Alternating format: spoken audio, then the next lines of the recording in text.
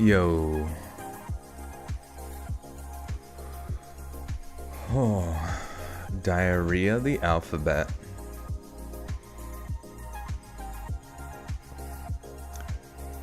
Is the Let's Not Meet sub down? Let's check.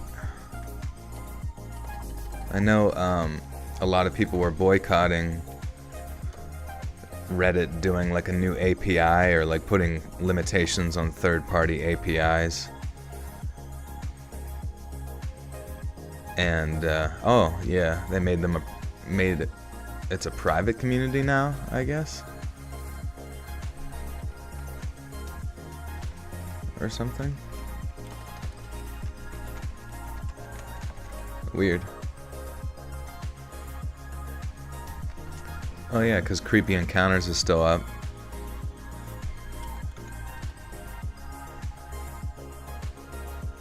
Yeah, I don't know.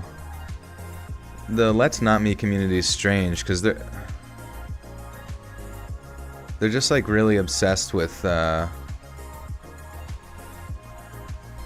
don't know what they're obsessed with, but they're just like they're always pissed about something, and it's fucking a little bit cringy, you know what I mean? Like why? Like I don't understand. Like I remember they would what's it say? The stream bit rate lower than the recommend. Oh, okay. I don't know. Like every time anybody post on there, it had to be like authenticated and all sorts of stupid shit.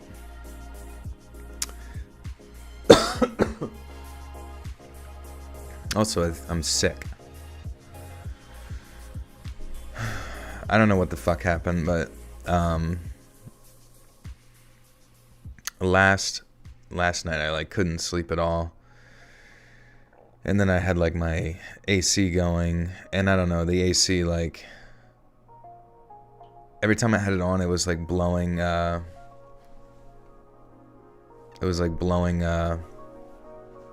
it would just make me cough and shit. And then I like just couldn't I don't know. I only like slept till like 8 a.m.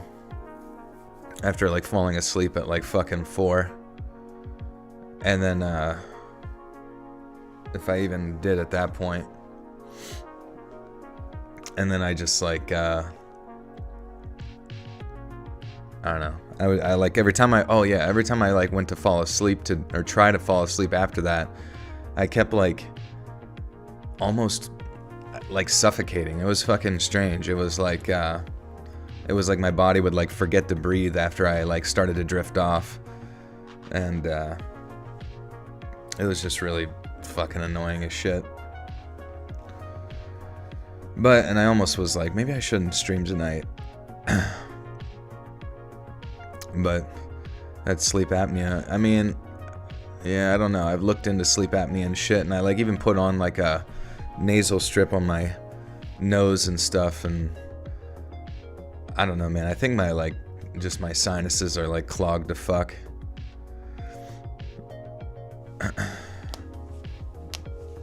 It's just weird, like going right to like the CPAP situation.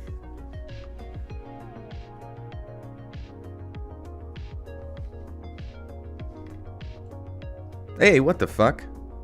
Holy shit. That's like a huge...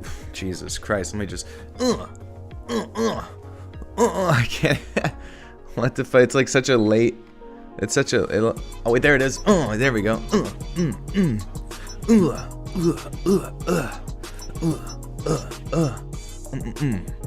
There we go. We're doing a proper one. I don't know why it's so fucking delayed, but holy shit, eat my TARDIS. First donut of the night and right out the goddamn gate with $100. Jesus Louisish. Sorry, man. It's like hard to. I don't know. It's just everything fucking sucks since that fire shit started, and I feel like I'm the only one that's like affected by it, like sinus wise. Like I feel like, I mean, there's a lot of people that are as well, but I feel like nobody I know has really given a shit. But Eat My TARDIS, thank you for the 100, saying, so I missed your B-Day stream, partly due to a bottle of Jameson and a bag of Cheetos. Do not recommend this combo. This is intended as your B-Day lure from a fan, so booyah and black mold, dude. Eat my TARDIS. Thank you so much. Thank you. I really appreciate you. And I do have somebody coming to check my air ducts to clean them out on Tuesday. I mean, just to do just to do that in general. But I generally do believe that the air quality, because my issues didn't start till the air quality got worse from stupid fucking Canada and all of their firefighting budget cutting intelligence and their unlucky lightning strikes, I guess. I don't fucking know. But I don't think it's black mold. What ends up happening, I guess, like you get these irritations and you get the production of mucus, and then like most of your like viral load and infections and bacteria and all that kind of shit, they actually start in that like nasal passage and like the upper respiratory systems. So that mixed with just like shitty sleep, because I legitimately was like waking up fucking like coughing out of nowhere from the air blowing from like outside and shit, and it's just, I don't know, man. It's just fucking so annoying because life has just been like miserable. But at least we're getting it cleaned out, and I don't think it's gonna make, I don't know what difference it'll make, but TARDIS, thank you so much for the 100. And yeah, I also got, like, I found this like apparent lifesaver on Amazon, where it's these like nasal swabs you can get that are like pre-infused with like a small amount of iodine, and you put them in your nasal passages, and then there's even like a version of it that you can get for like gargling, so you can hit the back of your throat, hit your sinuses and your nasals, and it's supposed to be able to like kill a shit ton of bacteria and viruses without hurting your natural bacteria and stuff, or your good bacteria. So I don't know. I do not know. And David De La Rosa with a 2 says, hi Joel, hope you're feeling better. Right? Thank you, David. Thank you. And Amelia with the 2 says, currently on my way to the Ouija spot. Wish me luck. Yo, if you're messing with the Ouija board, please, best of luck to you. Seriously, and keep us posted. Let us know if you make contact with Gandhi or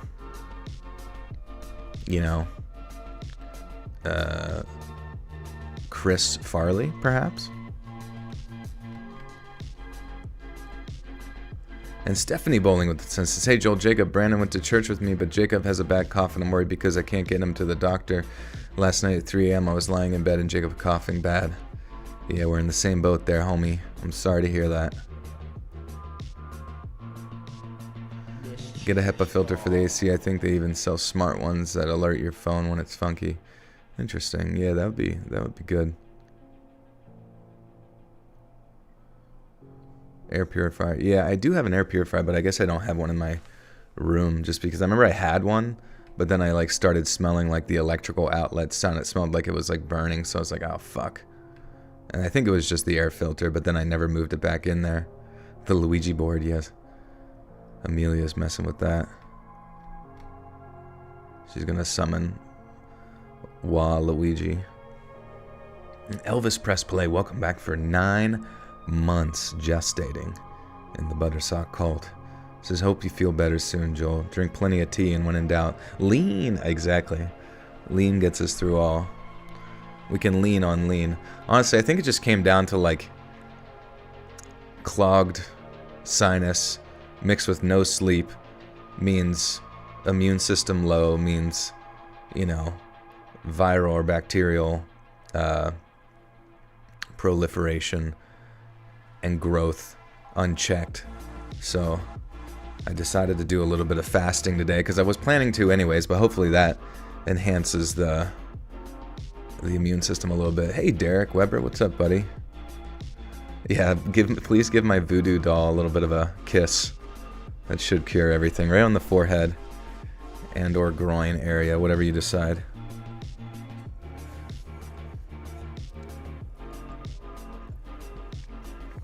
Try drinking kombucha. Actually, kombucha's become my like go-to drink instead of soda, which has been a great transition. Trying to get away from, I don't know, just trying to make a change lately, since been trying to, and I guess I am slowly making my progression in my weight loss as well. Since I was at 207 today, I'm hoping tomorrow, usually with fasting, it's like, sometimes I feel like it's like definitely like a hormonal game. As weird as that sounds, like I've heard things regarding to like it's not just like calories in, calories out, but like definitely a hormonal game when it comes to maintenance of muscle and loss of fat. And try meth, yeah, we'll do that next time. And Holly Harder, welcome back for 7 months. Has been a bit, stopped in to say, hey, hello Holly, how art thou? Thank you for the 7 months and good to see you. Fasting is more about autophagy. Yeah, that's definitely the plan. Fasting is hard though. I mean, you kind of get used to it, but it's just like, it's more like the boredom of just like sitting there, you know, and you're like, what can I consume that's not gonna like give my body a response? Your breathing's been weird since the wildfires last week. That's what it's scary, man. It's like really scary because it's like when and it's just like lingering here. This fucking, you know, I get so jealous. I see some places with like the AQI of like 8, you know, and it's like good. It's crisp, clean air from the prehistoric era, where every dinosaur was the size of the Empire State Building. But then we got fucking, you know, cyberpunk shit in the fucking atmosphere. Do jump rope. You should do jump rope challenge each live. Yeah, I don't, this ceiling down here is only about like, I want to say like 7 feet. So I would have to be very contained in my jump rope jumpies. But what is the jump rope challenge? Is it like a certain amount? And I'm pretty good at jump rope, to be honest with you. I can do like a running jump rope forever. And I can do double unders. I can do like 100 double unders in a row. I can't do any tricks, but I got that rhythm. Yeah, everyone's having the breathing problems. Yeah, I don't know, man. Done a number on the air in Detroit as well. I'm glad it's raining tonight. Yeah, we got like a little bit of rain briefly, and it helped clear things up. And I was actually kind of curious about like all that shit in the air, like raining down. I'm like, I wonder if that has any negative effects on the soil. Actually, let's ask ChatGPT. It usually makes up a good answer that sounds semi-reasonable. If there are wildfires coming from Canada into, or no, if there are wildfires in Canada and the smoke blows into Pennsylvania and it rains, does the rain contents have any effect on the soil differently? I don't know. So that's the nice thing about ChatGPT. You can just ask it the dumbest shit, and it's like, we get it. Acidification, wildfire smoke contains pollutants such as nitrogen oxides and sulfur oxides. When these pollutants dissolve in rainwater, they can create acidic rain. Acid rain can lower the pH of the soil, making it more acidic. This changes soil pH can affect nutrient availability and potentially impact the growth of plants and other organisms. Nutrient deposition. Smoke particles can carry various nutrients such as nitrogen, phosphorus over long distances. When the smoke-laden rain falls onto the soil, can deposit these nutrients onto the ground. This nutrient deposition can be beneficial as it can enhance the fertility of the soil and support plant growth. Contaminant deposition. Smoke can also contain harmful pollutants, including heavy metals and toxic chemicals. Moisture and compaction. Rainfall resulting from a wildfire can increase soil moisture levels, This additional moisture can affect soil production or structure and compaction, potentially leading to changes in permeability, aeration, and water holding capacity. Excess rainfall can also cause erosion and runoff, leading to loss of topsoil nutrients. So I guess there's some negatives, some positives. Seems like mainly negatives probably though. And then you probably can only grow like fucking GMO seeds or whatever the fuck. Stephanie Bowling with the 10 says, Jacob's cough is so deep that he's coughing up phlegm. Last night Jacob was coughing uncontrollably that he couldn't sleep. Jacob's cough is getting worse every day and he's not going to the doctor. Yeah, I was bringing up some shit too. I mean, it wasn't infected or anything in the lungs, but... How tall am I? I am 5'10". Still growing.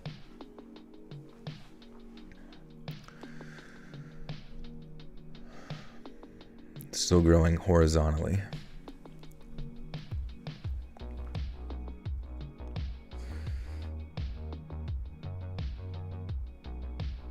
Shit. Alright. Yeah, it's still growing girthily.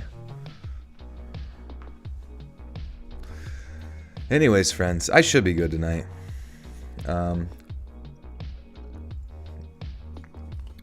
Every time I take a sip of this delicious tea, it rejuvenates me to 100, and then it slowly trickles back. But I appreciate you guys being here. Sorry about last stream. We had some copyright issues with that one thing from Adult Swim that we were watching. So probably next, when's it starting? Another minute here, we'll get started, Olaf. But yeah, probably if we ever do when we do reaction stuff for streams again, we'll just stick to scary videos, you know, and like amateur scary short films. I mean, you can watch other stuff, but it can't be from like big brands because they'll kill you and cut your balls off. So, do I ride in motorcycles? I don't know. I did some growing up, but I never stuck with it or anything like that. Hey Kyle, how you doing? Good to see you. Stephanie Bowling with the 2 says, Jacob is 6'6", so Jacob is taller than you. All right. I don't know if is that like a threat. Is Jacob gonna hurt me? He's gonna blow mist into the air. Every time Jacob coughs into the air, it's like Triple H blowing a bunch of water spit.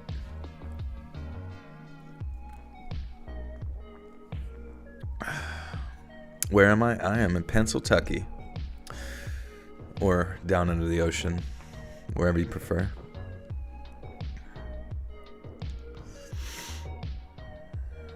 Alright, friends.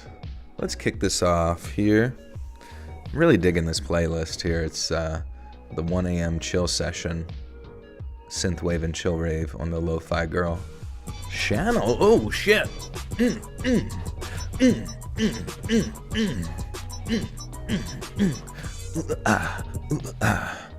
Eat my TARDIS with another big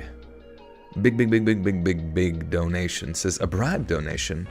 Keep you wondering what it's about. Be in touch. Suspense. Don't worry, nudes aren't required. Lol, as for diet, keep your simple carbs lower than complex carbs in every meal. Used to be a figure skater, only had fat on the right spots. No, that's, yeah, absolutely. That was one of my biggest regrets growing up, is like so much processed. My parents just let me eat dog shit all the fucking time. And but yeah, as of lately, been having basically just a lot of protein. And when it comes to carbohydrates, I've just been consuming mainly mixed berries. And those are pretty low in carbs. And I was somebody mentioned about like additional sugars added to the frozen stuff, and thankfully there is no added sugars in the stuff that I get, at least. But Eat My TARDIS, thank you again for the 50. Appreciate you.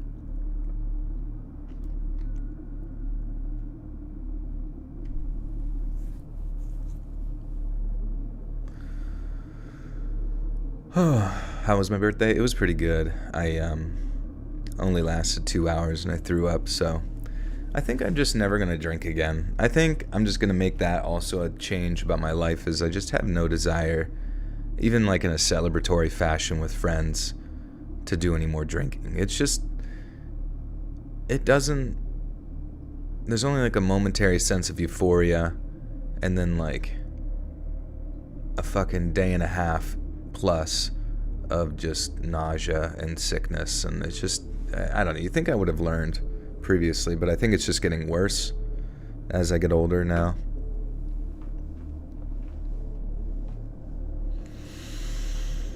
All right. That's what we all say, exactly. And Lara Anderson, welcome back for 5 months. Says, don't underestimate the negative effect alcohol has on your immune system either. Exactly, yeah.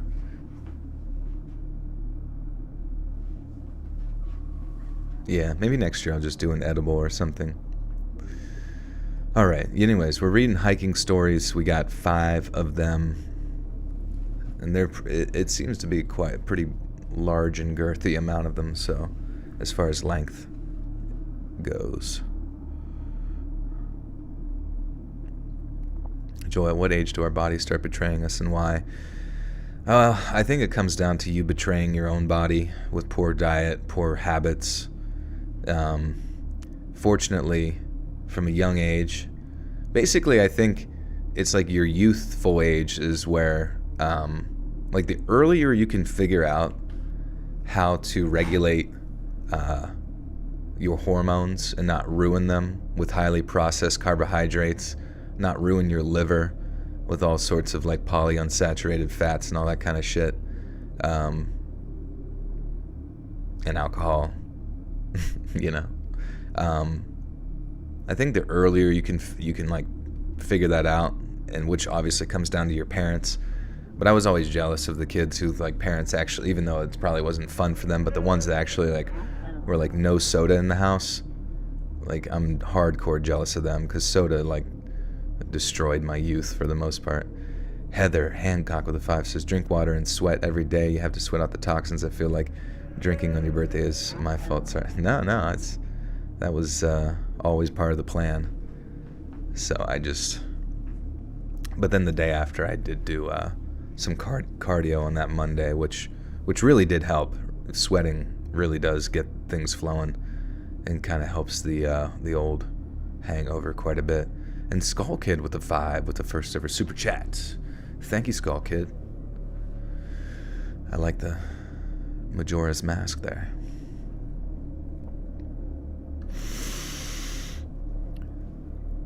Almost 10 years ago now, my wife and I decided to go on a little hiking trip in southern Massachusetts, specifically the Miles Standish State Forest.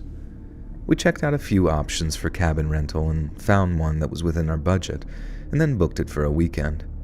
It was a beautiful little place, not far from a heart-shaped pond with ready access to all the different hiking trails dotted around the park. Our first day was wonderful. We had a picnic over near College Pond, followed by a basic campfire-style dinner back at our cabin. The daytime was beautiful, but the nighttime was intimidating to say the least. There were plenty of little campgrounds and cabins dotting all over the forest, so it wasn't like we were in a particularly secluded place. But nighttime in the city is very different to nighttime in the woods, especially if you grew up and spent most of your life in the former. There's something very eerie about it, so much so that both me and my wife commented on it independently of one another. We weren't scared at all. We felt very safe out there, so the feeling was something of a novelty, I guess, and not something that robbed us of any sleep. The second day was similar to the first. We did some hiking, had another al-fresco lunch, and then returned to the cabin in time for dinner.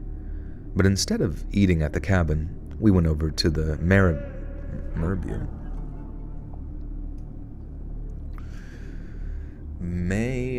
May with the 2 says, glad I was able to make the live. Love your work. Thank you, Maya. Appreciate you. And Stephanie Bowling with the 10 says, I'm just saying Jacob is taller than you or me because I'm only 5'8", so Jacob being 6'6", he towers over you and me. Jacob has been drinking Jack Daniel's whiskey, but he's been drinking too much. So he's sick, And he's drinking. What a silly boy. Warning. Warning, warning. Thank you, and welcome to the Buttersock cult, my friend. You now have access to bonus content. Which reminds me, I really got to get on top of this month's bonus content before the month is over. I was hoping to do it this weekend, but then I don't know, I've just been feeling like poop shit.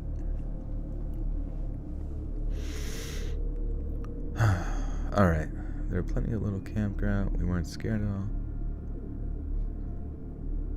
Yeah, what is this? Merbu.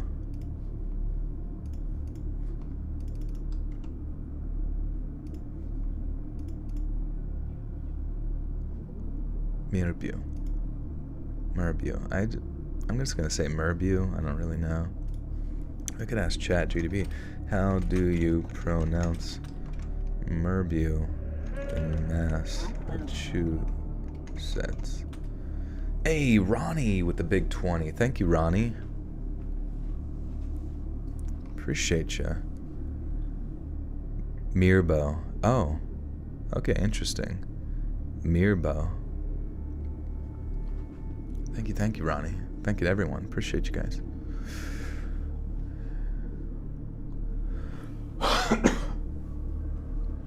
Anybody's celebrating Farters Day? Is it Farters Day? When's I thought that was until like the 19th. Like next Monday.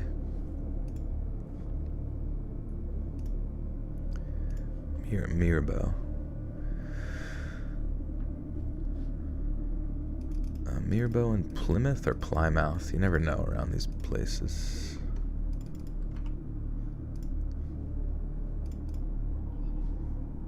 I guess it would be Plymouth, huh?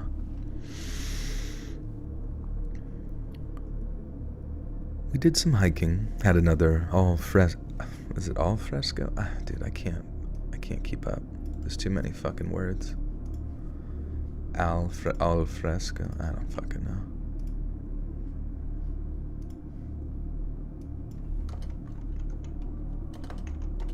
God damn it.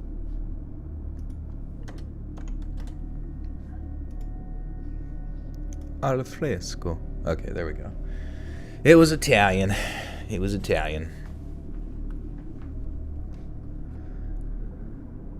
We did some hiking, had another al fresco lunch, and then returned to the cabin in time for dinner.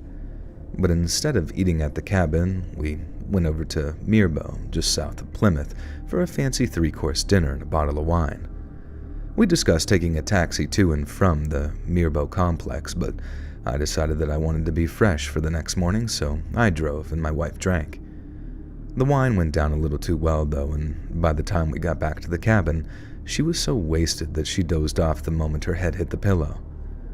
I didn't begrudge her the chance to tie one on like that. I thought it was funny. But it turned out to be very fortunate that only one of us drank that night, and I'll tell you why. After my wife passed out and was snoring, very loudly I might add, I brushed my teeth, took a shower, and then climbed into bed. It was just before midnight at that time, and I set an alarm for 7:30 a.m. God knows how long later that I wake up to what I assume is my phone vibrating on the rustic wooden bedside table next to my head. I reached up to grab it, only to realize that it's not my phone making the noise. It's something else entirely.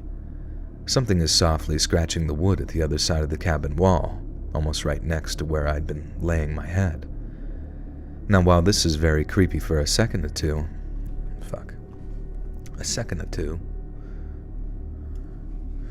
Stephanie Bowling with the 10 says, I can't stop Jacob from drinking alcohol because he's 33, but Jacob's been drinking alcohol since he was 18, but I'm worried because if Jacob continues to drink alcohol, he could damage his liver.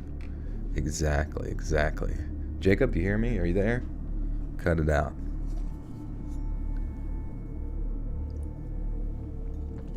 Think of the children.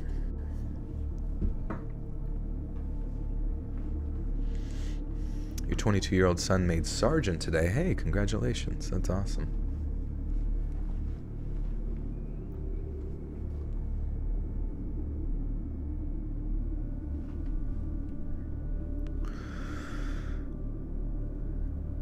Now, while this was very creepy for a second or two, I'm a rational enough person to realize that a sound like that is most probably some kind of animal, and having done my research, I knew all we had to worry about were snakes and possibly foxes or coyotes.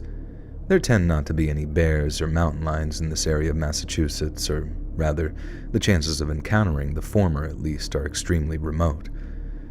It was the reason we'd chosen the state forest in the first place, knowing it was one of the safer options for hiking, so, like I said, hearing the sound was startling but not scary. At first, I tried to go back to sleep, hoping that whatever was making that scratching sound would just get bored and go away. I know a lot of animals scratch their claws or teeth against wood as a way of filing them down or sharpening them, so I thought that it was maybe something small and non-threatening doing exactly that.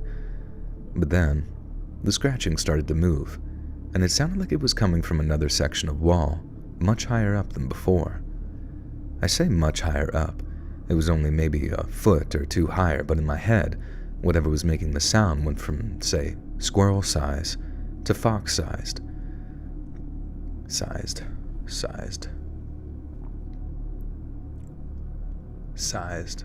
Wouldn't it be fox squirrel size? Sized. Stephanie Bowling with the 10 says, another reason why I don't want Jacob to drinking alcohol is because it caused problems in our marriage. I don't want my son Brandon to start drinking alcohol, so I'll have a talk with Jacob. Good. You guys figure that out. I wish the best to you.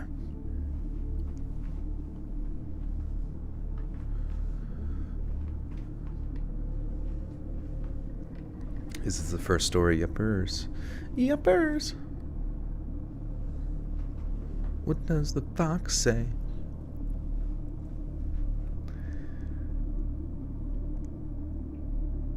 I say much higher up. It was only maybe a foot or two higher, but in my head, whatever was making the sound went from, say, squirrel-sized to fox-sized. Again, this was fairly alarming, and I picked my head up off the pillow again while I wondered if I should do anything.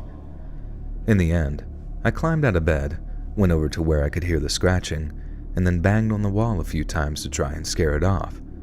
And sure enough, that seemed to do the trick. And the sound of my fist against the wall didn't wake up my wife, so I climbed back into bed without saying a word. I swear I was right on the verge of drifting back off when the scratching sound started up again. I realized that if I wanted to get anything resembling a good night's sleep, I'd have to head outside with my flashlight and really scare this thing off. So I climbed out of bed, put on some clothes, and then headed out into the dark with my light. I could hear whatever it was still scratching against the wood, but I wasn't in the least bit scared, as I figured that I'd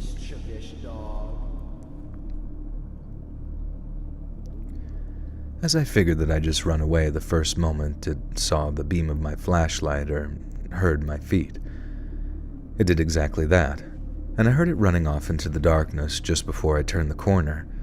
But in place of the familiar four-legged cadence of a fox or a coyote, I heard the very distinct sound of something running, with 2 feet, not 4. It was an animal. It wasn't an animal. It was a shmamminal. It was a shmaminal. Susie Dunn, welcome back for 8 months, says thanks for the gift membership. Yeah, I don't know exactly who did that, but they were going pretty hard last stream with that. Sheila Taylor, thank you for the gifter too. Tom H, thank you, Sheila. And Eat My TARDIS with the 10 says, I need to run. True crime podcast to work on. Blarg. I'll catch this on the back end. Rear end? Trunk full of Joel? Am I getting thrown in the trunk? But thank you again, TARDIS. Take care. And yeah, you'll have to tell me about your true crime podcast.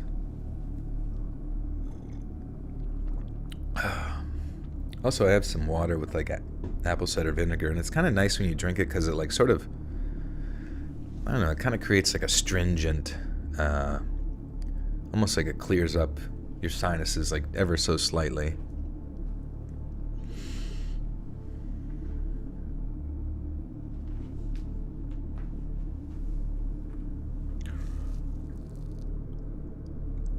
Little lady, thank you.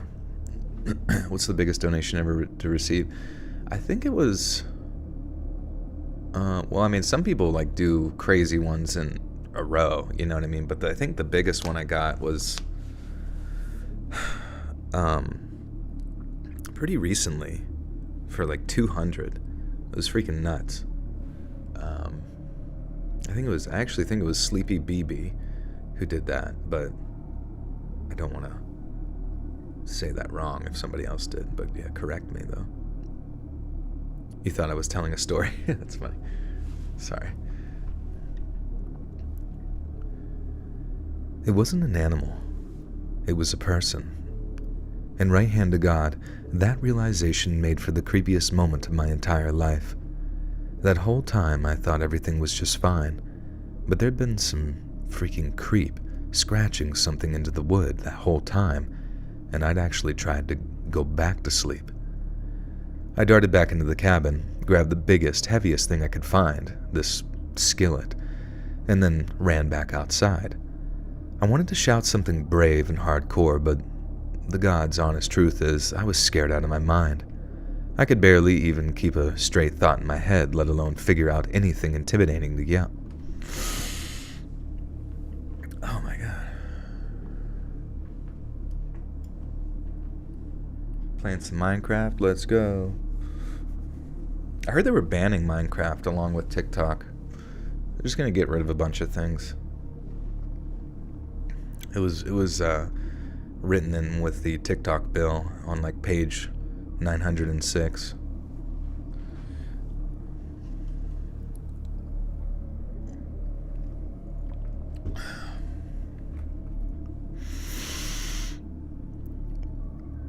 I could barely even keep a straight thought in my head, let alone figure out anything intimidating to yell. So I just ran around, spinning around like a top, shining the flashlight in every little shadow to make sure no one was about to creep up on me. Once I was pretty certain that the coast was actually clear, I ran back into the cabin, locked the front door, and then woke up my wife. She was still half drunk, but she sobered.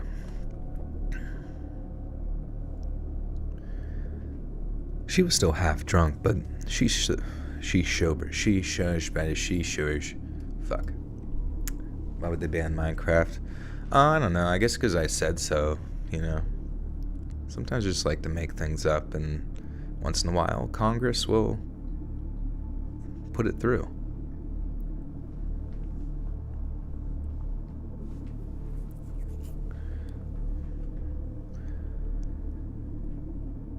She was still half drunk, but fuck. Why is this so hard to say? She sobered up. Fuck. God, this is gonna be a tough one. I hate fucking sinus issues. I can't even talk, man. God damn it.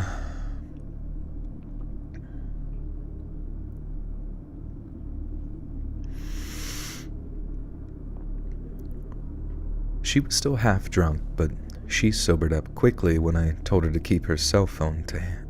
What the fuck?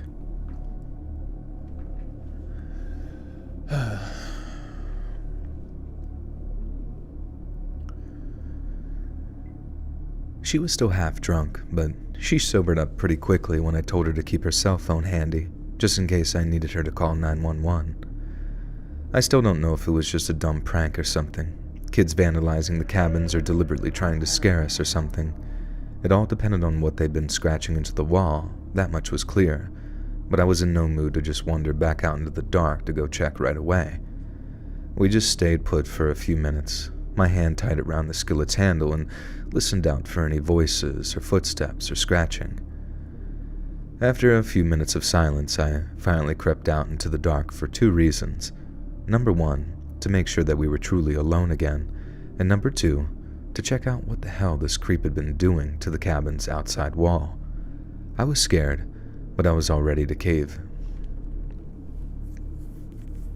I was scared. I was scared. Destroyer Lynn with the two says, feels hitting hard tonight, but Buttersock fam helps. We got you, Lynn. No worries. Thanks for being here, as always. And Ronnie, 1901, with the 10 says, go Jags, love this community, you're amazing, Joel, thank you for the content. You're welcome, Ronnie. And honestly, I am happy to see the Jags doing well.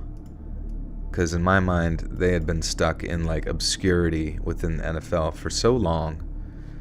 I'm not like a I'm not like a Jags fan or anything like that, but just they've always been that team where I'm like, come on, you got a cool ass, leopard mascot and some cool colors, some cool uniforms. All you need is the talent. And it seems as if though they're making their way there.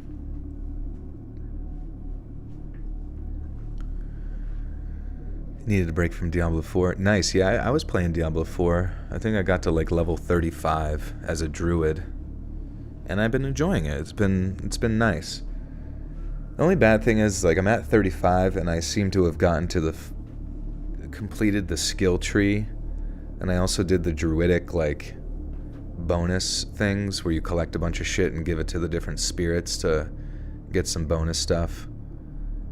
And I guess now it's just about maxing out the tree, but I was kind of hoping for, like, I don't know, just some continued additional moves.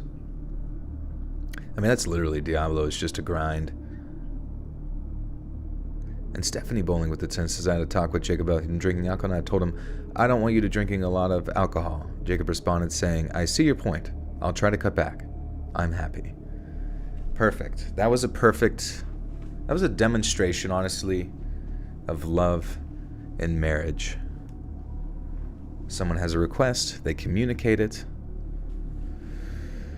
and the other acknowledges that request and communication and continues to throw back an entire fifth of Jameson. Or no, I mean stops, sorry, that's what I meant to say. SJ Curtis with the 2 says, my kitty is doing better, but pause vibes will help. I thought it said piece of shit vibes will help. I'm sorry. We promise not to give you any piece of shit vibes. We want to give you pause ones. I'm glad your cat's good.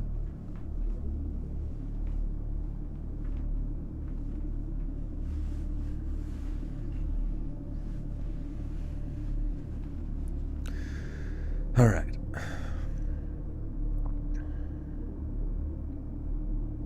Sigma Cube, good to see you. No worries. Glad you can be here.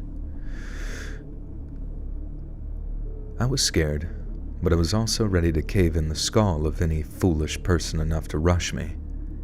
Thankfully, I didn't have to defend myself like that, but there was nothing reassuring about what I'd found scratched into the cabin. When I first saw it, it looked like either a 0 or the letter O, underneath a roughly scratched letter U or V. The result was that it almost looked like someone had tried to write VO, but vertically instead of horizontally. No words immediately came to mind. I mean, if it was a K and then an I, then maybe they were trying to write the word kill, in which case we should be concerned. But VO, I had no idea what that might mean. Convinced there was nothing more than kids being stupid little vandals, I told my wife that it was safe outside and she could come take a look at what the kids had been scratching. She seemed relieved to know that it was nothing too sinister and that we'd most probably remain undisturbed for the remainder of our stay. In fact, all we occupied.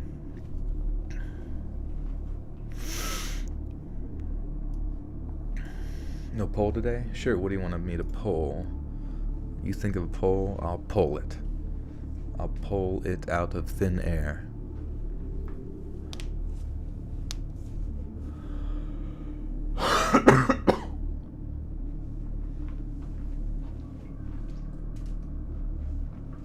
Shit.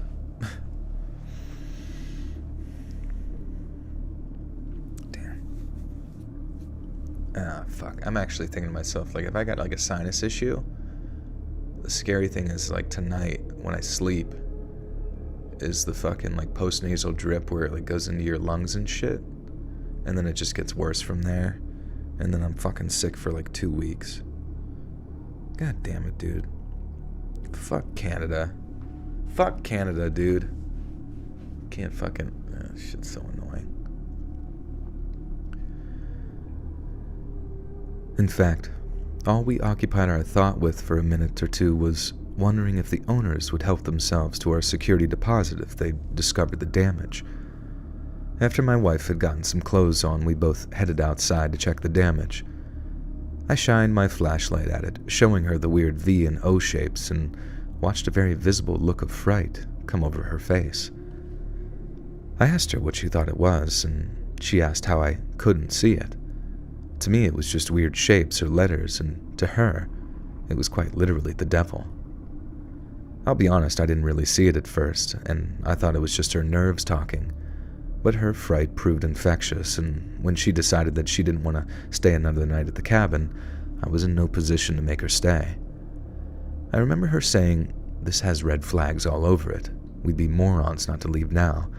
And honestly, she was right. It didn't really matter who it was or why they'd been scratching something into the wall of our cabin. Our car was out front, and they could quite literally see the cabin was occupied. And who the hell goes snooping around the woods in the middle of the night like that anyway? No one with any good in mind. Oops. Eucalyptus? Well, if you can procure me some eucalyptus trees, that'd be awesome.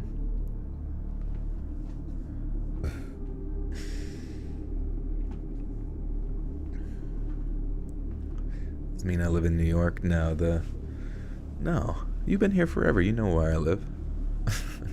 It's just the whole East Coast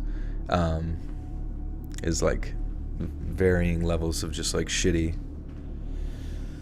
air quality, but it's definitely gotten better, but it's like just kind of lingering. And I do wish them well to like fight the fucking fires.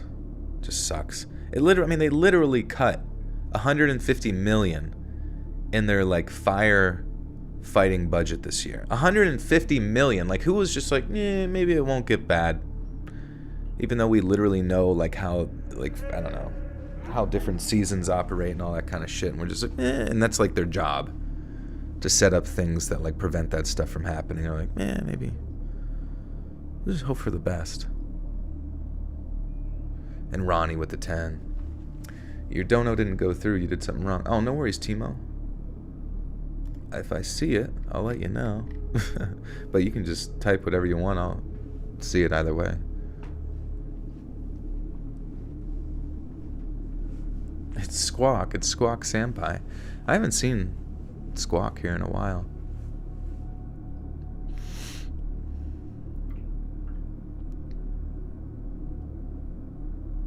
Yeah, it might have been Pradeep's hairballs from licking him so long. Jacob with the 10. Master, you made Lynn a moderator, and that's fine, but sometimes I want more power, and I know I shouldn't, but when you're the game and the king of the kings, I can't help but want more power, and I shouldn't. Well, you'll have to fight those urges, Jacob, just like you fought off alcoholism tonight that we were completely unaware of. But thank you for the 10. Ross Ledin with the 5 says, I have a solution. Start a forest fire by you and send the smoke their way to cancel out. Exactly, that's what we should do. That's a great idea. I think this smoke thing is an act of war, to be honest with you. We must retaliate.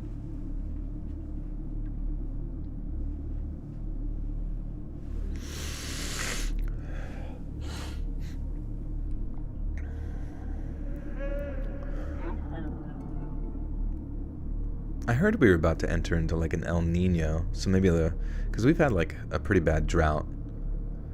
I don't know, maybe we're about to get a bunch of rain. That would be fucking balling. That would be like a lifesaver, just for the remainder of like the summer. It just rains.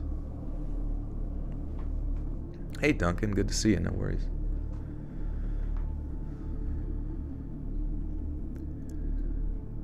No one with any good in mind, that's for sure. We packed our stuff, threw it all into our car, and then left as soon as we could. First, my wife called the cops to report what had happened, and then she left a message with the owner of the cabin explaining the situation.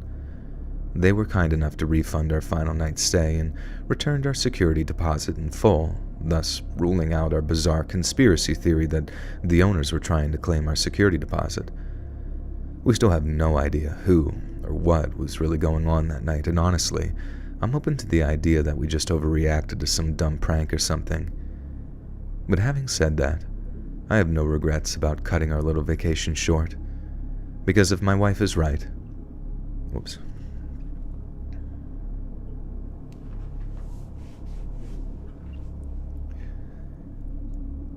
But having said that, I have no regrets about cutting out our... Fuck. Hey, see you, Ronnie. Sleep well.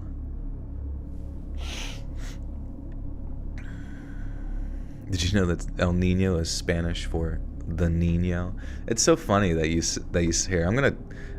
I believe that was like in a commercial for a movie for so long when I was younger.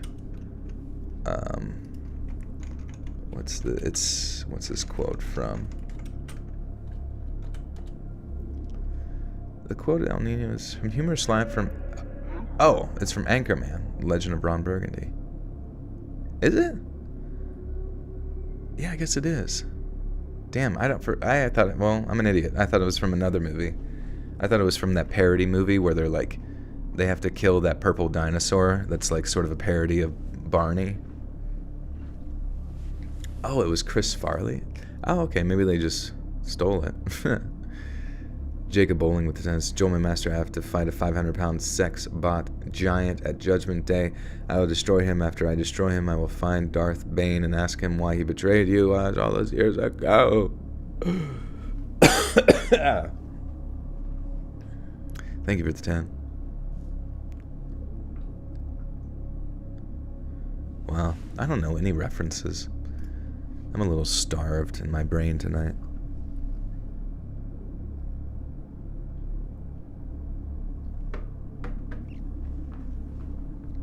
Okay. Fuck, where was I? But having said that, I have no regrets about cutting our little vacation short because my wife is right. We've each seen horror movies. Enough horror movies.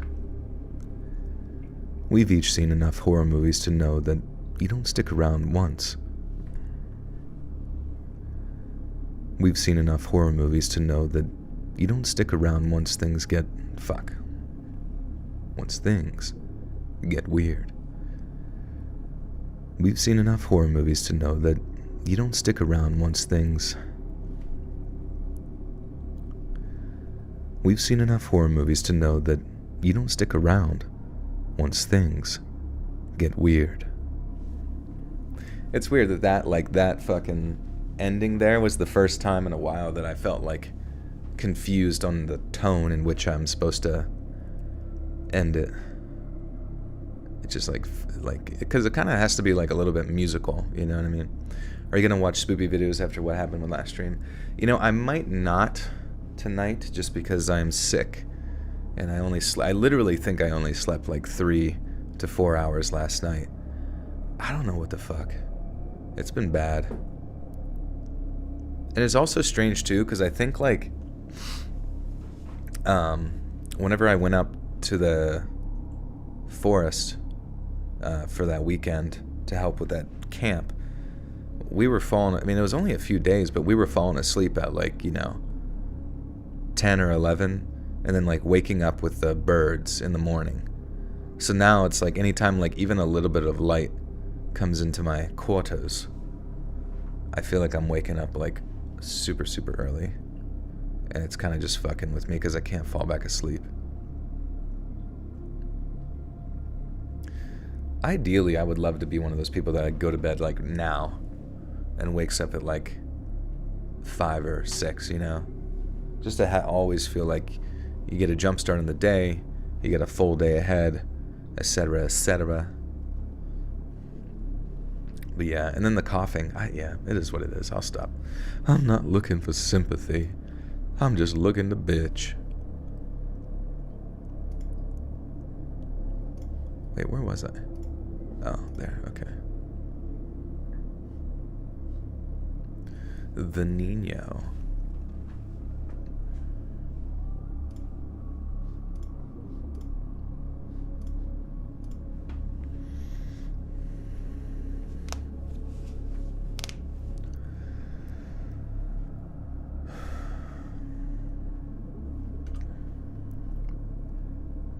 One of my earliest memories is being in the playground at a new school, trying to make friends. This was year 3, so... Oh.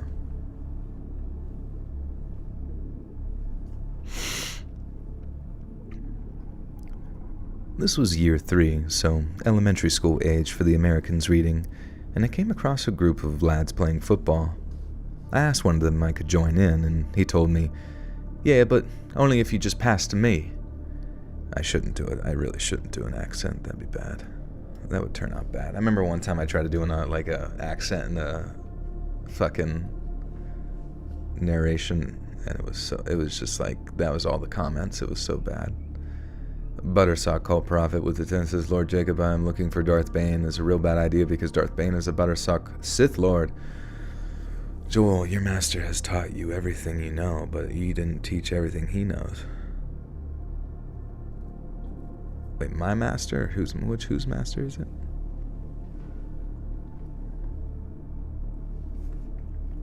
Jolly good then.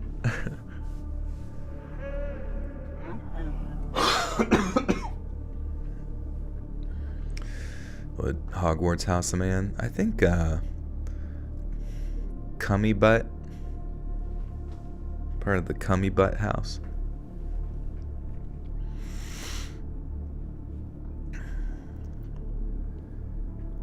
I asked one of them if I could join in, and he told me, "Yeah, but only if you just pass to me." It seemed like a fair deal, so I accepted. The next day I asked the same lad if I could sit with him at lunchtime, and he said, "Yeah, but only if I can have your pudding." Loftier fare that time. Loftier fare that time. Jesus Christ, that's British as fuck. Loftier fare that time. Oi, loftier fare that time. Flicks the beans with the fat. So Joe, I just found out this morning my sister is pregnant. Could you please give some name suggestions? Well, a popular one around here is Jolene. Jacob is having twins, and he named his first kid. Well, no, he named one of his kids Jolene after me. And then the next ones are also both twins, and they're going to be named Jolene as well, which is cool.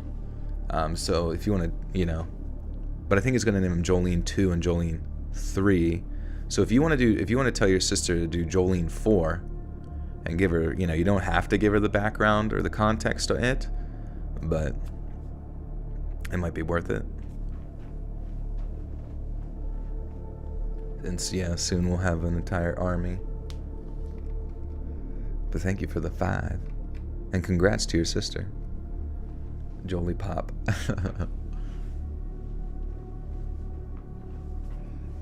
How can you have any pudding if you don't eat your meat?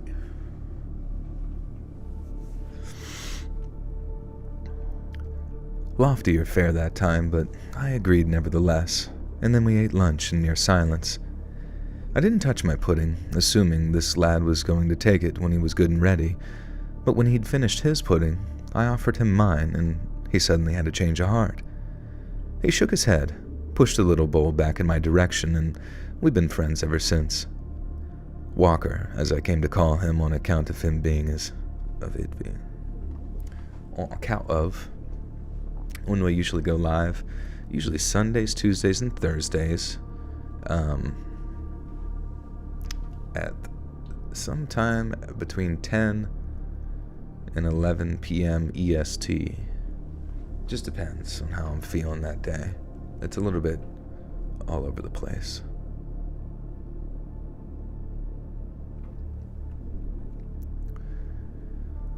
Walker, as I came to call him on account of it being his second name, was my best mate all throughout primary school, and we ended up in the same secondary school too. I had my first pint with him. Our first girlfriends were best friends, and he was part of almost every significant event in my teenage years in some form or another. We were finally separated by going to different unis, and we kept in touch, and he ended up moving back here for work once he'd graduated. He was there for me all through my breakups. He helped me move into my first real flat, and I was the best man in his wedding, and the list goes on and on. I was there for all the ups and downs of him, and Kathy buying a house, having a baby, all that other grown-up stuff, and I was the first person Walker called about the accident. So it was early April when he rang me up at about 2 o'clock in the morning. I knew something was going on because of how late the call came, but I never could have guessed of how terrible the news was. Kathy had been walking their daughter back from playgroup when 2 joyriders plowed into them at a zebra crossing, and their little girl was pronounced dead on the scene, while Kathy passed away in a hospital bed, fighting for her life. In just a few hours, Walker's whole world had been snatched away from him by 2 monsters in a BMW, and he was every bit as devastated as you can imagine. He was signed off sick from work, prescribed antidepressants, and then went to live with his parents because he just couldn't look after himself. We all pitched in. Jacob with the tenses. Joel, you are Jacob's master. You taught him everything he needs to about being a better cult lord, but you didn't teach Jacob everything that you know. Joel and Jacob does not need to find Lord Bane. Yeah, we do. Yeah, huh? Where is he? Where the hell is he?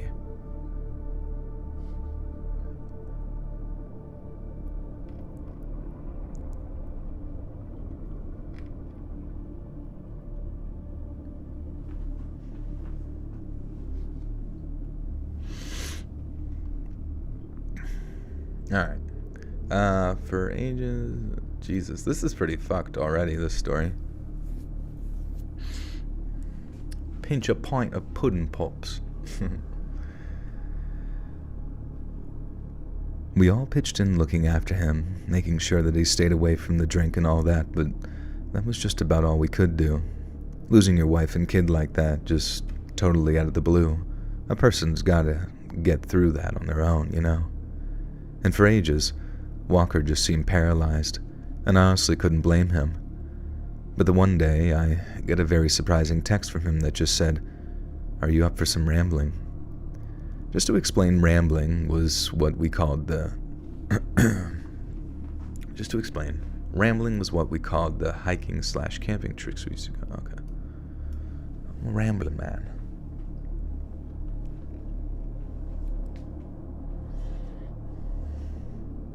LA Star, good to see you. Do you in fact live out in LA?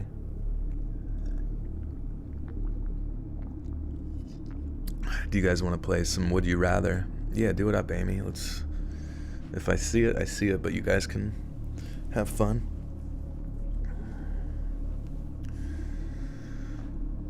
Oh, fuck. Just to explain rambling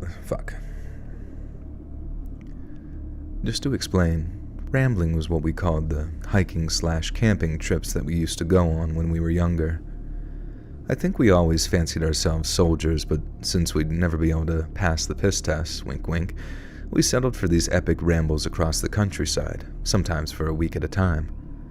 We'd camp out in different locations every night and then return home, unshowered and stinking of campfire smoke. And between getting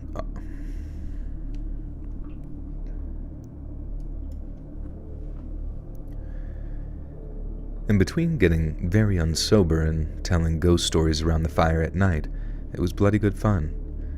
We managed about 5 or 6 big and small trips of 4 jobs, and girlfriends started eating up all our time. But as much as I looked forward to the day that we got to go again, I thought it might have been a bit too soon. After talking it over, we settled on the 2nd week of April, almost 1 year after the accident. I tried telling myself the timing of it was nothing but a coincidence, but at the same... Fuck. Buttersuckle Prophet with the 10 says, Jacob talked in third person for the first time. That's new. But Jacob has named his unborn twins Ashley and Michelle. I think Jacob is scared of Darth Bane. Lord Jacob fears Lord Bane. That's a first. I don't know if you should do that, Jacob. I'm thinking Jolene 2 and Jolene 3. Just kind of like... Like, I already told that other person to name it Jolene 4, you know what I mean? So I feel like if you don't follow through with the 2 and the 3, it's just gonna mess the whole system up, you know what I mean? And then if someone does Jolene 5, like someone in the chat heard about this, it's just they're gonna be really confused. Everyone's gonna be.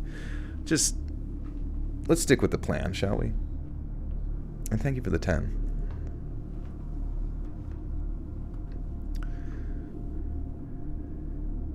I tried telling myself the timing of it was nothing but a coincidence, but at the same time, I completely understood if he wanted to get away from it all for a few days, especially around the 1-year anniversary. There was always something quite soothing about our rambles. If you're running out of food and water while exposed to the elements, there's no time to worry about problems you got back in the, air quotes, wheel world. In the wheel world. God damn it. I don't know why I make so many fucking mistakes. I just want to flow. I just want to get in my fucking flow state, bitch. Let's go.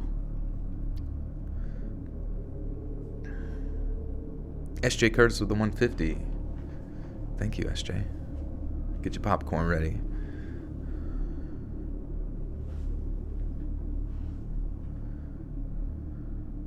Would you rather hunt for a living or fish for a living? Oh, probably hunt. Just because being out in the water, doing all that crazy shit, I don't know, like those ice fishermen, like their lives they seem very difficult. Granted, I think you make more money working on those fishing vessels than you do hunting, but I also have no idea.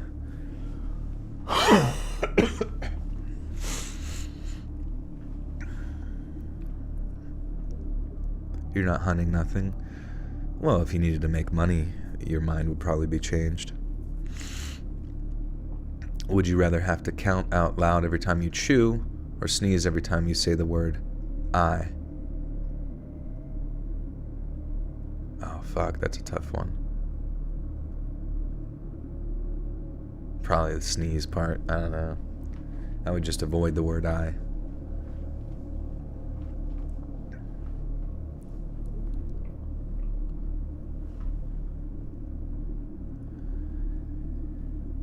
If you're running out of food and water while exposed to the elements, there's no time to worry about problems you got back in the, air quotes, real world. I didn't know how far that would extend into devastating grief, but in the short term, it definitely seemed to work. With him having something to focus his mind on, Walker seemed much more chipper.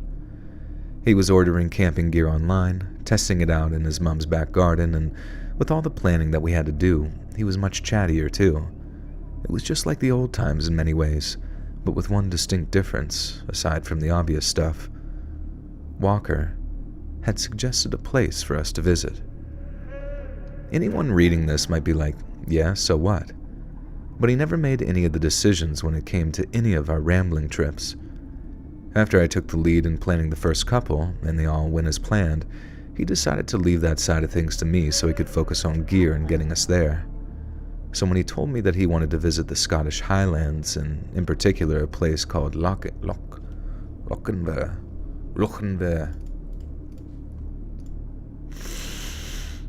Ah, fuck.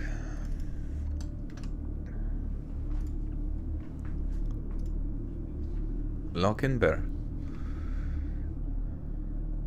Flick the bean with the deuces. Would you rather talk in riddles or hear in riddle? Probably. Wait. Do I have to decipher the riddles when I hear in riddles? I'd come off as very slow, but I guess if I always talked in riddles, that'd be hard to communicate too. Jesus Christ, that's a tough one. If I talked in riddles, that would be kind of fun. I'd be like some sort of strange mythological creature. You'd stumble across me rambling through the woods. Hello there. What's stinky and poopy and covered in shite, but always ready to put up a fight? And they're like, it's me! And you hit them like with poop-covered fists, or you like smear shit in their face. Alright. Jacob Bowling with the 5 says, Master, I fear Darth Bane because he's more powerful than I am. If I find Darth Bane, he will defeat me, so I fear Darth Bane. I can't look for him. The Riddler? Rumple Foreskin, the Riddler?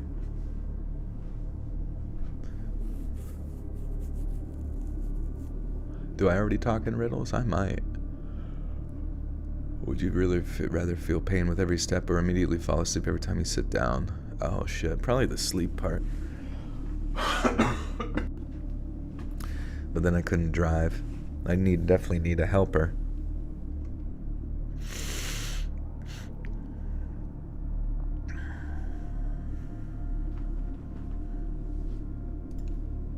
Damn it. I'm so mad that I know that when I fall asleep, I'm probably going to wake up with a chest full of fucking congestion. I'm trying to think. Well, let's ask ChatGPT.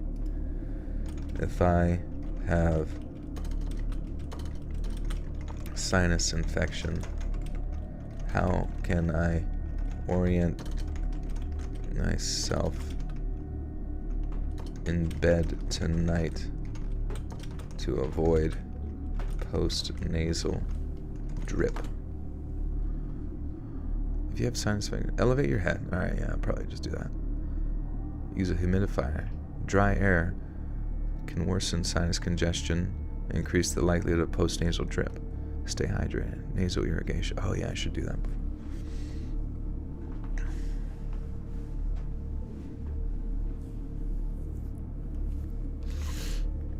How much should I pay for ChatGPT? I don't pay anything. It's free. You just have to sign up.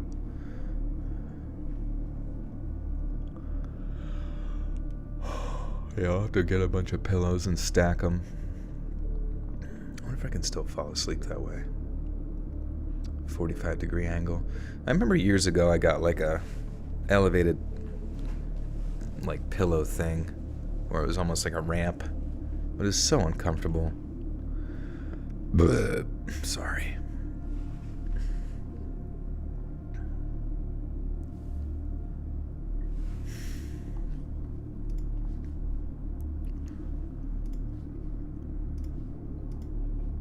Lochinvar.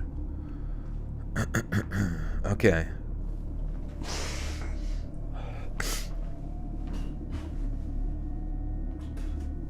Sorry. Everything's gross tonight. Gotta deal with it. So, when he told me he wanted to visit the Scottish Highlands, and in particular a place called Lochinvar, it made for a refreshing change, if I'm being honest. We'd never been to the Highlands before, so I was very keen to go, as it was. We'd never been to the Highlands before, so I was very keen to go, as it was, but Walker's zigzagging route included a lot of freshwater lakes, some hill walking, and a big dirty fry-up at the end of it, which to me sounded absolutely banging. The longest we'd ever been rambling for was a week, and since we were only just starting back up again, it didn't really surprise me when he said that he only wanted to go for 2 days. I was just made up that he seemed to be getting back to him. I was just made up. What the fuck?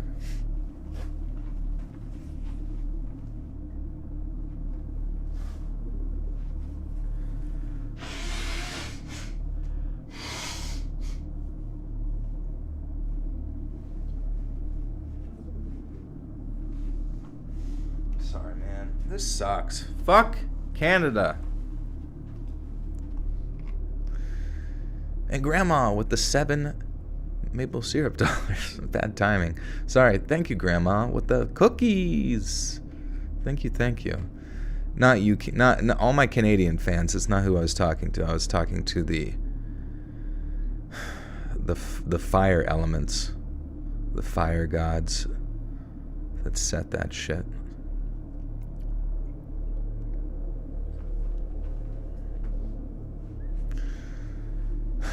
This is so... Alright.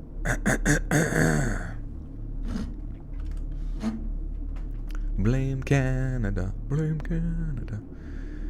Alright. The longest we'd ever been rambling for was a week. Since we only did that. I was just made up that he seemed to be getting back to himself again, but if I'd have known what he really had planned, I don't think I'd have ever gone with him. Everything seemed fine on the drive up to Lochinver. In fact, it was just like old times. We took turns driving and putting on old playlists and generally reveling in a bit of nostalgia to kill time on the drive. Parking was easy and cheap, then add some Would you rather be in jail for 5 years or in coma for a decade? Probably the coma. I don't want to get touched by other prisoners.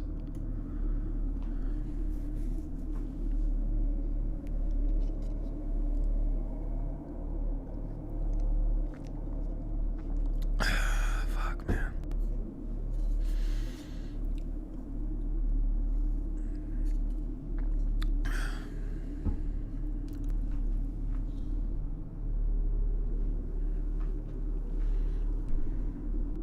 This is fucking not like 9 pages too of email.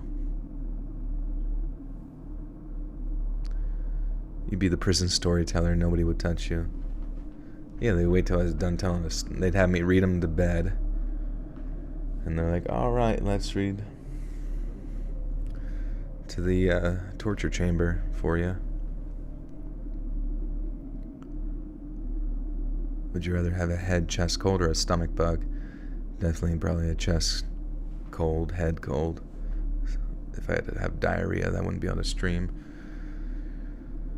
Would you rather have everyone know you're able to read your thought, or have everyone you know be able to read your thoughts, or for everyone you know to have access to your internet history? Probably the internet history, I guess. Just because fucking, sometimes you got those intrusive thoughts, man. One of those ones that just kind of come out of nowhere, man. You don't mean it or nothing, but it's definitely there.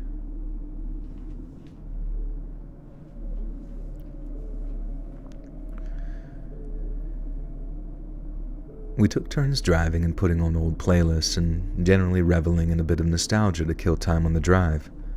Parking was easy and cheap, and then add some unexpectedly good weather for April into the mix and you had a great start to a properly epic hike. Considering it was his first time, Walker had done a stand-up job of planning our route, and it took us over some incredibly looking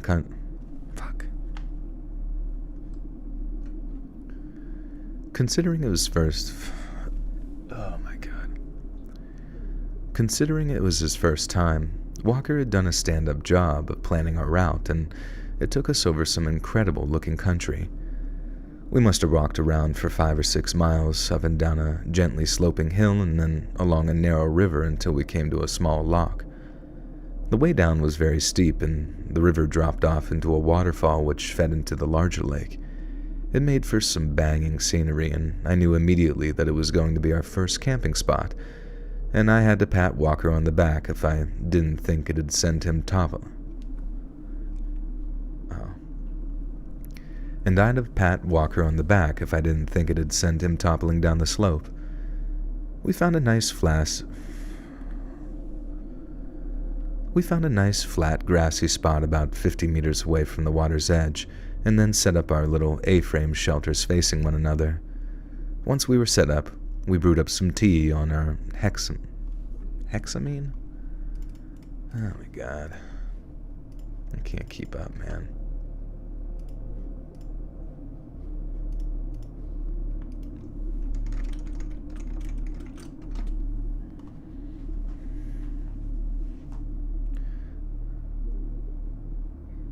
Hexamine, okay.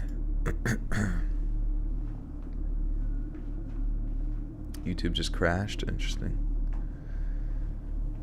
That beautiful scenery, banging.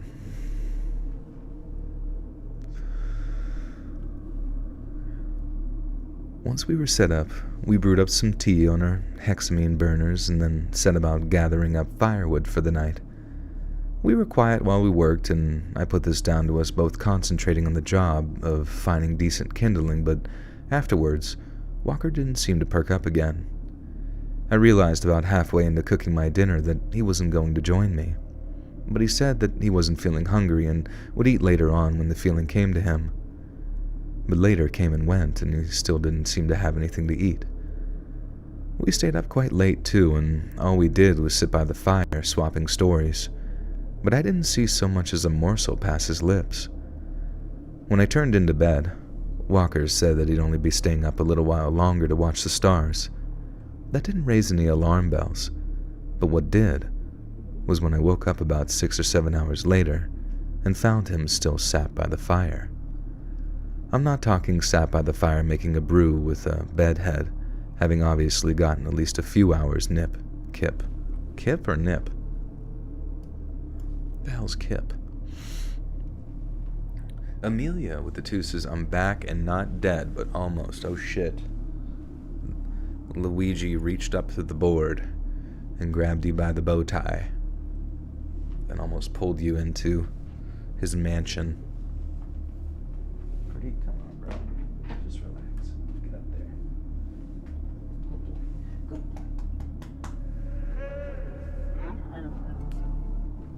Kip means sleep. Okay, thank you.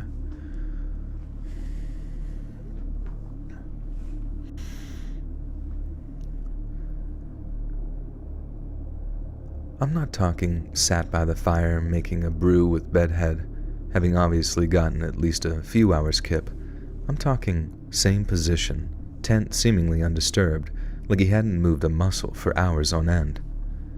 The first words out of my mouth when I scooched out of my shelter were, "Did you not get any sleep?" He didn't need to answer me.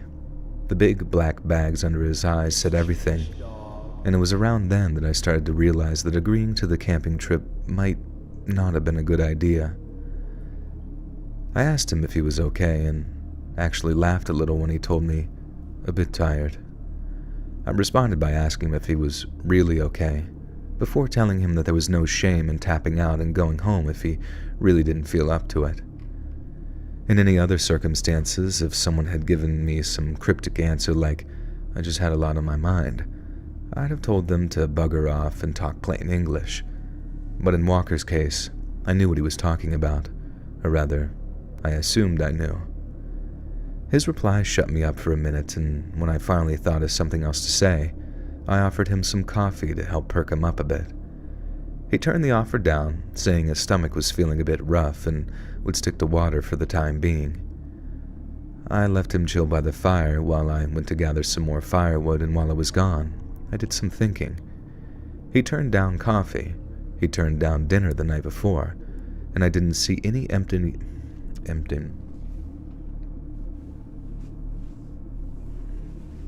I do feel bad for Pradeep.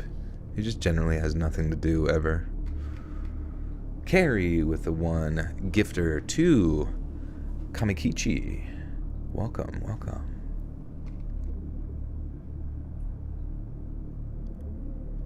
Would you rather be a mischievous dog or a mischievous frog? That's a good question. Chat is glitching. Oh shit. Let me check. I don't know, I changed some settings. I might change them back.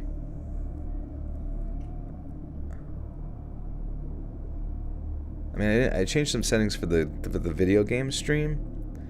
I might change them back for future things, because I feel like people have been saying they've been having issues with the stream, but then it's like, it says your stream quality is good. I don't really know.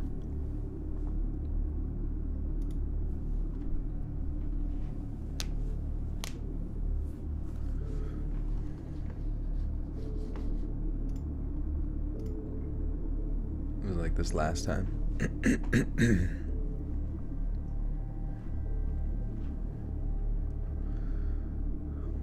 Would you rather be covered in tattoos or piercings? I guess tattoos. Because at least those you don't have to worry about once you get them.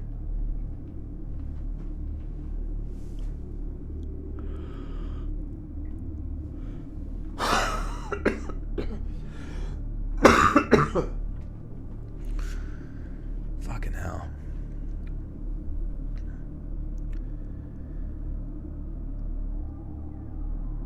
He turned down coffee, he turned down dinner the night before, and I didn't see any empty packaging or used mess tins when I woke up. This meant that Walker had either cleaned and stowed away all of his cooking gear and utensils immaculately. My God. Immaculately at that, or he hadn't eaten a single frigging thing in more than 24 hours. I stopped collecting firewood the second it occurred to me, and while I didn't go dropping what I'd already collected, I immediately walked back to camp. In the nicest way possible, without trying to sound like his mum or anything like that, I told him, God damn, I don't know why I'm fucking struggling so much, holy shit.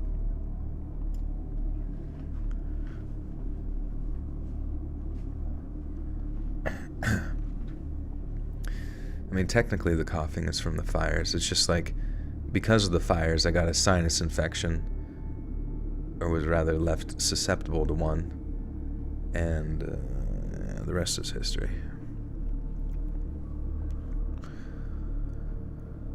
In the nicest way possible, without trying to sound like his mum or anything like that, I told him he needed to eat if he was going to have the strength to hike anywhere else. I felt for him, I really did, but he had to look after himself because being out in the highlands, miles from road, was not the time to start intermittent fasting.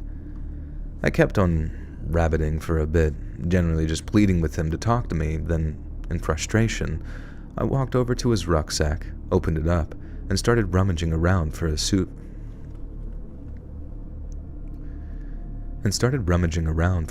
supply. I rummaged and rummaged and rummaged some more before I realized that Walker didn't bring any food. It wasn't just some oopsie-daisy either. He'd done it deliberately. But why? The obvious thing that came to mind was just about...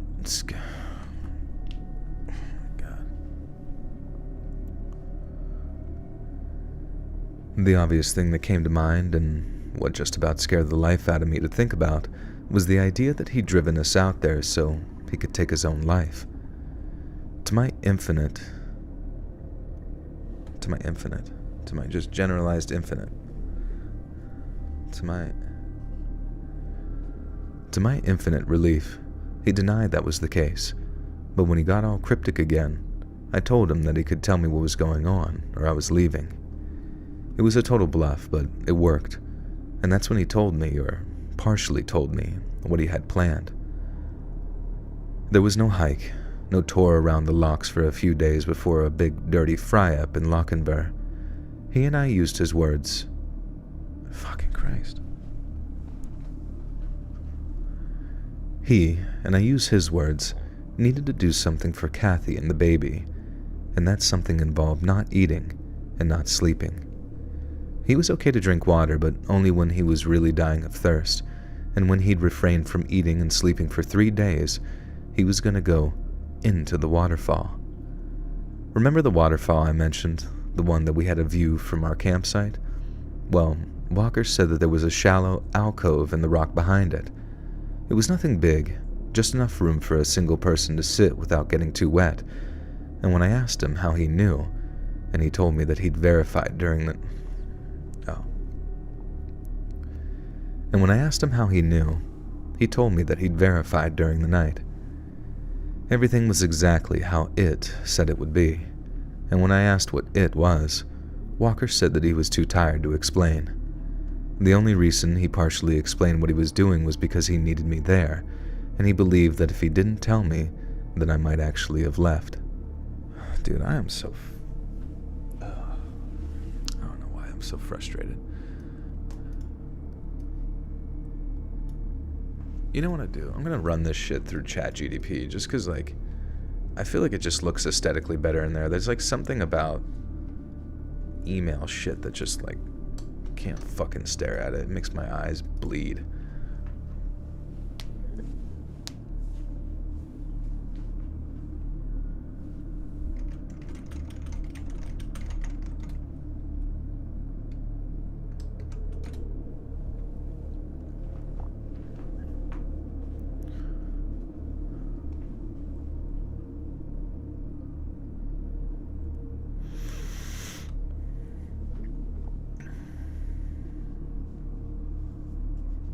Hero throw up on me? What are you talking about?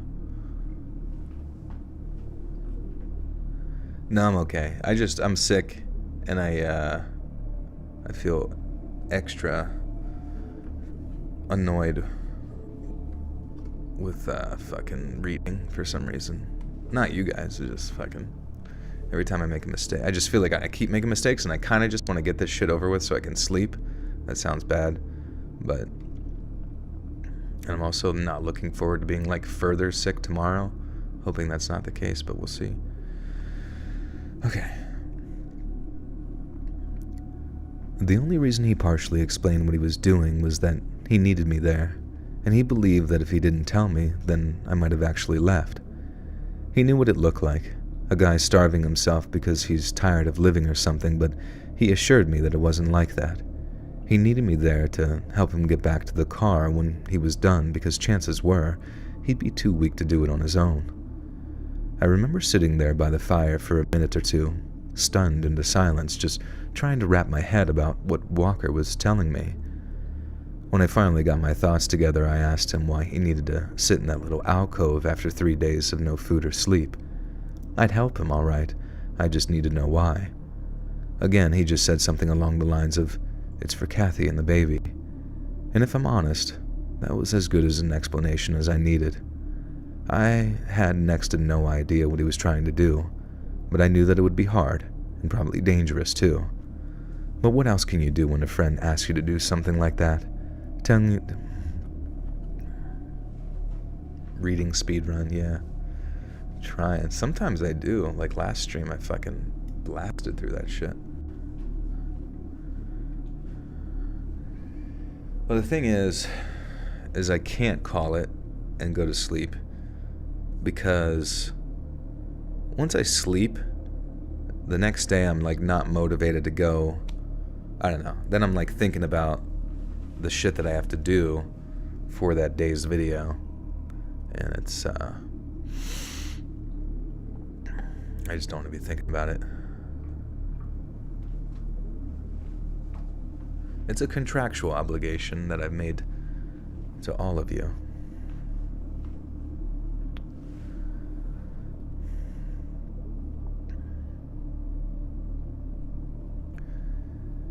But what else can you do when a friend asks you to do something like that, telling you that they can't trust anyone else to do it?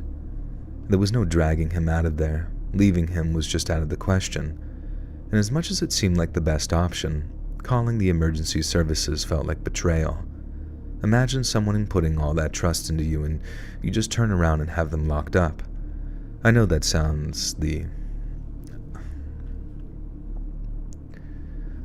that's the emotional and not rational response, but in the moment, it just didn't feel right.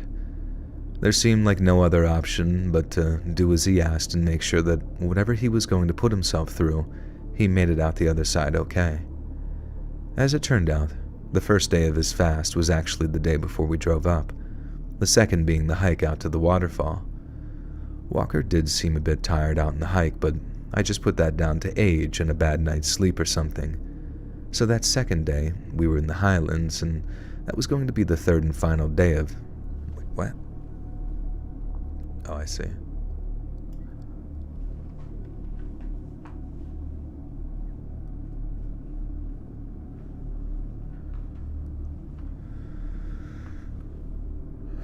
They were a band, saw them yesterday, love the show. Oh, nice.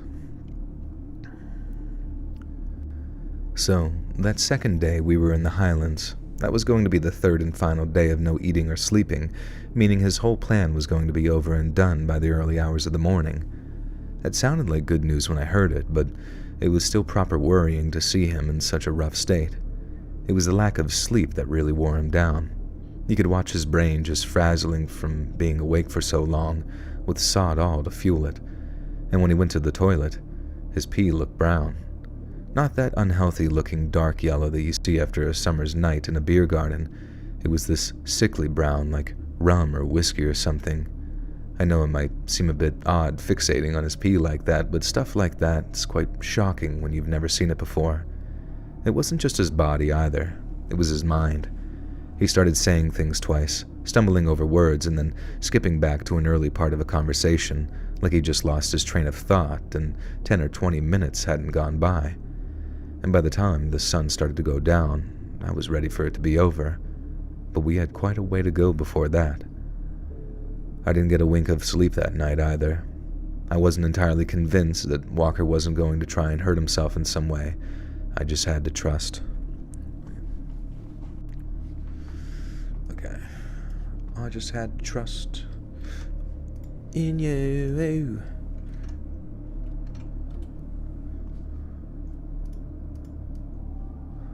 Alright.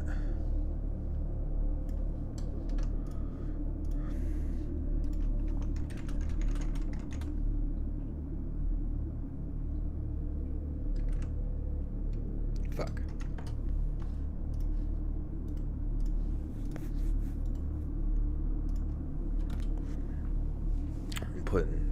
Unfortunately, ChatGPT like cuts it off. You can't do like a ton of text. It like has a limit.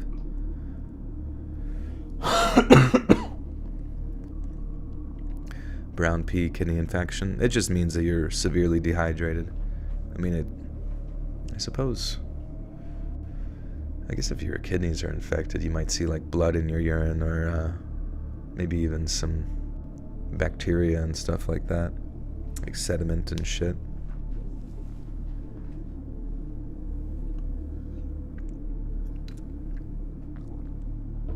Do I need you to call someone? No, man, I'm good, Kyle. It's not that deep, you know what I mean? I'm just sick. Also, call fucking Justin Trudeau and have him fund his fire department. Maybe put in $150 million into that shit again. We don't have to worry about as many fucking wildfires.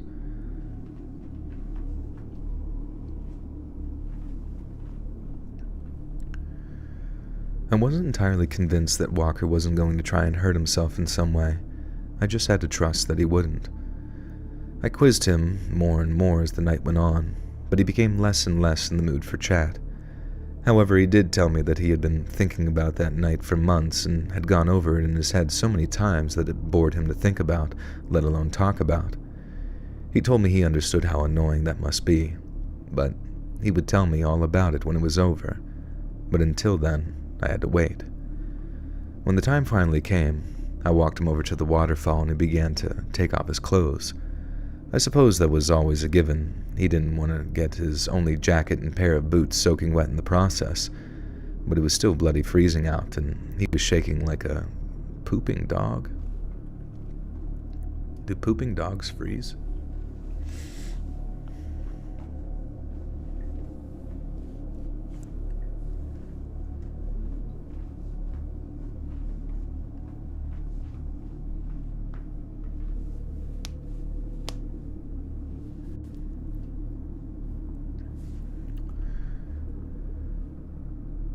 But it was still bloody freezing out, and he was shaking like a dog as he passed me that last of his clothes. Over the sound of the waterfall, I heard him tell me that he called out. What? Over the sound of the waterfall, I heard him tell me that if he called out or wasn't back out within an hour, I was to go in and pull him out. He would be naked and soaking wet in the freezing Scottish night, and he would be in danger of getting hypothermia if he stayed exposed for too long. And that only added to all the anxiety as he thanked me one last time, turned, and disappeared into the water. Exactly 27 minutes had gone by when I first thought that I heard something over the sound of the waterfall. I remember straining my ears, thinking that they might have been playing tricks on me, but then I heard it again. It was barely audible over the sound of the waterfall, but it sounded an awful lot like a person. And then suddenly, there was Walker. He was as white as a sheet, skinny as a rake, and shivering violently. Then there were the noises that he was making, and my God, they were inhuman. Not quite weeping, not quite screaming, all blunted by 3 days of no food or sleep. As soon as he reached the banks of the stream, he just collapsed, and I threw his jacket around him. He couldn't speak, he could barely move, and I did everything I could to drag him back to the fire and plonk him down next to it so he could properly warm up.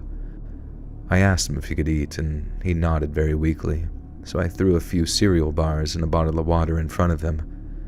I had to actually feed him and bring the bottle to his lips to get him to eat properly.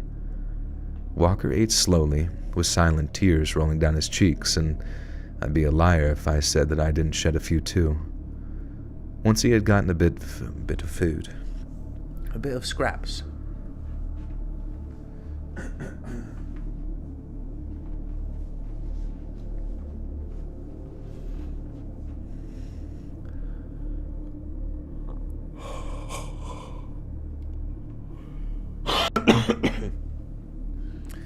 I feel like there's got to be like a way better... I feel like someone out there has got to invent a way better way to put out wildfires. We should brainstorm some. What if we had a machine that played some cool hip-hop music on really big speakers, but the bass was so bassy that it just completely blew out the fires as the plane went by? That would be sick. An artificial hurricane? Yeah, what the fuck? Can't we control the weather? Haven't we been able to control the weather since, like, late World War II? And, like, especially in Vietnam and shit? Can we just flood that shit? That probably wouldn't work out very well, huh? Since 1952. Interesting. Wonder how, like, specific we can get with it.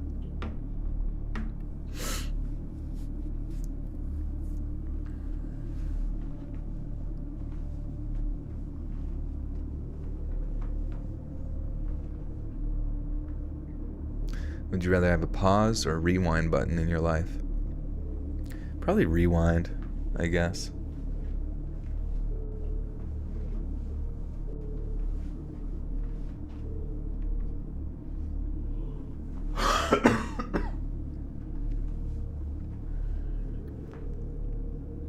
Yeah, maple syrup everywhere.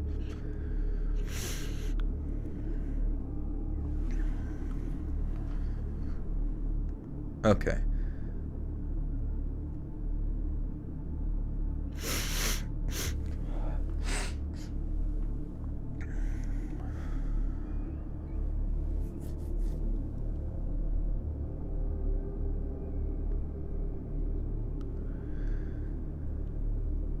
Once he had gotten a bit of food and water in him, Walker asked me to help him into his tent so he could finally sleep. I made sure that he was dry, helped him into a few underlayers, and then eased him into his sleeping bag. I think he was asleep before I had even finished tucking him in, and I wanted nothing more than to climb into my own sleeping bag for some well-deserved rest. But when it came to it, I couldn't bring myself to do it. I was trapped between being too tired to stay awake and too scared to fall asleep. But then, fuck, I had a burp. I thought I could avoid it, but it found me.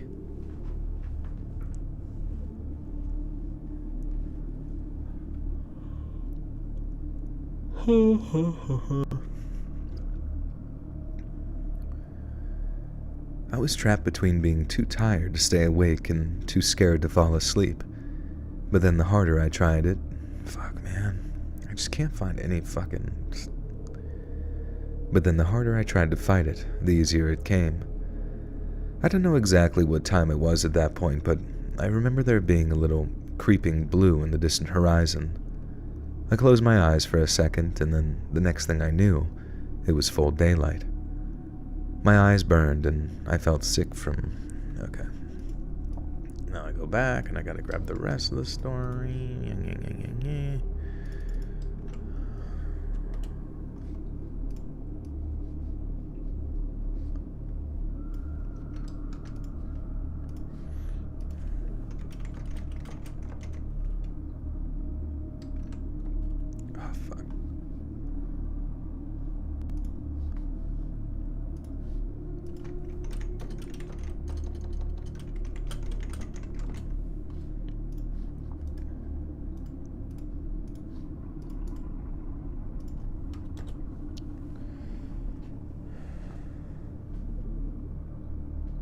I've been sick a lot. Well, have I? I feel like it's been a while since I've been like sick, and it was like back in winter. The other sickness more recently was just drinking induced, and then this one is from stupid ass the fires and no sleep. But my buddy's son also had some sinus issues as well, and he was like 15 months, and I don't even know. Yeah, he brought him out into our workout and shit, because we had to watch him, and I feel like he was just sneezing. Yeah, I either gave him something by being near him, or he gave me something. I don't even fucking know, but then I also didn't sleep. I don't know. I'm just fucking talking for no reason. My eyes burned, and I felt sick from how I exhausted. My eyes burned, and I felt sick from how exhausted I was. But when I saw that Walker was still there, asleep and breathing, I knew everything was going to be fine. I tried to catch a few more hours, but an overactive brain fueled by a disco nap made that a no-go. I wanted to wake him up, make him eat a little bit more, and get some coffee down him, but it was for selfish reasons. What I really wanted to know was what happened in that waterfall. What he put himself... What I really wanted to know was what happened in the waterfall. What he'd put himself through hell for. But God knows he needed the rest, and there'd be plenty of time for questions on the way back. I suppose this piece is long enough as it stands, so I'll try to summarize that conversation as best I can. After getting Walker back into Lochinver safely, we had a little bit more food. Bought Walker one of those big bottles of Lucozade. Lucozade? What the fuck is Lucozade?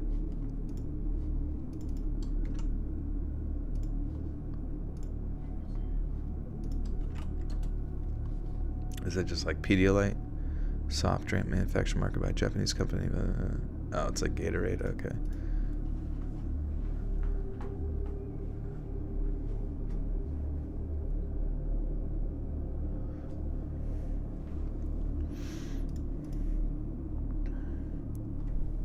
I do have an air purifier. It's just, I don't know. It's just a culmination of shit, you know what I mean? I'll bring the air purifier up to my room, though, probably. It's probably for the best. I'll just get everything going. The fucking humidifier, air purifier. It'll just start a whole forest fire in my room. Maybe a hurricane.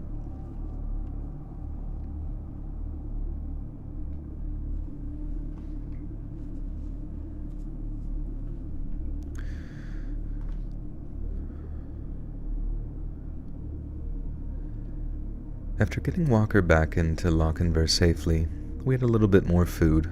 Bought Walker one of those big bottles of Lucozade so he could carry on replenishing on the drive, and then started on our journey back home. He didn't tell me much about what he'd done or why he'd done it. He said that he was still talking... He said that he was still taking it all in himself. But the long and short of it was this. He'd read something online about that a waterfall, something about... Wait, what?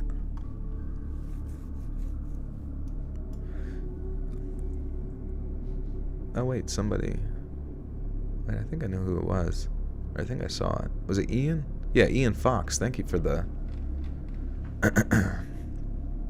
Thank you for the...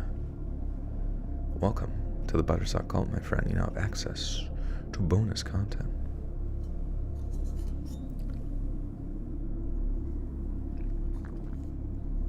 And a gifter from Ian as well. Thank you, Ian.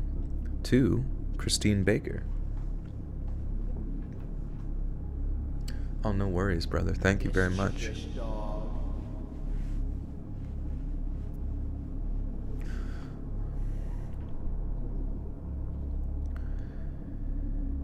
He'd read something online about that waterfall. Something about how old monks used to go there to have religious experiences. The story went that if you concentrated on praying for someone hard enough, someone who had already passed on, you could either hear them, see them, talk to them, or something to that effect. The only rule was that you had to sit there for 3 days with nothing but the water in front of you to drink. Obviously, Walker had tried to streamline the process for safety and convenience, thinking that as long as he drank a little of the water, he could do all the fasting and staying awake away from the waterfall itself. He'd been quite worried that it had ruined the process and therefore ruined the desired effect, but it didn't. According to Walker, the process had worked exactly as intended. I feel like I have to explain at this point I'm not a religious person and I don't believe in ghosts, spirits, or any of that oogly-boogly nonsense. I think Walker pushed himself to this physical and his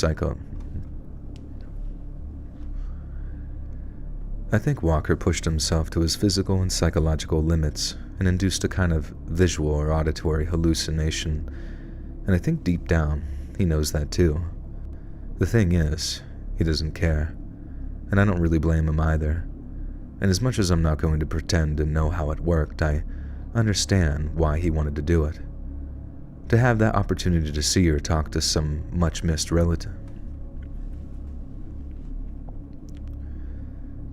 To have that opportunity to see or talk to a missed relative, even if it isn't real, I admit to seeing the appeal. Whatever happened, Walker started doing much better after the trip. Everyone put it down to finally getting back to the great outdoors and reliving a bit of his youth. We never told anyone what had actually happened. Walker didn't swear me to secrecy or anything like that, but he didn't have to, because whatever happened in that little alcove behind the waterfall, that's between him and his dearly departed.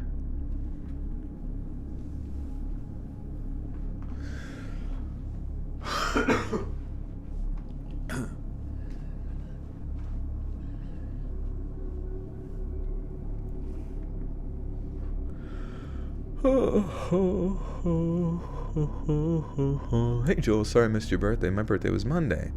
Hubby took me and our 2-year-old to the Smokies for my gift. There wasn't service in the mountains. Happy belated birthday. Thank you, Britt. No worries. Hope you guys had fun.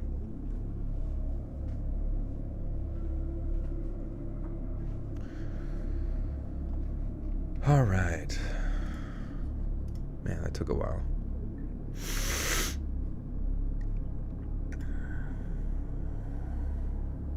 That was a long one, too. Sheesh.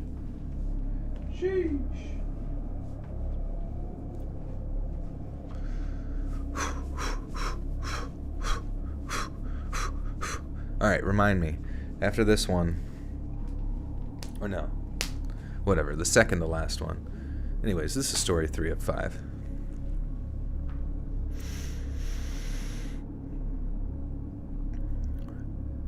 I've been into hiking and camping for as long as I can remember. I was an Eagle Scout, then after that I managed to convince a few high school and then college friends to come along on a few trips with me. My passion for the outdoors stayed strong long after graduation, but as all of my old hiking buddies started dropping out of the hobby, it got harder and harder to put a trip together. In the end, it seemed like if I wanted to go hiking as regularly as I wanted to, I was going to have to start going solo.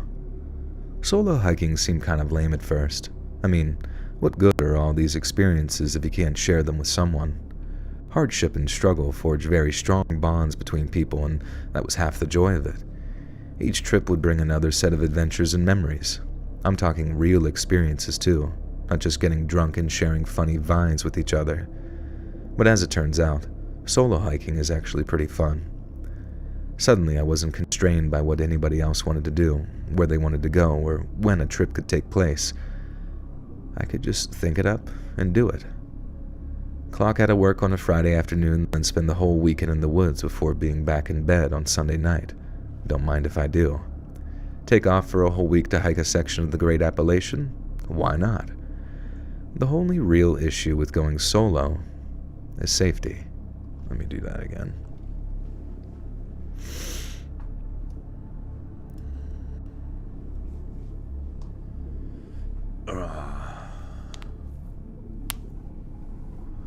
Yeah, I wonder if you were hiking along the Appalachian Trail and you saw somebody with a rifle, would you feel uncomfortable? Or maybe even like an open carry pistol. Would you feel uncomfortable or more comfortable?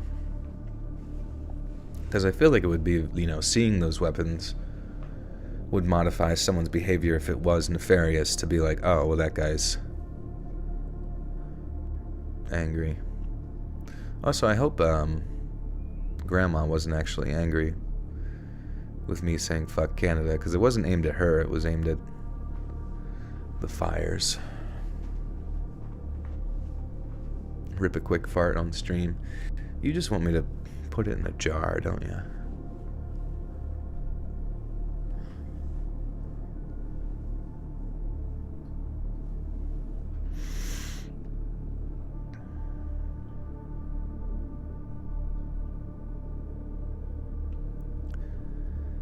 The only real issue with going solo is safety. I grew to envy my European counterparts, especially those in the United Kingdom. They can head out alone with nothing but a fully charged phone, a spot of tea, and a few crumpets, you know? Whereas here in the United States, you need bear mace, a GPS system, sometimes a gun if you want to feel really safe and secure. I'm not saying I was terrified every time I went anywhere, but you hear enough stories to know it's better to be caught packing than caught lacking. I only brought a gun with me once I was up in the Sierras, and that was for the bears and big cats, but much like anywhere else a person might go, it's not really the wildlife that you need to be afraid of. It's the people.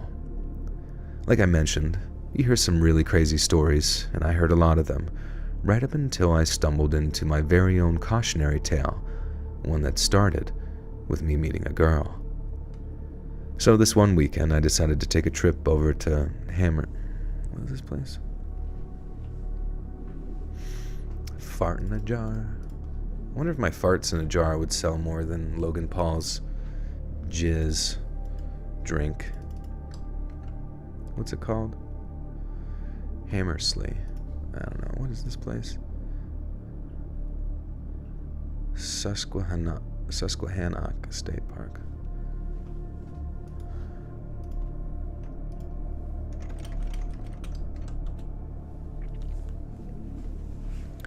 Hammersley, okay.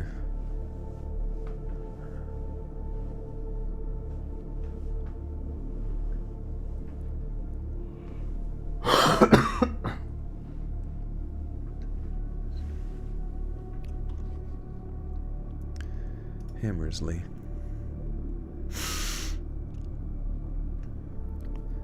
So, this one weekend, I decided to take a trip over to Hammersley Wild Area, which is like a designated wilderness spot sandwiched between Elk and Susquehannock State Parks. As the name suggests, it's one of the wilder, more secluded areas of natural beauty in the state of Pennsylvania. You gotta drive out to this little place called Crossed Forks, and then turn down a little side road until the blacktop ends and the trail begins. There's one or two small houses out there, but they don't mind you parking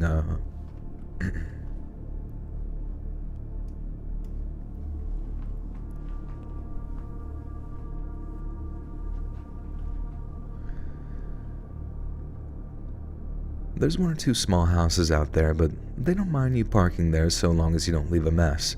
And the place is so off the beaten path that there's hardly anyone else there to worry about messing with your ride. But then I rolled up late Friday afternoon and there's another car there, with a girl leaning up against it. She's cute, dressed in hiking gear, but she looks angry. Not exactly furious or anything, but super annoyed at something. I parked some distance from her, not wanting to crowd her or draw her ire or anything like that, you know, and then got out.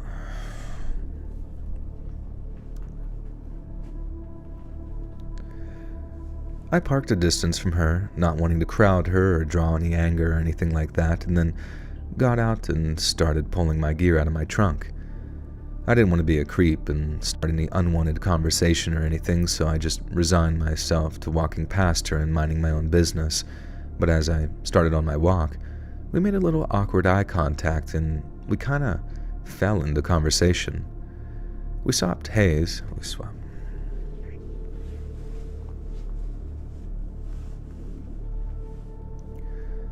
We swapped haze, and I asked her if she was okay, and she replied no. And well, that was that. It turns out that she had a friend stand her up for a hike that she'd been really looking forward to, and wasn't looking forward to driving all the way back home with nothing to show for it. She was debating going up the trail alone, but also wanted to see if she could convince her friend to come out anyways, as she was well aware that hiking alone as a female was not the brightest of ideas. I told myself it was the polite thing to do, but I also knew that inviting her to hike with me was a great way of getting to know a very pretty girl that clearly shared a passion for the outdoors. So I did just that, and asked her if she wanted to come join me. There was this definite moment of hesitation from her. She didn't look like the kind of girl to just go walking down some remote forest trail with a complete stranger, and for a second there, I figured that she was going to politely decline me. But then there's this flash of spontaneity in her eye, and before she looks at me,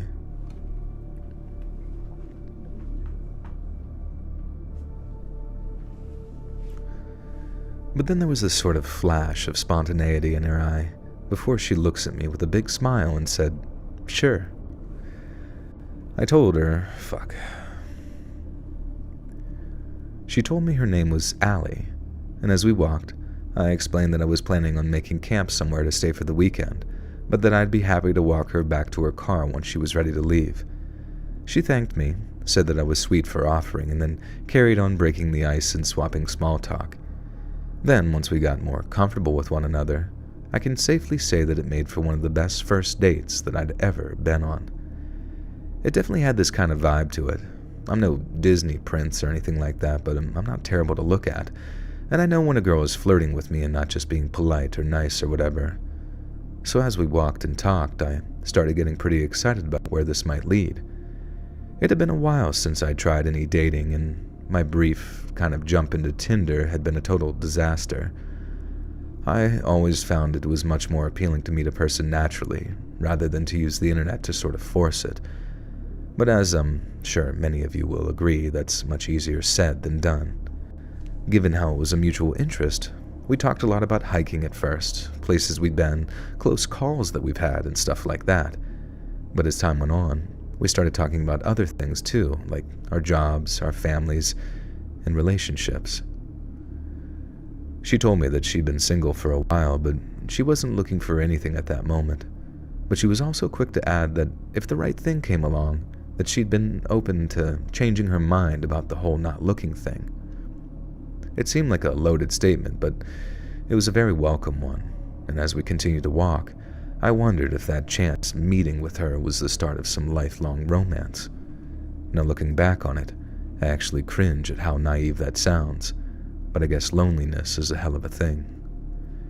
Maybe about an hour into our hike, we were walking along the edge of the stream when Allie stopped to take a picture. She then asked me to give her a second while she texted her friend, saying that she didn't have enough signal for a call, but could probably force a text through. To me, it was a very familiar little dance. Hammersley? Was it Hammersley? Is it Hammersley or Hammersley? Fuck. Where were we? I've never heard of Hammersley, Pennsylvania.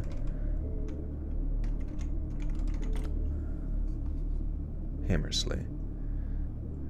The wild area. Okay. I've never heard of this place.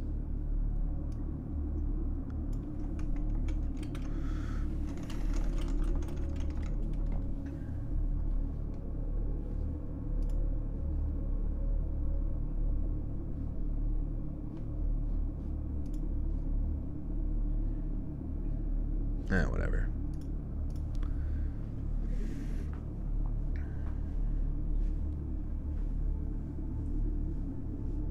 The hills have thighs. Hell yeah, dude.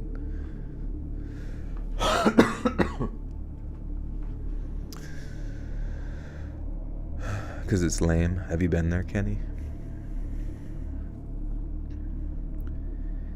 Hammersley is pretty close to a town, but thanks to all the hills surrounding us, cell signal was kind of hard to come by.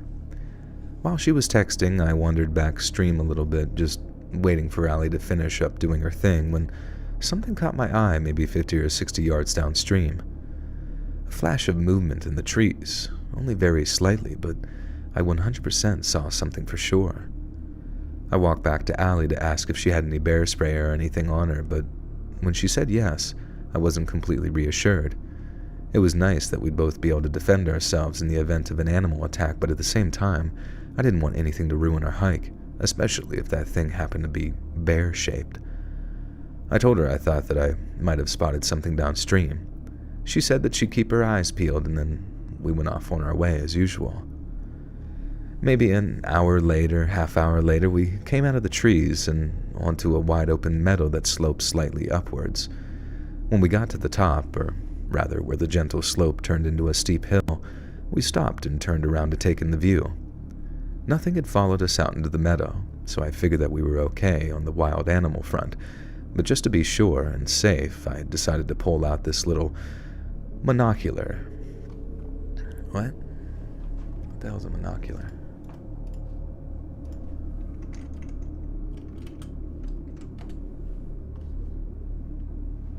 Oh, it's a telescope. Or no. What do the pirates call it? Let's ask ChatGPT. What do pirates call monocular? Pirates a spyglass. Oh, okay, yeah.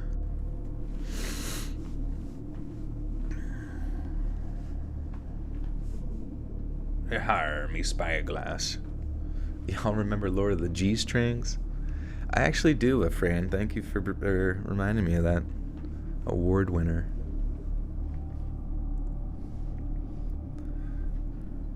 It won an Oscar for jiggliest butt. It won an Oscar for thickest wench. But just to be safe, I decided to pull out this little monocular, or spyglass for you pirate fans, that I was carrying with me to check out the tree line below us. I scan, and I don't see anything, but then I scan it a second time, and I see a dark figure moving parallel to the tree line. I can't really make out any details because of the difference in the light, but there was definitely something there. And right when I thought that they might just be some innocent fellow hiker that I was making the object.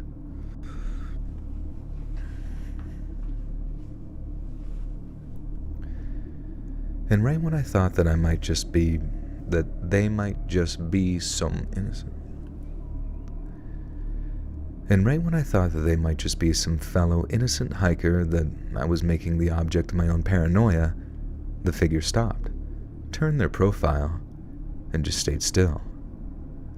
At first, I thought they might have been taking a leak or something, but then it hit me. They were watching us. I immediately directed Allie's attention to the figure, pointing out where I'd been looking before.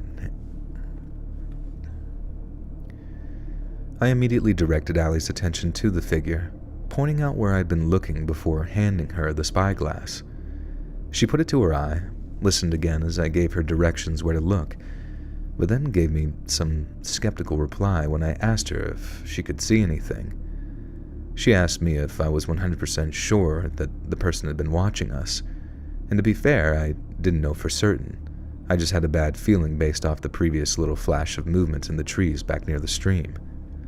I tried again to get her to look in the right spot, then politely took the spyglass back from her to look for myself, and when I did, I saw that there was no one there.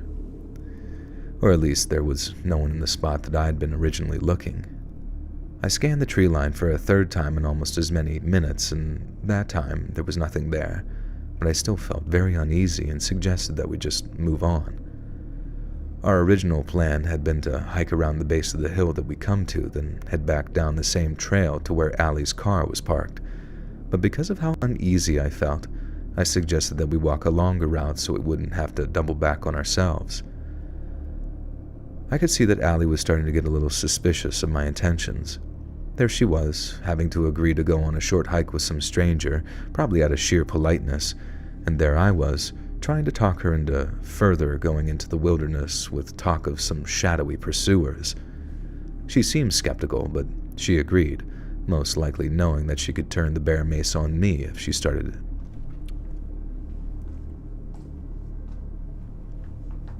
10 doubloons. I guess I could have called it a scope.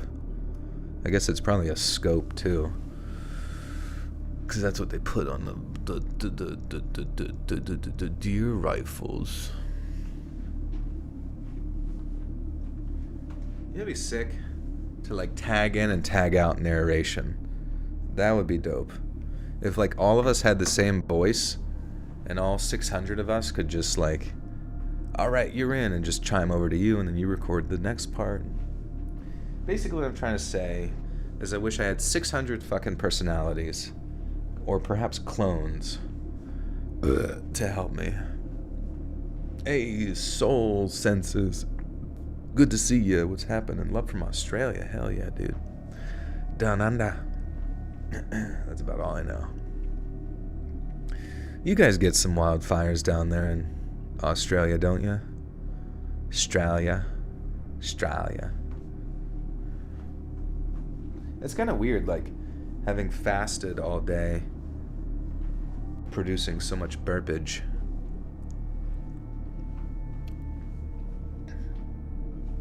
Greetings from Greece. Greasy Greece. You got a great voice, Joni? Get in here. Living life. Hey, hello. Read in front of the class, yeah. That's alright. That's where you start. That's how you learn.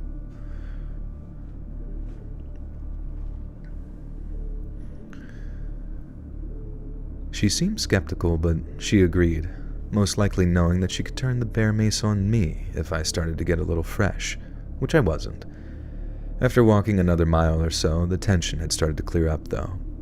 No one was following us anymore, at least they didn't appear to be, and I was starting to think that I was just being overly paranoid, like it was the nerves of trying to shoot my shot bleeding over into something else, you know? And speaking of which, that's pretty much all it was focused on from there on out. Allie kept reassuring me, making lighthearted comments about me being desperate for an excuse to save her, so I found myself getting more and more chill and forgetting what I assumed was just a coincidence. Not long after walking back into the forest, we hit what I like to call the Babbling Brook. I first heard that term in a Bob Ross video that I saw on YouTube, and this place is one of the larger streams, looking like something the man himself would have painted. People sometimes give Pennsylvania a hard time given how industrialized parts of it are, but there's plenty of natural beauty to be had here, and in sharing it with my potential date, I was hoping to up my chances a little. Allie seemed delighted with it and started snapping pictures while I paced around with a smug smile on my face. She liked the place so much, she wanted to hang out there for a while to take a breather and eat some snacks, and while we did, she was planning on texting her friend the pictures, signal permitting, to show her what she was missing out on. While Allie was keeping busy trying to text, I excused myself to just go take a leak somewhere private, and then headed off into the trees to find somewhere secluded. I find a spot, do my thing, then just as I'm turning around to head back, I hear something in the trees behind me. I'm instantly reminded of that sensation of being followed, only this time, I actually make an effort to find out if there's anything or anyone that was trailing us. I started walking directly towards where I'd heard the noise, calling out and asking if there was anyone there, and that's when I see him. This big guy, wearing hiking gear, and was walking away from me at a pace. I found the hiking gear kind of reassuring in a way, like I could give him the benefit of the doubt, but at the same time, I was now confronted with evidence that we were being followed. Hammersley is a big place, and sure, it gets kind of busy on a weekend, but not on a Friday afternoon, which is half the reason I like to get a head start by arriving at that very time. The chances of just running into someone, especially off the trails, is slim to none, so as much as I wasn't straight up convinced that we were being followed, I still wanted to confront that guy to at least make sure. I called out to him, not in some overly aggressive way, just to get his attention, you know. I planned on asking him something fairly innocent like, "You okay?" or something like that, just to gauge his mood, but when he turned, I was stunned into silence. He was dressed like a hiker, sure. Fuck, I clicked the button. Ooga booga! Ooga booga booga! Happy little trees.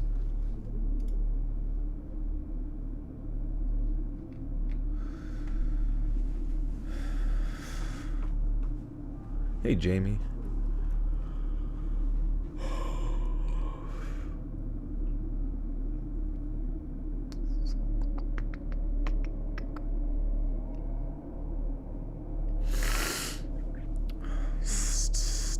Sniggle. Sniggle. A thermal monocular. That would have been sick.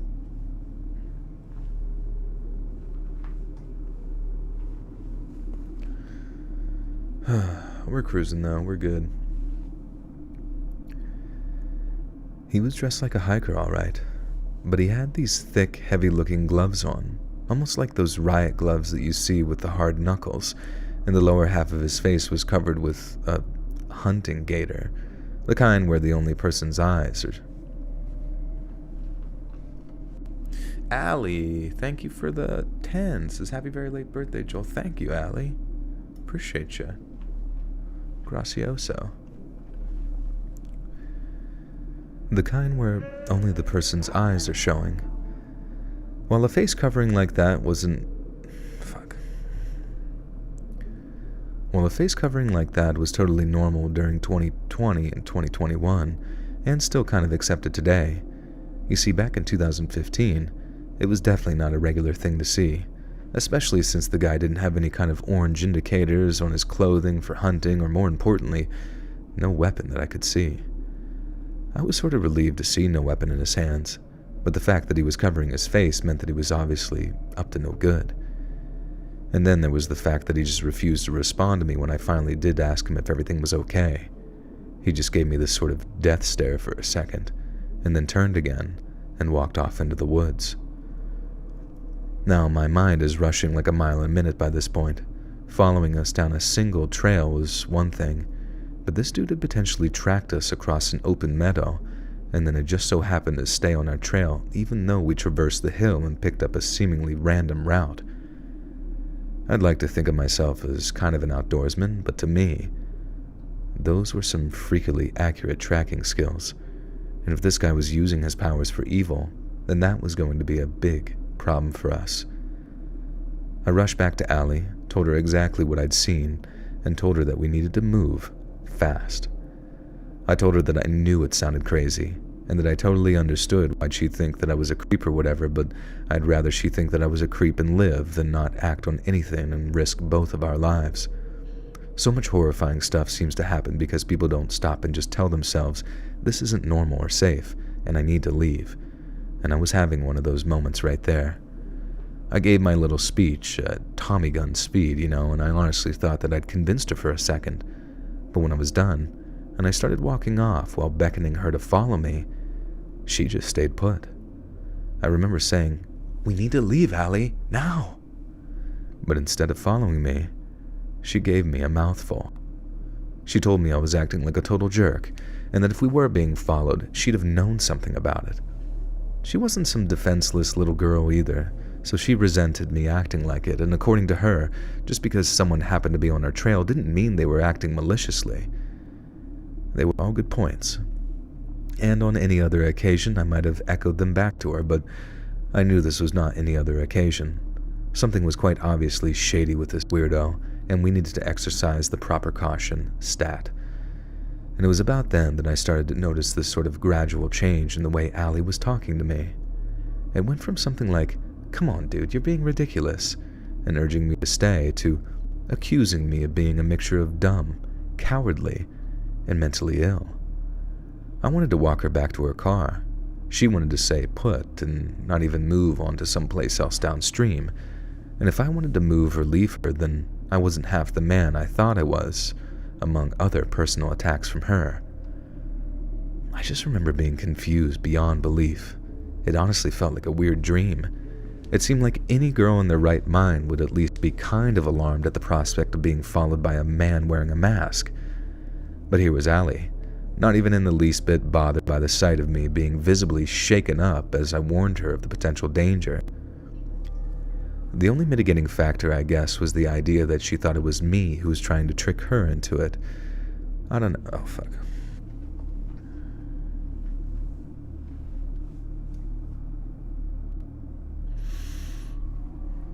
Allie Suss. Allie Sussy Baka. That's her last name.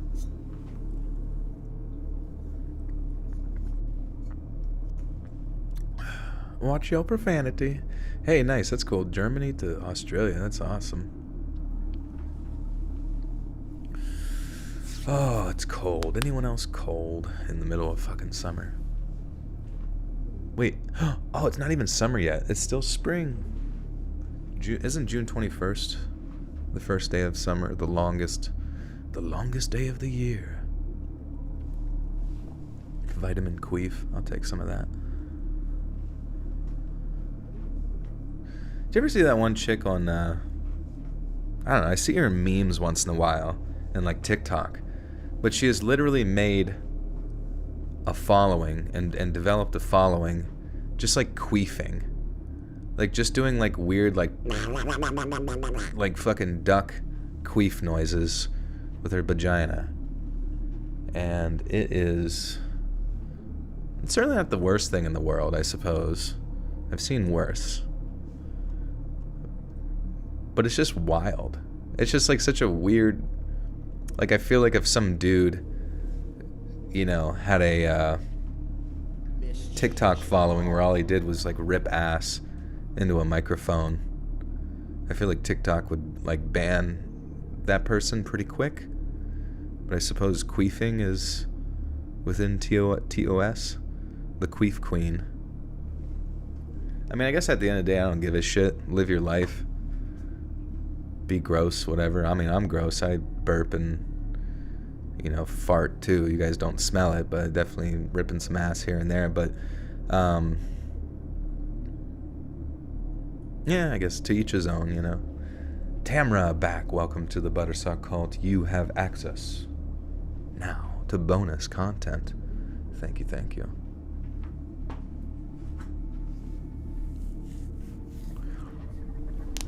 Oh, what kind of content am I following? Yeah, I'm on the queefing side of TikTok, I suppose. That'd be funny if that was like the first, like you just make a TikTok and the first thing you see is just somebody like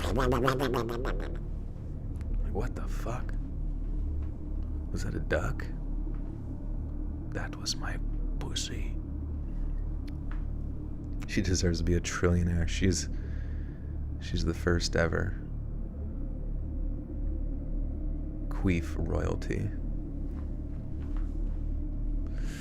You have a true stalker story, but where can I share it with you guys? You can submit it to reddit.com/r/letsreadofficial, or submit it to my email if you prefer that, letsreadsubmissions@gmail.com. Also, I'm pretty stoked. I got sticky notes that I had in my drawer upstairs that I didn't realize I've had for like years. But now I got sticky notes sitting below my computer monitor. And I feel like now I can keep track of my entire life. And whenever I complete the sticky note task, I get to crumple it up into a little ball and shoot it into a trash can.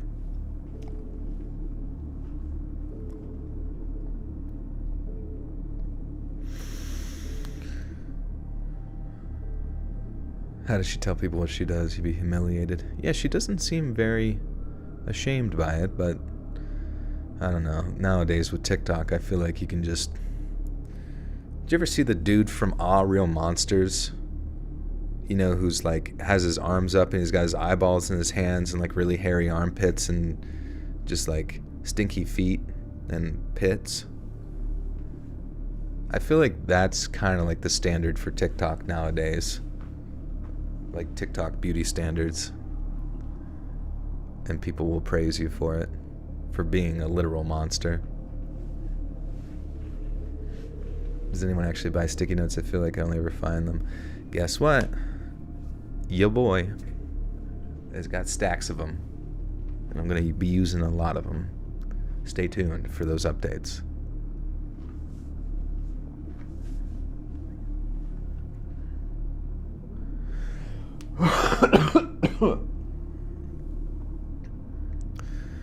Okay.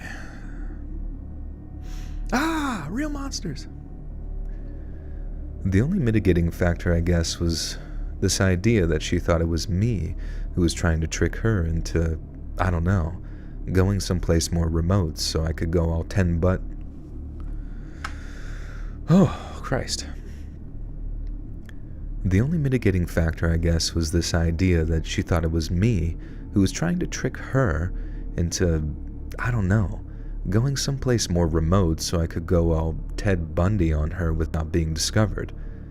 That I totally understood, and I suspected that her reluctance was coming from there, and not being dumb or naive or untrusting enough to not respond to my warnings.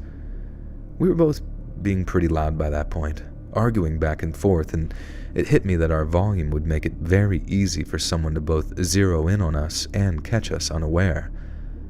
I remember looking around just to make sure that we were still alone, and I felt that creeping, skin-crawling feeling that comes with knowing that you're actually being watched. I honestly thought that if I just started to walk off, that Allie would come to her senses somehow and follow. So that's what I did. I started walking off, looking back just once to see if she was going to follow or not. She looked furious, though. I mean, really angry. And it was obviously that...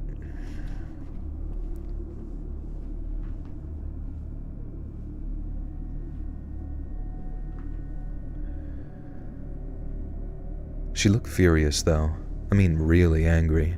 And it was obviously because she wasn't going to get her way. But there was something else to it, too. She wasn't going to get her way, but what she intended wasn't some spur-of-the-moment thing that she could carry on doing without me. It was something that she put a lot of time and effort and excitement into. Something that was so close to coming together, but was falling apart at the last minute. I guess with the gift of hindsight, some of you have figured it out. How's my hips doing? It's actually good. I don't pop as much because, so I go to this, not a chiropractor, but like a massage therapist every Monday. It's 8:15 p.m. And they're they're a cousin of a friend, but they have become my friend now. They're very good at what they do, but they use a technique that he calls myofascial release, and it's fascinating because you normally go to a massage and maybe they'd roll their knuckles into you, their elbow, and then or their hands, and they're kind of like and that feels good, like if you're all oiled up, lubed up, greased up, and someone's like rubbing their hands through your crevices and muscle fibers to kind of break things apart. But if it's a very sensitive area, doing that a lot can at times be very uncomfortable to the point that it bruises or, it hurts a lot, etc., and can be kind of just uncomfortable. But he has this technique where he finds the troubled area.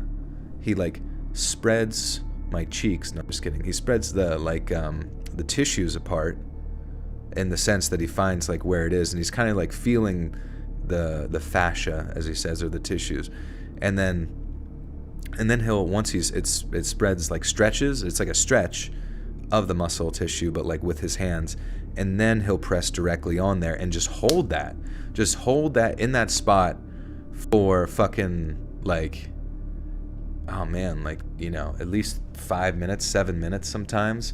And I don't know what's the massage called again? It's called myofascial release, but I believe there's different definitions for myofascial release.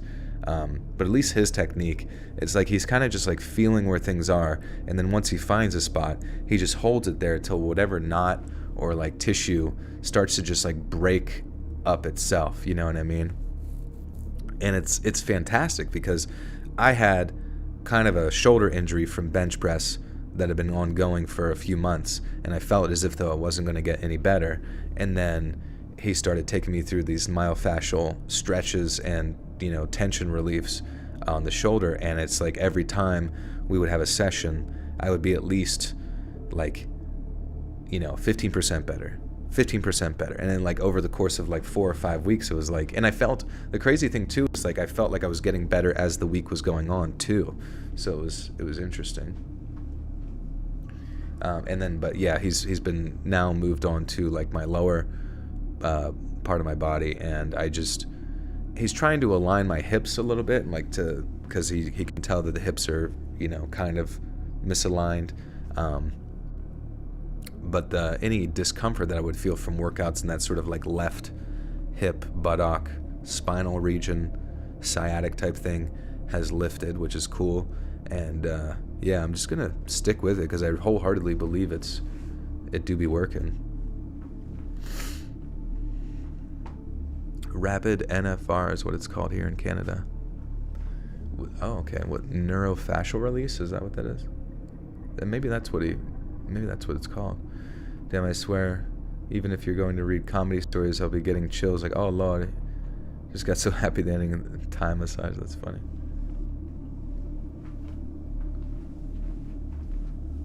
Hi, kitty. Pradeep has plopped himself in front of me.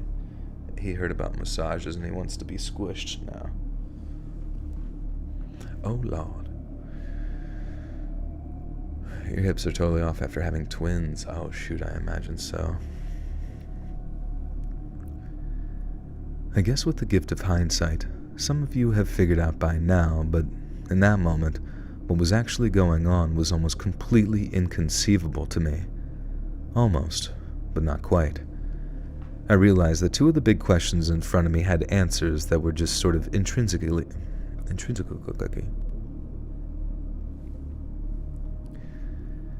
I realized that two of the big questions in front of me had answers that were intrinsically linked.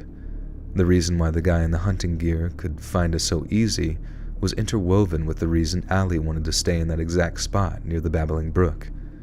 The masked stranger and my new hiking companion were working together. Now I know I could have known that.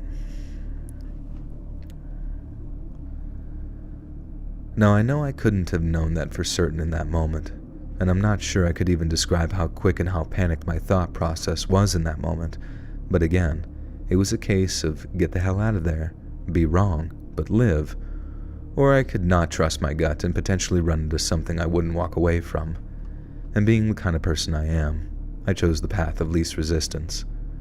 I started walking off, still in disbelief of how surreal it all was. It was a real, this cannot be happening right now kind of moment, like I couldn't believe how things had started off so well but gone so horribly wrong in just an hour or two. But I could at least still see the funny side, or kind of funny side. Maybe I was being a total jerk, and I was going to look back at that hike as being the time that I blew my shot over some weird attack of paranoia. Unfortunately, the funny side was only visible for a matter of seconds, as after that, any benefit of the doubt was blown away by an ear-splitting screech that came following me through the trees. You gotta understand, too, that hearing these three little words probably made for the single most terrifying moment in my entire life. All I heard after a few seconds of silence was Allie screaming out, "He's getting away." The second that I heard that, I just instinctively ran. I don't know if it was finding out all that so-called paranoia had been justified, but I mean it when I say that. When it all came together like that, I could feel my heart pounding out of my chest. I had no idea what the guy was, if he was close or what he had in his pack, so I popped the clasp on my pack and wiggled it off my back, and then moved my legs faster than I'd... God damn it, it's like too much to keep up with.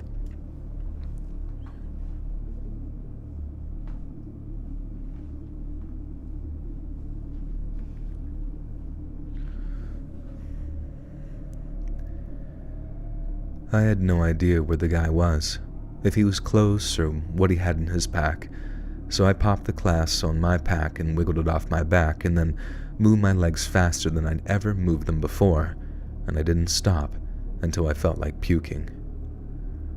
I always wore like a kind of fishing jacket, the kind with a lot of pockets, and I kept all my absolute essentials in there, car keys included. If they'd have been in my pack, I'd have been forced to run with it, and if that was the case, I honestly don't know if I'd be around to write this. After I stopped for maybe a minute to catch my breath, I kept pushing through the trees back towards my truck, trying not to trip and fall on my face as I kept checking over my shoulder. I knew the guy wasn't some master tracker anymore. He'd obviously been coordinating with that so-called Allie, if that even was her real name, but I still had that fear that I was going to look over my shoulder and he'd just be there. Thankfully, he wasn't, and I made it back to my truck, jumped in, and drove off. I kept telling myself that I'd call the cops the moment I walked through the door, but when it came time to doing it, I find a little dumb. Wait, what? Zata Bint. I don't know if... wait.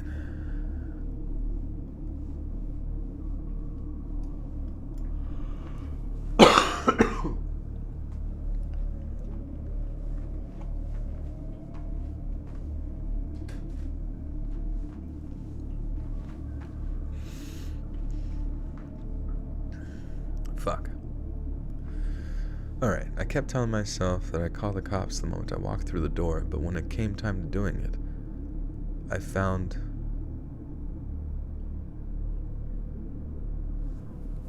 R2-D2 voice? Wait.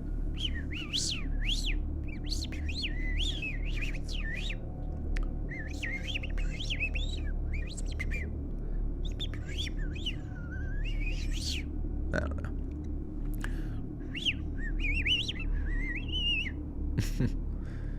Do the roar.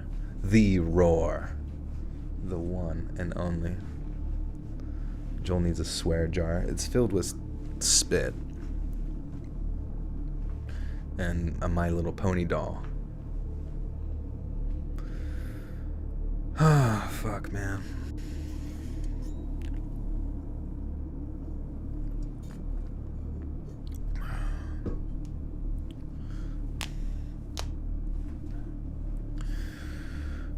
Oh, what is this trying to say? But when it came time to doing it, I find a little dumb. I don't think any of the crime had actually been committed, in which case, what exactly? Like, what's this person trying to say? I kept telling myself I'd call the cops the moment I walked through the door, but when it came to doing it, I find a little dumb. It's a riddle. I think it's a riddle.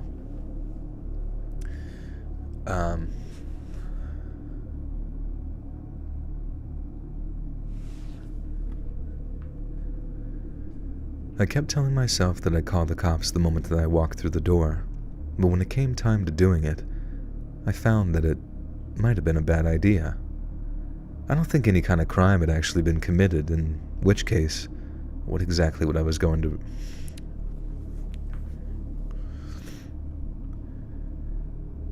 I don't think any kind of crime had actually been committed, in which case, what exactly was I going to report? I hadn't even tried to retrieve my bag or anything, and if it was gone, the least I could report was it stolen or something. So that's what I decided to do. I waited a day to try and ensure no one was using it for bait or whatever, and then went out to retrieve it, and I found it untouched. I'd actually found myself hoping that someone had, I don't know, maybe gone through it or tried to damage it in some way, as that might yield some DNA or maybe fingerprints, I guess. But no. My pack was just there, exactly where I dropped it, totally untouched.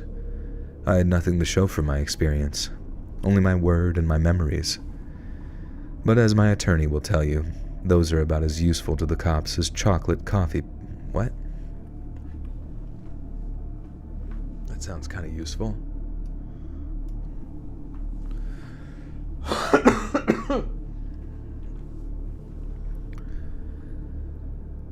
But as any attorney will tell you, those are about as useful to the cops as a chocolate coffee pot. There was nothing I could do. I had no recourse, nothing that wouldn't put my own safety at risk anyways. But then I realized that there was something I could do, even if it was just some insignificant internet post or email that gets ignored, downvoted, or buried, or whatever. Because if just one person reads this, who was thinking of hiking through Hammersley, and actually listens and takes note, then I might just save a life. Because if I'm right, and I wasn't just being completely and utterly paranoid, there's a couple out there who are setting traps for unwary male hikers, and I only avoided falling into it by the skin of my teeth. By the foreskin of my teeth. Caught in my own braces. Cops drink black coffee. Don't any cops in here? Do you take any cream or sugar with your cough? Your cafefe? Alright, holy crappers. Those are some long ones.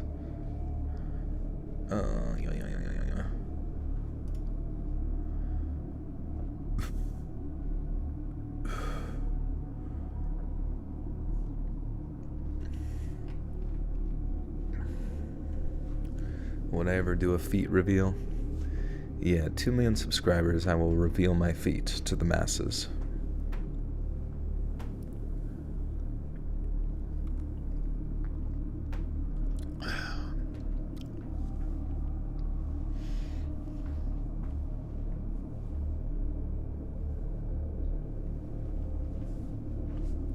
You retired, you drink it black? There you go. Mystery solved. Can you get more ghost stories? Yes, that will be the bonus content coming up soon. But I guess it won't be in a normal video.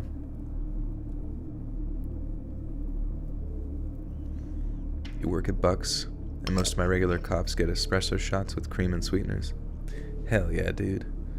If I was a cop, that's what I would get. And if you get it wrong, you die. What's my biggest fear?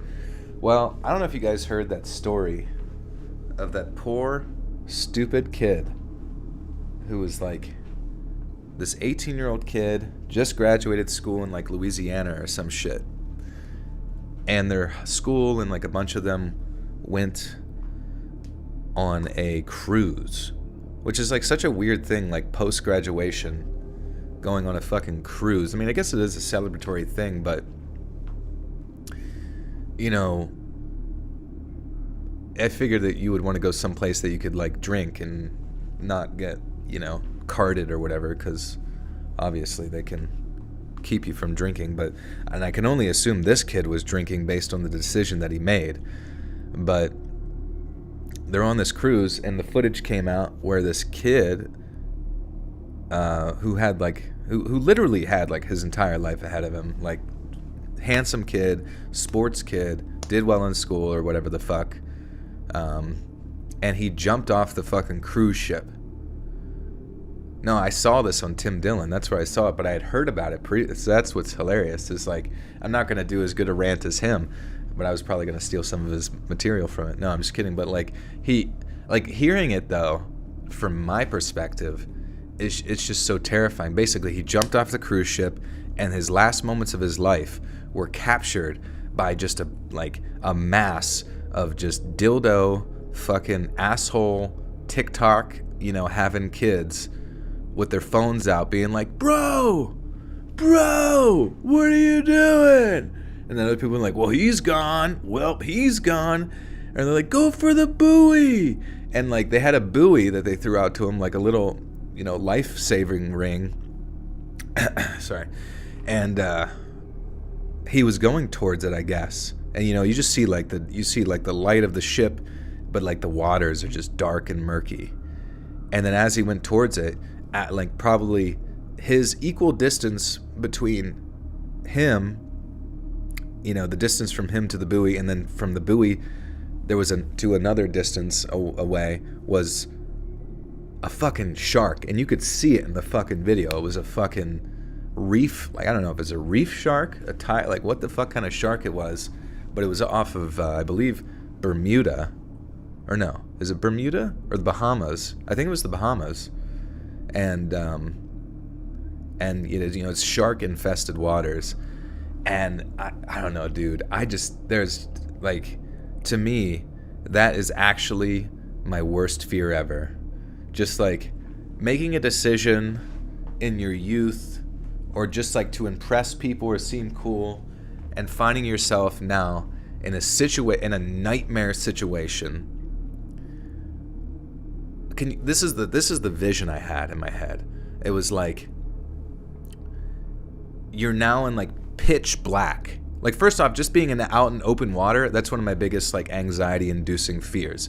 Just open water, floating in it. And that's in the fucking daytime, right?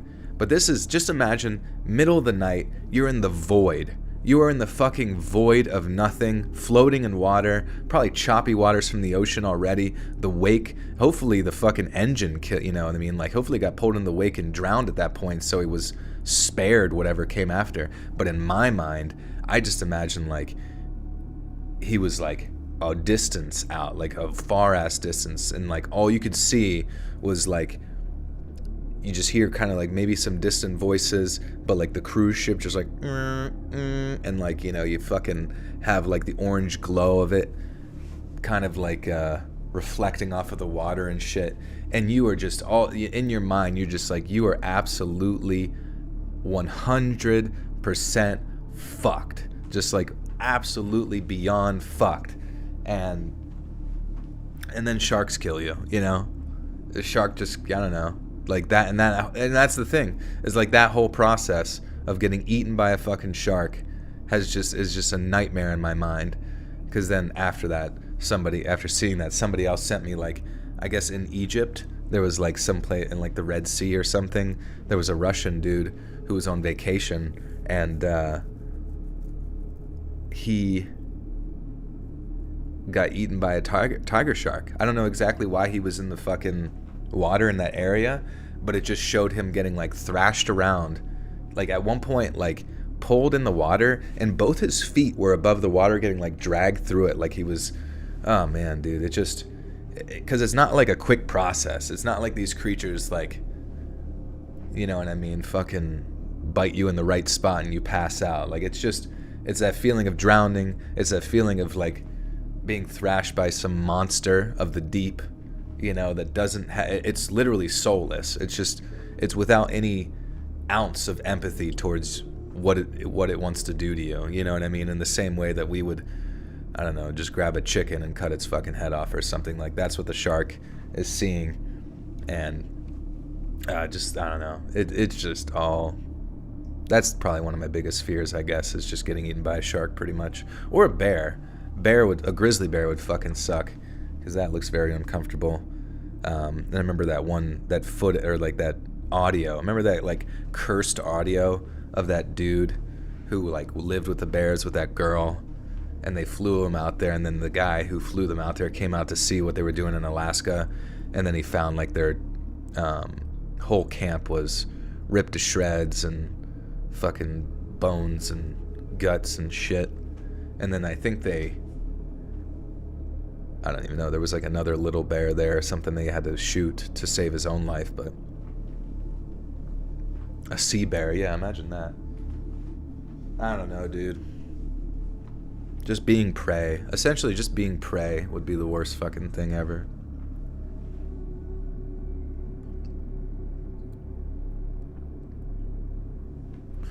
But then people were saying that bear audio was fake too. I don't know. Maybe it wasn't. Did you know that most Titanic victims died of hypothermia before they drowned? At least that's what I heard. I guess it would make sense. But I remember, remember in Jaws, they were talking about that one, it was the USS Tennessee or something that had crashed in World War II. And it was like hundreds of people picked off over the course of the sinking by like tiger sharks and reef sharks, just over the course of like multiple days. You're just trying to like hang on, and you see your friend just get like pulled into the fucking water, and there's nothing you can do about it. Oh, the USS Indianapolis, thank you. Oh, Christ, man. And it's so weird to think that it's like, that's the shark's job, you know what I mean? The shark's job is to clean up the ocean of organic matter, you know what I mean? Like, sharks exist specifically to just go eat dead things, you know? But sometimes they do too good of a job and eat shit that's not even dead yet. It would be nice if sharks weren't like if they were more like vultures, where they waited for you to like drown first before getting you. Maybe we can ask that for the next patch. Oh my god, polar bear. Oh my god. There's too many creatures. We need to kill them all. We need to make just a few more creatures extinct, I think, and we should be good on Earth. Wasn't Bush Sr. a survivor of the USS Indianapolis? I heard about that. But I also heard that it was just like made up. Because then his whole family has like really strange ties. Well, not strange ties, but like they all started the fucking CIA and shit. Bit odd if you ask me.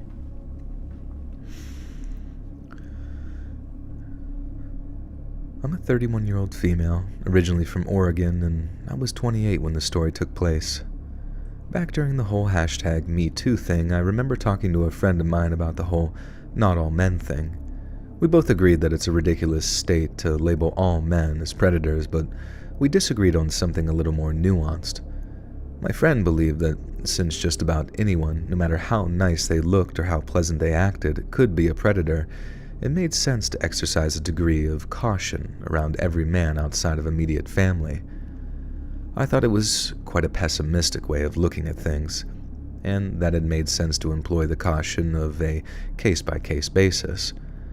I'm not going to plug the first 2 digits of 911 into my phone if an Uber driver asks me how my day's been, but follow me down a dark side street and I'm reaching for my pepper spray. We went back and forth like that for a while over a few glasses of alcohol, and as much as they're always friendly exchanges, we never got any solid conclusions. However, my Fred.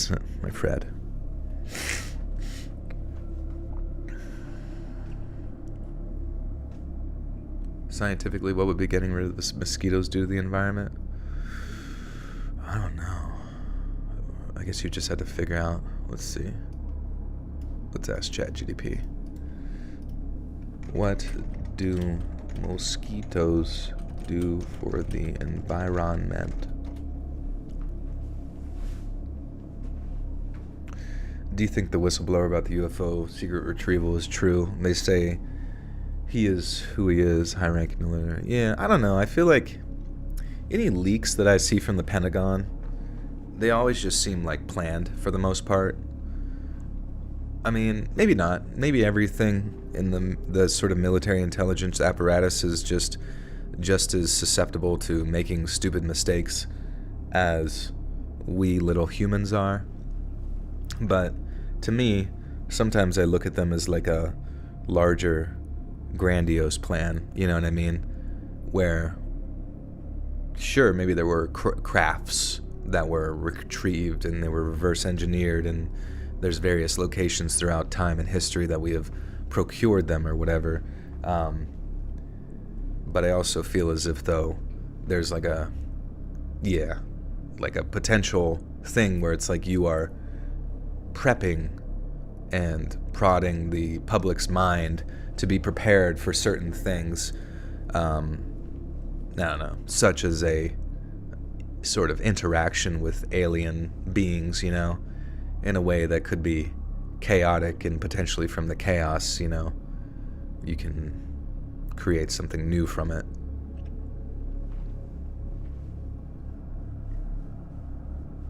I mean, at the end of the day, it's like I guess the same thing is like, do you trust those outlets of information?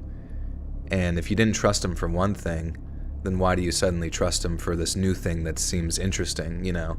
Ooh, aliens. I liked Indiana Jones or whatever the fuck, you know? It just, you kind of have to stay consistent with what your perceptions of reality are.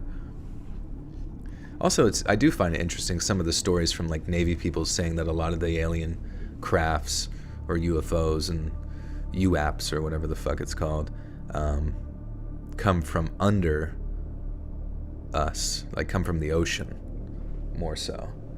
And maybe they have like, you know, vessels that can traverse between ocean, air, and space and stuff, which I certainly would agree that makes sense and you'd want to create. But at the same time, I just wonder to what degree, I don't know. I guess in that scenario, it would just make sense that there are like some degree of military clearance and operations that would probably be, I mean, that'd be sick. If I was, I don't know, that's what I never understood is like whenever there's like military operations, how does the chain of command work in that regard? You know, somebody at the way top is like, Sergeant, we need to make an underwater sea base with some cool fucking Star Wars shit, and nobody can know about it except the people that get to go there, and if they talk about it, they die.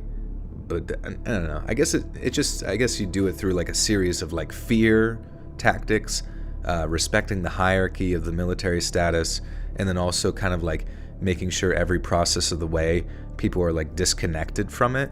So like if you were in charge of like making the certain piece of metal, and then the next group is in charge of this, and then you're in charge of making the propellant and devising a way to, you know, something that can survive great amounts of change and pressure and barometric bullshit, you know what I mean? Like, I'm sure it's all divided between like multiple people groups, and or not people, like, you know, working folks who all operate, who basically just get paid, and then you get like NDAs, and then you just like can't talk about it. Do I believe in aliens? I think so. I don't know, you know? It's hard to fucking know, man. It's hard to know anything at all. What the fuck's going on? All I know is that the guy that gives me my Dunkin' Donuts might be from Alpha Satori. I'm not sure. I've been watching so many videos this weekend about CIA and FBI operations of the 1900s. I don't trust either of them. Well, it makes sense to not trust them because, like, the whole point of their existence is to consolidate power. And whenever you operate external from the government to a large degree, and the whole point of your existence is intelligence gathering and usurping other governments for one. But, you know, you just have constant operations going that, like, there's no doubt within my mind. And then you look at the JFK thing as well. Jesus Christ, like, he was threatening to break them up into a billion pieces or whatever, and then all of a sudden his brains get splayed all across, you know, for the public to see, too, which is just, like, an indicator. I don't know. It's kind of impressive, though. Like, it really does seem as if, though, like, history took some very quick, fast governmental turns at the turn of the century, especially with the integration of those intelligent agencies into the mix. It's impressive, though, because, I don't know, just their ability to move and operate so quickly, put up, like, front organizations that might be, that interact with each other or co-owner each other or co-shareholder. I don't know, it's just... I think military operations are terrifying, sure, because they don't really hold your interests in mind, and in a lot of ways you're just a statistic that's like collateral. But I find it so fascinating that there are minds, like a person's brain or a couple people's brains, when they do these military operations, there's so many variables to take into consideration that it's like you have all of these different variables like occurring and intersecting in one area at one time, and you have to make sure it goes correct for each of them, and that none of that information gets out in the process therein. And it's just like, I wouldn't be surprised if like AI isn't incorporated into that in some degree, or I don't know, something abstractly paranormal to make it happen. Or you just have geniuses. I don't know. Maybe people are just geniuses, or maybe they're not.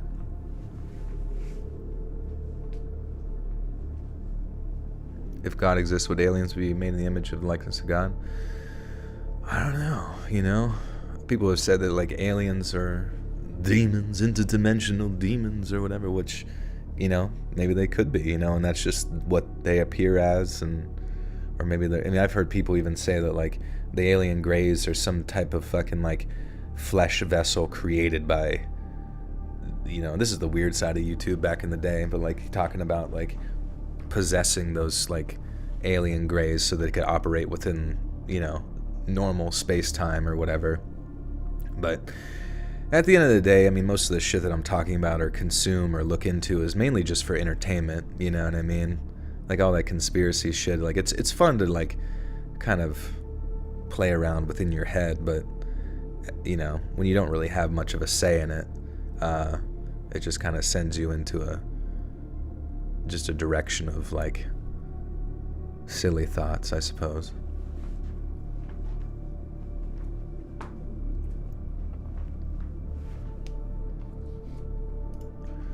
I don't know. At the end of the day, it's like there are going to be people above you that have plans for the world that you can't really fight against. I mean, you can try to differentiate yourself in some ways by being independent, but you know, you do have to operate within society to exchange goods and things of that nature. But, as long as you try your best here on Earth and try to make the best of it as it goes along, it sort of is what it is. And even if a lot of like operations I feel like are done in the secret, almost feel like we should be kind of like thankful for that like things are being done secretly as opposed to like directly in your face, shoved down your throat, sort of authoritarianism that you saw like at the turn of the century with fucking Stalin, Pol Pot or whatever, fucking Hitler, fucking Mussolini, you know what I mean? Just like endless droves of just death because people didn't want to like participate in whatever like utopia they had decided in their head, or even just remotely got in the way slightly. I don't know, the fact that you as a human being don't have to participate in a mass genocide of others is kind of like a big W, I guess. Then you can go order pizza. That's good. You guys like pizza, don't you?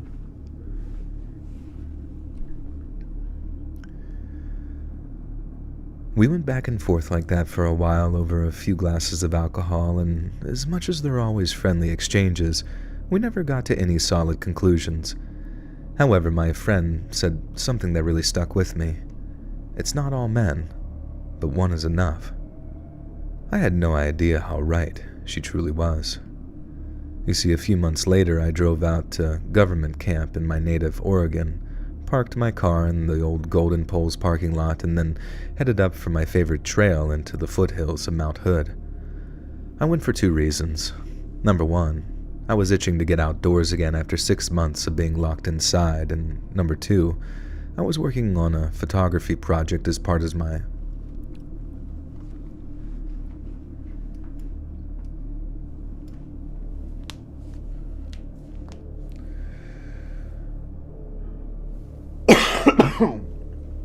Do I own any firearms? I do, yeah. All legal, all registered, all that good stuff. And I'm fucking John Wick with it. People say they want transparency, but people aren't ready for that as a society. We can't even deal with police corruption. Yeah, I mean, at the end of the day, you've probably heard this a million times before, but like, I don't think people, and this was actually in a, what's his name? Bill, who's the comedian? Not Bill Burr, but he does the music shit. Bill something. But he was saying like, just, and he does it in a funnier way, but just basically saying that like our human minds are not capable of taking in Joel Wick are not capable of taking in so much information all the time, everywhere all the time. Yeah, Bo Burnham, sorry. Sorry. I can't remember shit now. But I do feel better. I'm not as sick right now. Still kind of. But yeah, it's just like I don't think like it's such a strange idea. You have people above you who tell you what to do, right? And tell you the rules. And sure, that's necessary to keep a functioning society because humanity can descend into chaos very, very quickly. But it's just strange, this like concept that then there's like a group of people who go and try to gather the information of what's going on and then telling you what's going on, like almost as a form of just like entertainment for us. But then it's also creates a very like true and real sense of anxiety within our minds when we hear that story, which is the news in and of itself, or the media, or whatever you want to call it. It's just a odd concept. And then to kind of like anticipate that same sort of media isn't like to a degree co-opted by said ruling entities is just kind of like foolish, you know what I mean? Because it's been that way since the fucking dawn of ever. But I just don't think that humans are really meant to absorb that much information, especially for things that are well above them, for things that they can't do. It's pretty clear whenever they hear that information too, they sort of develop a worldview that can at times be very self-destructive and even potentially destructive of those around them as well. So I think at the end of the day, when it really comes down to brass tacks, the only thing that you can really do, and you really should do, all of us, is just focus on your family and your friends and your community, and just try your best to serve that as best as possible. Because otherwise, if you give in to the fear, if you give in to the division, if you let that be an excuse to hate another person around you, or even disconnect from them, even if in your mind you think it's like some sort of moral do-goodery, you can't replace one bad, you can't fight one bad with another bad, even though that is how things happen. But you're just going to fall into the continuous like trap of endless destruction. And then at like, our very micro level, I just don't think that's really worth it for our own personal growth as a human being. You just got to let it go.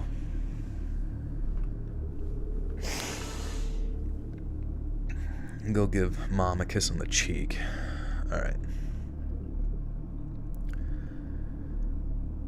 I went for 2 reasons. Number 1, I was itching to get outdoors again after 6 months of being locked inside. And number 2, I was working on a photography project as part of my lockdown side hustle, and getting the right pictures of the mountain and its surroundings were a huge part of it. Anyway, I walk up to just about where the ski runs start, took my pictures, and then started making my way back down towards town. Fuck.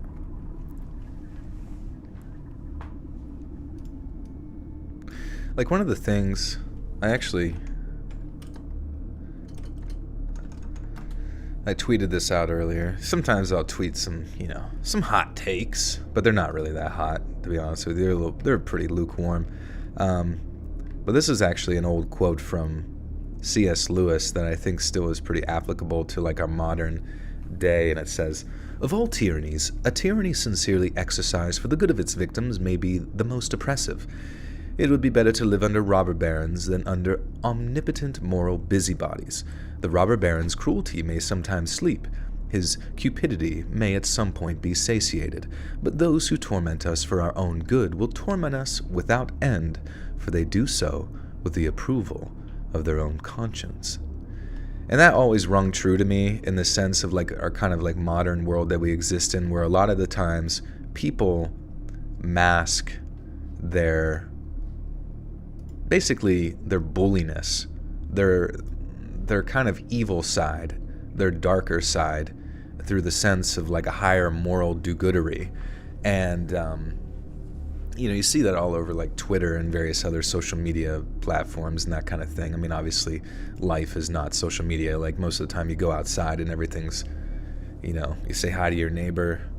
I always thought it'd be a funny skit, like 2 people like arguing on Reddit about something really fucking stupid, and then they like go outside to get their mail and see their neighbor like, "Hey, how are you? I'm doing good. Good to see you. All right, take care."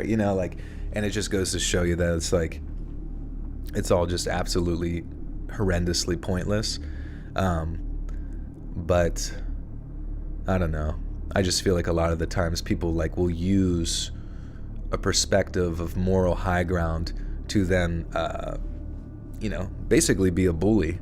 And you can't tell them that they're a bully, because in their mind they're fighting the bullies by bullying the bullies, And in reality, they're just perpetuating whatever cycle it is they said they were trying to get away from or feel oppressed by, or whatever it might be. And it's kind of just like a logical fallacy, because most of the time, like, the fallacy is it's like reductionist. I don't know if you ever heard of that, where all you have to do is reduce somebody to non-human status, and therefore you have the ability to treat and talk to them however you see fit, because in your mind they are not good, or they are not the same human as you, and because they're evil for whatever arbitrary concept. So it's, I don't know, you see a lot of those fallacies all over like social media. I think Twitter's like one of the worst perpetrators of that, because at least with Reddit, which is still not good, but at least with Reddit you tend to have organized senses of thought in the manner in which like people communicate, where it's like the thread is created, you have the main post, and then you have the top comment, and then the responses to the top comment. And even though it can be a bit chaotic, it tends to stay relatively on topic. With Twitter, you pretty much just have like the original post, which is just like a bunch of humdrum from somebody, and then it's just a bunch of chaotic fucking bees down below. Everybody's just like it's like entering into a barn, but the barn's filled with a bunch of insects and bees, and all of those fucking insects and bees are trying to hit you, but what they represent is fucking people's opinions, but like really quick flash in the pan type opinions that they don't even care about. It's just endless. I don't know, it's just too much chaos, and you can't really have like a good discussion. But with the, I don't know, one of the most disappointing aspects about social media is that even though it never once in the history of ever has demonstrated itself to be like a place of proper discussion or debate, for whatever fucking reason, it's so unbelievably powerful in like moving legislation and pushing legislation in the appropriate direction, and you know, somebody out there wants it to go, you know, and it's wild. Sonia, welcome back. 9 months gestating in the Buttersock cult. You continue to have access to bonus content. Thank you, Sonia. Good to see you. Twitter has a lot of bots. That's true. Yeah, most of the internet I heard is like just AI arguing with itself.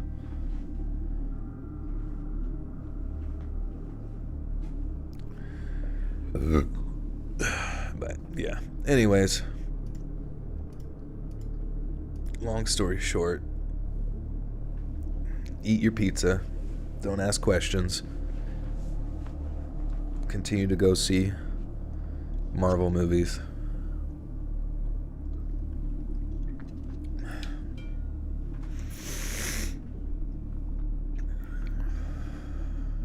Okay.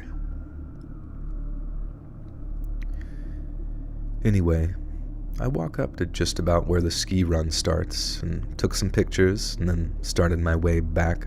Fuck, man. 1 second.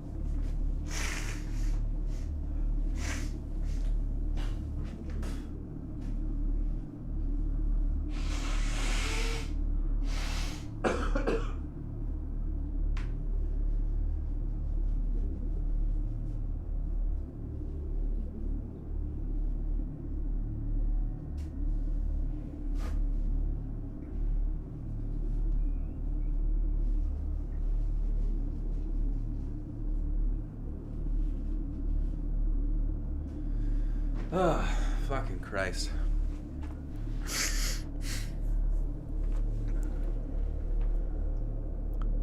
There's just a lot of mucus in my body. It's so fucking annoying. I feel like I have like an overreaction of mucus. What's my favorite Marvel movie?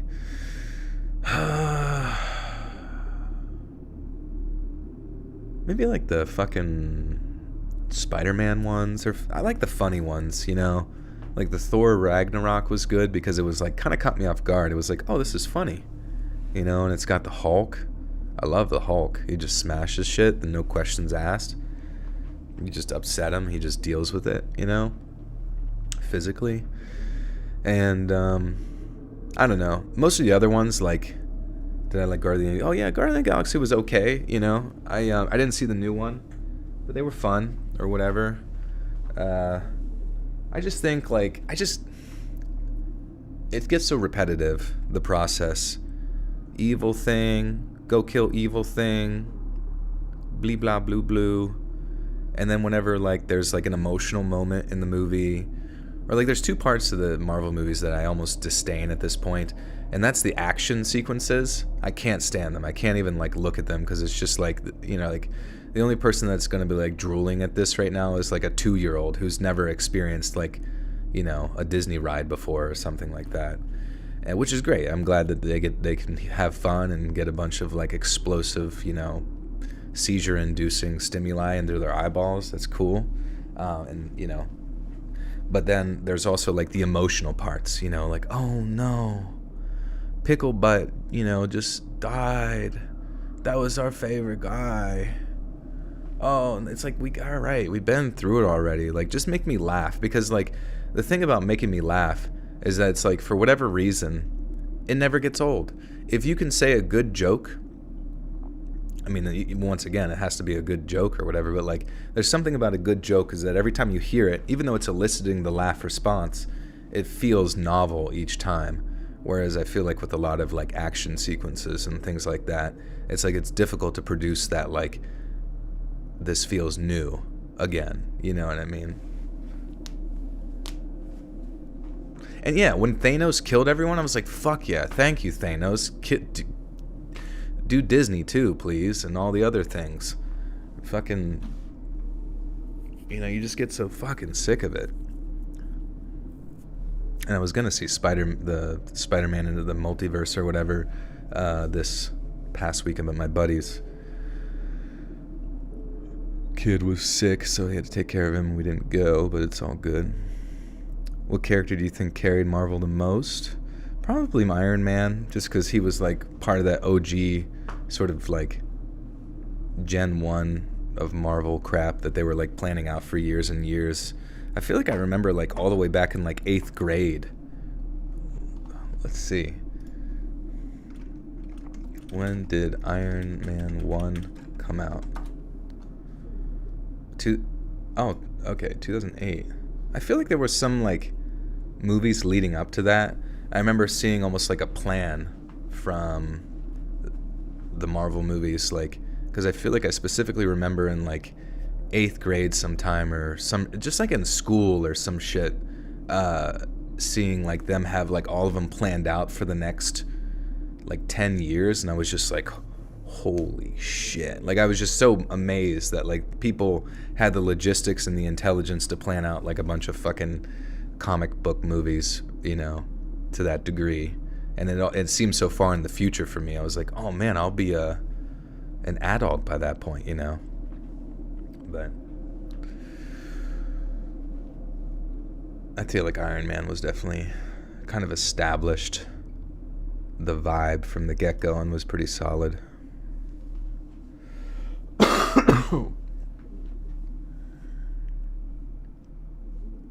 Hey, local, good to see you. I appreciate you. Thank you. I wonder if anybody went to see The Flash. I feel like that's like such a flop that no one's even like talked about it. I don't even know if it came out though, but fucking Ezra Miller and Ben Affleck's in it or whatever. Yeah, I don't even know. Nothing against. Well, no, I don't know. I thought Ben Affleck's Batman was like so boring. It was just like, why is he Batman? Like, when you think about Ben Affleck, do you even remotely think about the character of Batman? No, you fucking think about fucking Christian Bale or whoever came before him, Adam West. Comes in next Friday. Oh, hi, Claudius. How you doing? Yeah, I feel like it's going to be a major flop. I mean, is the character of well, first off, DC has been dog shit for a while. I mean, I guess, I don't know, Aquaman made $1 billion or whatever, and there's a few other ones that have done all right, but like, does anyone give a flippin' shite about The Flash? And if it's coming out next week and nobody's like has any buzz around it, you know what I mean? There was like more buzz around fucking Sonic the Hedgehog movie because the character model looks strange or whatever, or like Chris Pratt's silly voice in Mario, I'm not saying you need some like controversy. Well, I guess there is controversy with Ezra, but it's like, it's funny they're like not even focusing on that for that movie. I honestly, I feel like from a marketing standpoint, it might be smart to fucking lean into how much of a piece of poop that guy is, just to fucking generate some buzz. But I can't say that I'm even remotely interested in like the character of the Flash. And I definitely don't look at Ezra as like a guy who's the Flash. Like, I think about like more of like a lean, taller man type guy. You know what I mean? No, it doesn't matter. Anyways. Anyway, I walk up to just about where the ski runs start, took my pictures, then started making my way back down towards town, snapping shots along the way. About halfway down, I reach a fork in the trail on my left, and when I looked, I saw someone standing there on the trail. They immediately stood out because they weren't wearing hiking gear, and I'd never seen anyone so far up the trail who wasn't wearing ski or hiking attire. He had long hair, sneakers, baggy shorts, and a t-shirt, just your average white skater guy, maybe 20 to 24 years old. I guess that's not entirely out of the ordinary on its own, but this guy had no backpack, no water bottle, he just looked lost. We made eye contact for a second and I gave him a polite smile before heading off on my way. But as I did, I heard him call after me with something like, "Does this trail head up the mountain?" I told him no, but it'd lead him to a trail that would take him up the mountain, and then I wished him luck and carried on walking. I don't think I'd gotten 4 or 5 walks away before I heard him call out again. Steps. You like Ezra Miller? I mean, it's whatever. You can like whoever you want. I was totally unawares of him until I hear about all the bad things he's done and how much of a bad person he's been. Which, unfortunately growing up in Hollywood, when you're a kid and everything is kind of handed to you, and then you get into drugs and alcohol and bad influences, and who knows, maybe some traumatic experiences he's had with older castmates or whatever, or people in the industry, like that's very predatorial there, as everyone knows. Maybe it just shaped him into the mentally ill person he is, you know what I mean? Like, I don't know. It is what it is, but it just goes to I don't know, like the whole, people trying to, it's just another demonstration of the hypocrisy that comes out of like Hollywood, where they constantly want to kind of like tell you certain moral standards that they want you to live by, but then they don't employ them when it comes to who they hire for certain things. I mean, you could have easily replaced Ezra because nobody really gave a shit about the Flash anyways. I mean, sure, based on continuity, but I think maybe it just came down to like, well, he's contractually signed in there and there's scheduling obligations, like, he might be in jail, but the show must move on.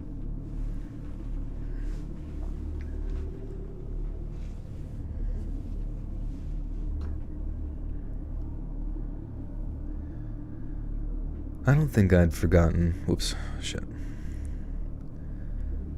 I don't think I even got 4 or 5 steps away before I heard him call out again, only that time, he said something so strange it actually made me do one of those silent little laughs.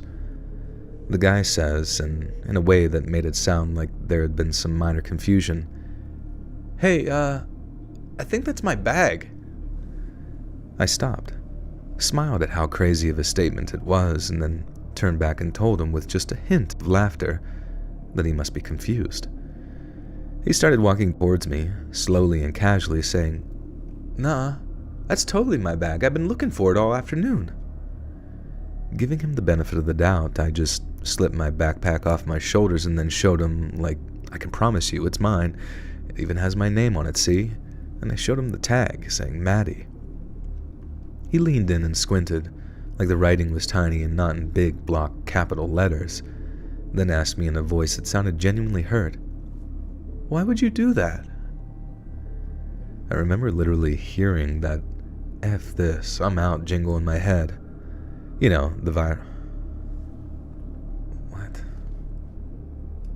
What the fuck? I never heard this fucking thing. Whatever.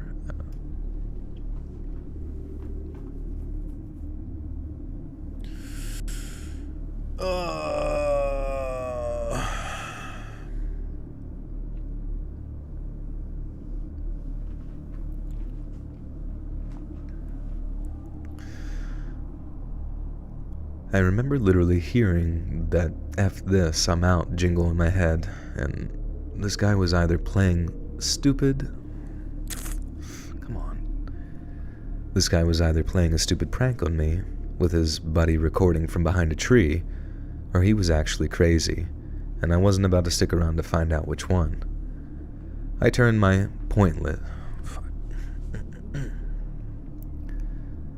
politeness up to 100, smiled and told him, "I'm so sorry, I gotta go. I hope you find your bag, okay?"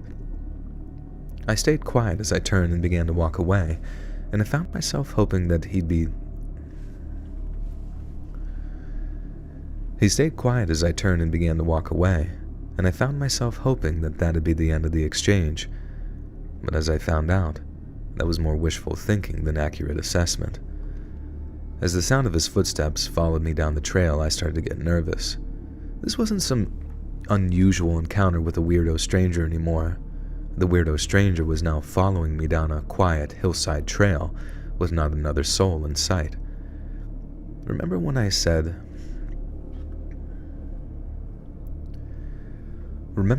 about pepper spray in side streets? Well, that rule applies to mountain trails too, and I always keep one of those cute little miniature pepper sprays on my car keys. In one smooth motion, I slipped my backpack off my shoulder again, shoved a hand into the little pocket where I kept my car keys, and then shoved them into my pocket for easier access. And once that was in place, I felt a little more comfortable getting vocal again. I asked the guy if he was following me. He told me yes, because I had his backpack. I told him that's not a funny joke, and it wasn't funny the first time, and he told me it wasn't a joke. He wanted his backpack returned, and if I didn't give it to him, he was going to have to take it. As we're still walking, me with my back to him, and him about 15 feet behind me, I told the guy that it was starting to sound like he was threatening me. When he heard that, he took on this sort of indignant tone, asking me how dare I try and play the victim when it was me that had stolen his backpack. I was so convinced that it was a prank by that period that I actually stopped, turned around and started looking for the similarly dumb-looking skater guy with some smartphone, and looking back on it, I think that was just wishful thinking. If there was someone else there, I wasn't dealing with another crazy person, but when I realized that we were truly alone on the trail, that was not a nice feeling, I can tell you that. So once it hit me that this guy is either crazy or trying to rob me in the weirdest way imaginable, I reach for my pepper spray. I take it out, I show it to him, and he pulls this card again, you know? I tell him that if he doesn't stop following me, I'm gonna pepper spray him and then call the cops.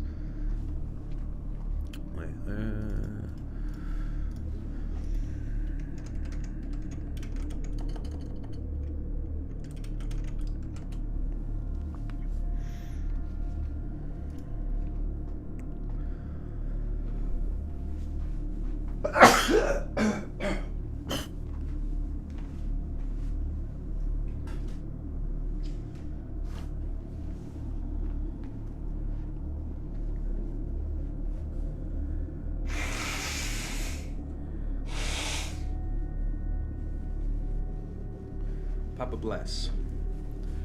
Oh man, fuck this shit. It's so stupid. I don't want to be sick, man. It's just such an inconvenience, you know?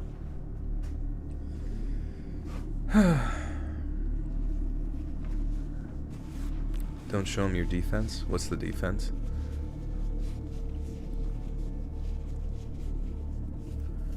Alright, after this story though, I absolutely have to take my sleepy time supplements.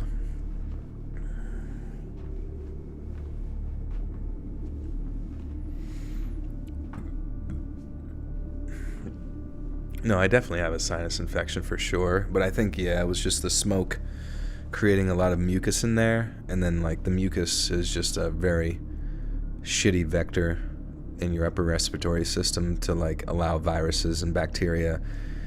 And then my buddy's kid was sick, and we were working out, and he was there the whole time, and then he told me yesterday that he went to the ER with his son, who's, like, 15 months old, for rhinovirus or something like that, which makes sense. Poor kid, but poor me, right? Poor me. I'm just kidding, but I don't know, it just sucks. But it was mainly just because I couldn't get any fucking sleep. Usually, I don't know what the fuck it is. It was just like couldn't breathe. Yeah, I can't wait to get those like little those little swabs for the iodine swabs for the nares, because I hear that's like if you go into like crowded places, or say you're on like a plane or some shit and you're in like a place where you're like, I know I'm gonna get fucking sick just touching everything, being around everybody, and then you just like do a couple of those swabbies afterwards, And it's supposed to kill like 85 to 90% of like the bad shit that has made it into your nares.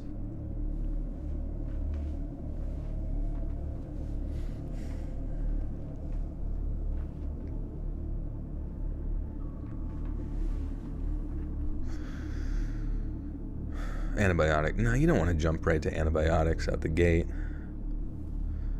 If I was like legitimately like, the tough thing about antibiotics is that they have such an effect on like the rest of your body, and then they also like, I don't know, you can get MRSA or something over time from particular bacteria building up like a familiarity with it. And I feel like, I don't know, I feel like they sometimes hand out antibiotics like candy like way too fucking often. I just gotta make it through this shit. We'll be Gucci if I can get some sleep. Yeah, your gut, yeah, you need to like drink some kefir or some shit, I don't know.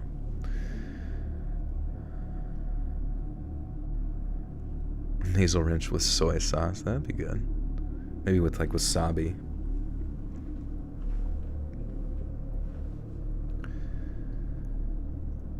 I take it out, I show him, and he pulls that frustrated card again. I tell him if he doesn't stop following me, I'm gonna pepper spray him, and then I'm calling the cops. He responds by saying stuff like, "Do it, call the cops. That's my bag you're carrying, with my stuff in it." Once again, I told him if he came within 5 feet of me, I was gonna pepper spray him, and then I turned back and immediately realized the problem that I was facing. If I wanted to really be safe, I'd have to walk freaking backwards the whole rest of the way down to government camp. The best I could do was keep a minimum safe distance and just keep my hand on my pepper spray. This guy trailed me at a greater distance for a while, calling. This guy trailed me for a great distance for a while, yelling after me as we walked down, and the more he talked, the more obnoxious he got. Like I might have mentioned at the start that he was acting polite and well-mannered, then he switched to the victim tone that he'd adopted. But as time went on, he got more and more obnoxious. I remember at one point he said something like, "I just don't understand why you're being such a freaking..." I remember at one point he said something like, "I just don't understand why you're being such a bee about it. Just admit that you're wrong already and hand over my stuff." And then as he got more aggressive, it became things like, "You need therapy. You could do hours of sessions and not work out all the crap you got going on in your head." He actually said that. My blood was boiling, but I knew better than to react. If anything, he just wanted to stop me so he could close the distance again, or failing that, he just wanted this weird attention that I chose not to give him. Aside from the occasional look over my shoulder to make sure that he wasn't trying to close in on me, I tried not to give the guy so much as a word. The distance from where I ran into the guy and where the trail ended was maybe only a mile, so after a few minutes walking, I could literally see people walking around near the houses at the end of East Blossom Trail, and just seeing them was a huge relief. I felt like I was almost back on a friendly territory, you know? That even if the guy was being a jerk, he wouldn't dare put his hands on me if there were other people around. But even better, I suddenly see these 2 hikers walking up the trail towards us. I figured rather than risk this guy following me back to my car, I'd ask these hikers to accompany me, but as we got closer, the guy following me tried one last trick. The second I called out to the 2 hikers, he started screaming over me. He was saying stuff like, "Help me, my sister is off her meds and she wants to take her own life. You gotta help me, grab her." I remember looking back at him, completely boiling over at that point, wondering if I'd actually ran into the biggest moron or psychopath on the face of the planet. And then as I turned back to call out something to oppose what he said, I heard these fast, heavy footsteps coming up at me. I remember turning, seeing the guy sprinting at me, and letting off a burst of pepper spray at the last second before he collided with me. Thank Christ, most if not all of the spray was effective, despite his efforts to shield his face as he ran at me. So as I found my feet, I was shaken, but I was still furious, and it was deeply satisfying to see him rubbing his eyes, screaming in pain. The hikers had ran up onto the scene by the time I was up again, and I explained everything very clearly, that the creep was not my brother, and that he'd been harassing me all the way down the trail. They very kindly told me that they'd keep him there for as long as it took to lose sight of me, and as I walked off, I pulled out my phone and I called the cops. I was almost at the end of the trail when I heard this scream. You can't tell me crap. Just from a way distance away, and then right as I looked back, the two hikers were wrestling this guy to the ground. I just kept walking as I relayed all of this information to 911, feeling incredibly thankful that those two hikers showed up when they did.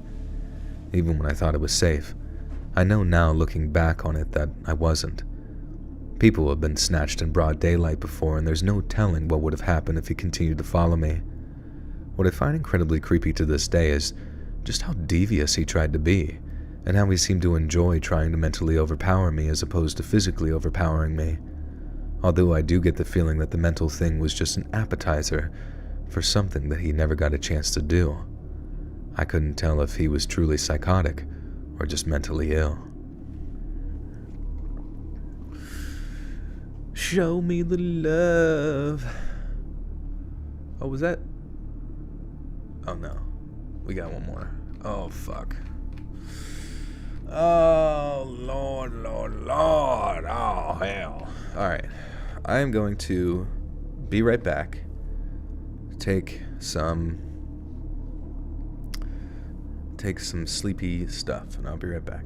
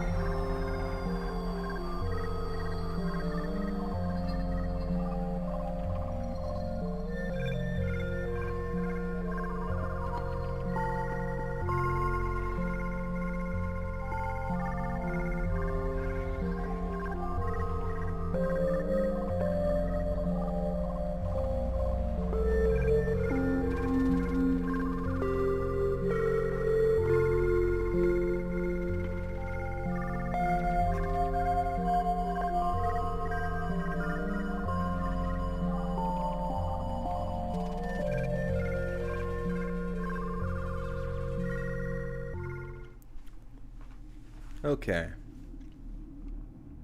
Wow, it's been almost 4 hours. Holy ball sack.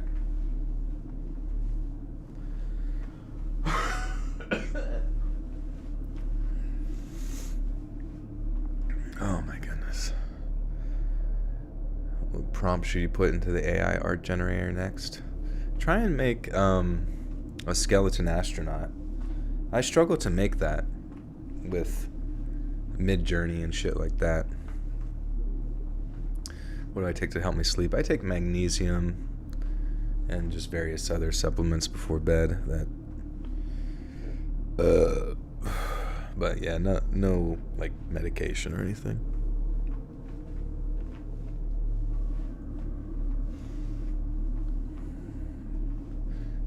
Do we have a poll? Yeah, AA Ron. What kind of poll?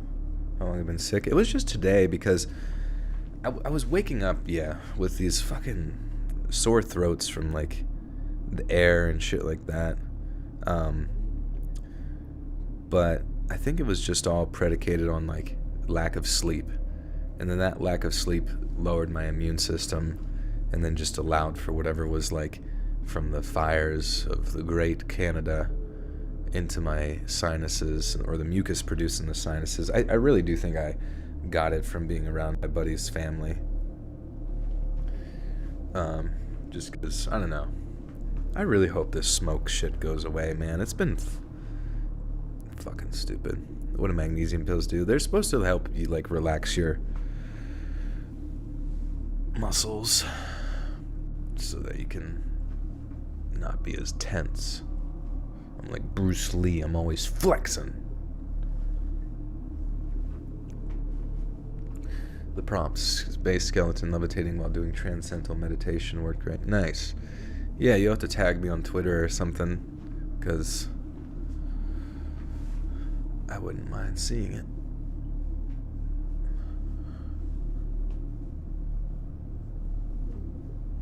I should escape to Texas. I'm thinking Florida. I'm going to visit my friends in Florida at the beginning of July for a few days. For the 4th of July. And it seems as if though their air down there is much better. Man, dude. This is bad.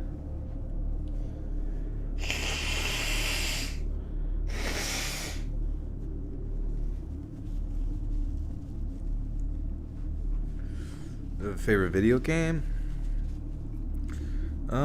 I really liked Fez. Fez was fun. And I liked Celeste. Did you ever play Celeste? Those are two pretty modern games that you might enjoy. They're like puzzles a little bit, platform puzzles. They're just simple and fun, and I like the music and the aesthetic.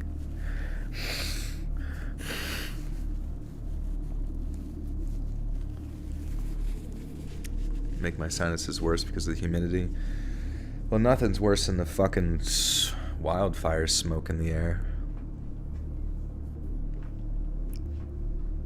Anywhere that the fucking AQI isn't perpetually 60.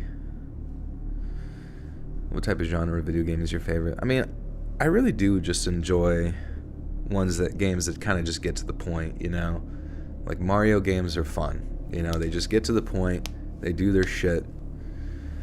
I've never really been like taken aback by like a story in a video game. So like those like long JRPGs, I don't know, I just don't really care. They play Undertale. I played some of Undertale. I thought the dialogue in that was actually fun because, I don't know, it just had a certain quirkiness to it that was actually pretty entertaining.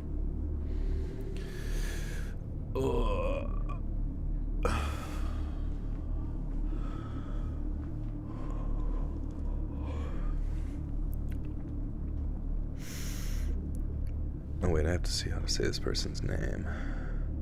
Mario Kaleka. Got some true crime for you.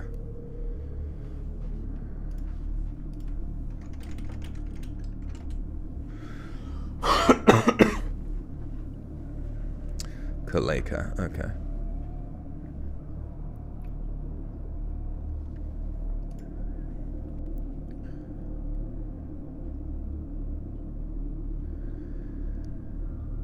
Born on December 19th of 1986, Christina Kaleka grew up in Canada as the only daughter of divorced Filipino migrants Elizabeth and Mario Kaleka. Like many Filipinos, she had a devoutly Catholic upbringing and was also described as hardworking and a natural leader, with ambitions of attending teachers college. With ambitions of attending teachers college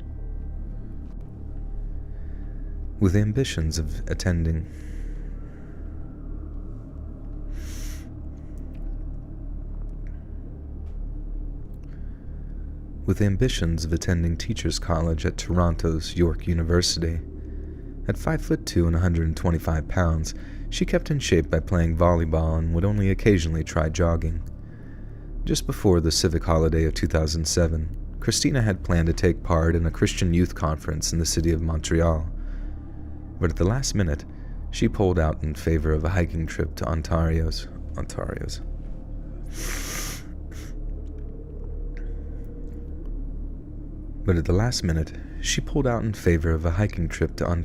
Rainbow Falls Provincial Park, accompanied by her 20-year-old cousin, Faith Costello, and two friends named Eddie Miggy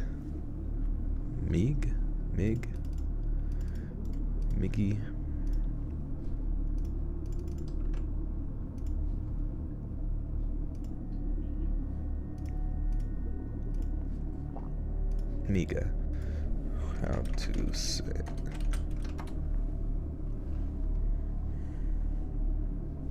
Miga.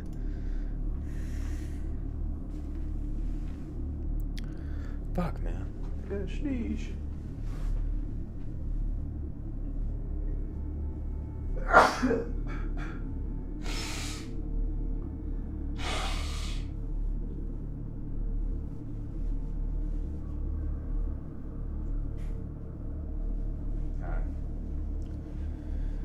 If I can do everything in my power to prevent this upper respiratory infection from turning into something that infects my lungs, that would be so fucking cool.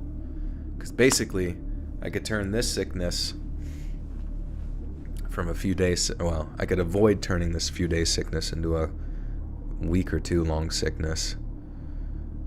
Please, God.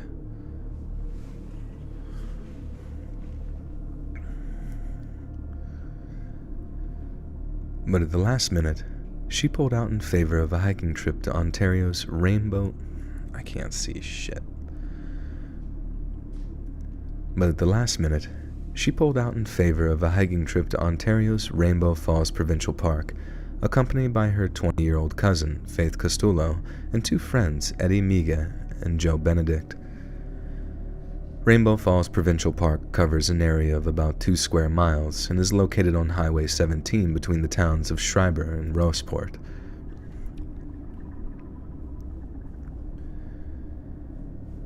Rainbow Falls Provincial Park covers an area of about 2 square miles and is located on Highway 17 between the towns of Schreiber and Roseport. There are 2 main camping areas within its boundaries: the primary White Sand Lake site, which is just a few hundred meters from the park's entrance, and the smaller Rossport site, which is 3 kilometers to the west, not far from the Trans-Canada Highway. Which is 3 kilometers to the west, not far from the Trans-Canada Highway. The vast majority of the hiking trails in the park are relatively easy, averaging between 3 and 5 kilometers. The only exception is the Cask. How do you say this one? Endless things to say.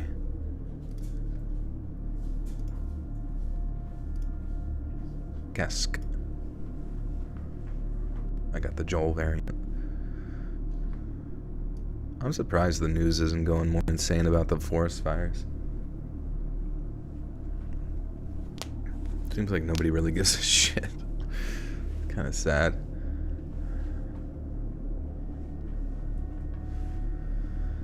You beat Tears of the Kingdom, but you're still playing.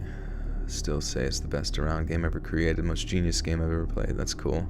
Yeah, the fact that you can create stuff in it is just like really, really awesome.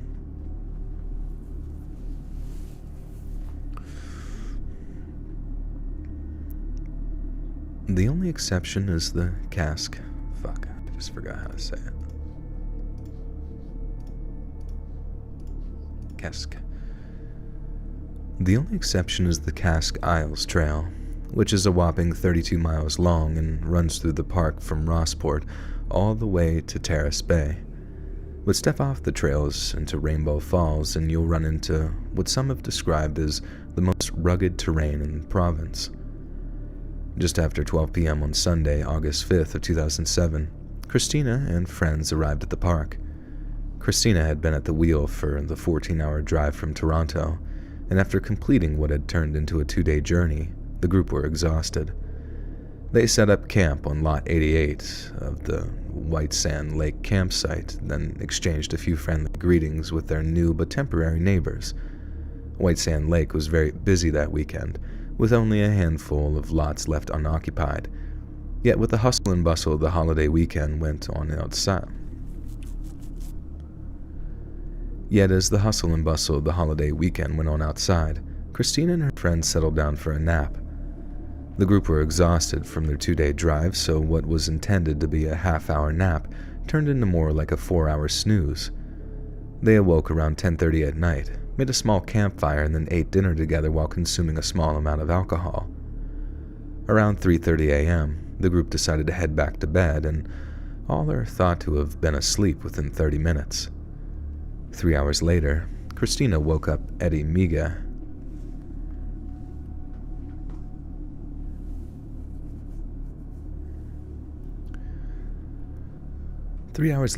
Christina woke up Eddie and asked him to accompany her to the campsite's communal showers. According to Eddie, the pair had planned to go running together at dawn, and after washing and dressing themselves, they headed out into the trails. The pair ran together for a period of around 30 minutes, then, at some point, Christina began to tire. Then, upon reaching an intersection near the park entrance, the park decided to... Fuck me, man. I just want to have a good run at this because it's so fucking annoying. I don't know why I'm, like, worse at reading the true crime shit than...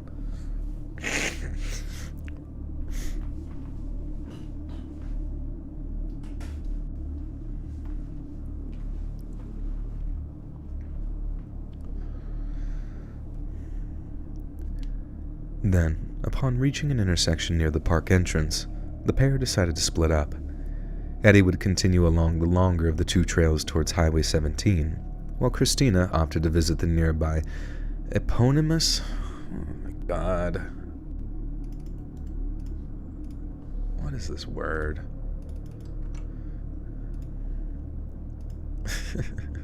Eponymous.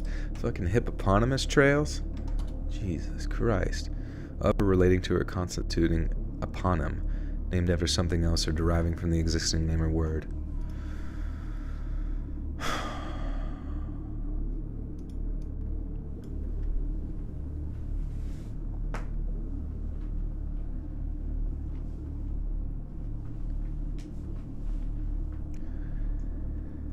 Eddie would continue along the longer of the two trails towards Highway 17, while Christina opted to visit the nearby eponymous Rainbow Falls waterfall before returning to camp. Eddie only made so far as a small roadside picnic area before he too began to tire. He briefly stopped to catch his breath, carved the first initials of all 4 group members. Jesus fucking Christ. He briefly stopped to catch his breath, carved the first initials of all 4 members into a rock, and then made his way back to camp. He claimed to have spent the next few hours searching for an axe to whittle down some oversized logs, but was unable to find one. At around 9:30 a.m., Joe Benedict and Faith Costello emerged from their tents. They made breakfast and took showers, believing Christina would return at any moment, but by 11 a.m., they began to grow concerned. Sorry, one second.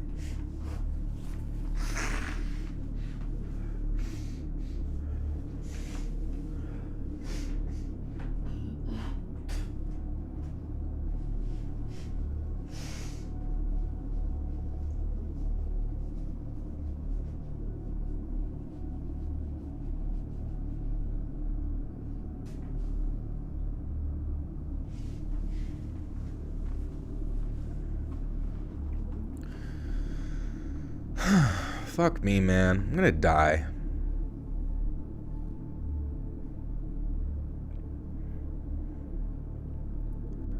I don't want to read any more stupid fucking scary shit. Where's all the happy stuff? They made breakfast, took showers. Concern. Okay.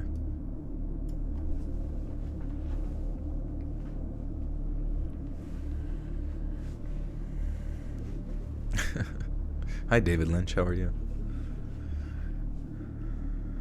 Okay. No, I'm just upset because I'm fucking tired, and I know for a fact that I'm gonna go to bed, and my stupid circadian rhythm is gonna wake up at stupid fucking like as soon as the sun comes up because of that dumb camping trip. I don't know what the fuck happened with that. It like fixed me, but it fixed me in a way that completely ruined everything else. Beep bop bop boop boop boop bop. Try putting menthol in your humidifier. Vicks makes a thing. Oh shit, that sounds kind of good.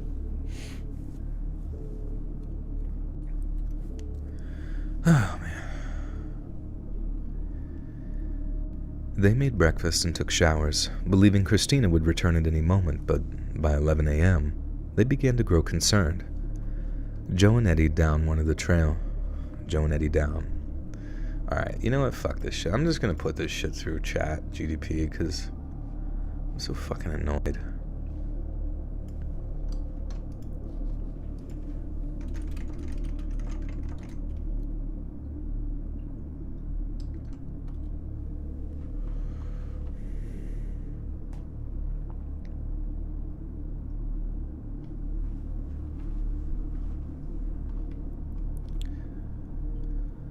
Joe and Eddie went down one of the trails to the waterfall Christina had wanted to visit.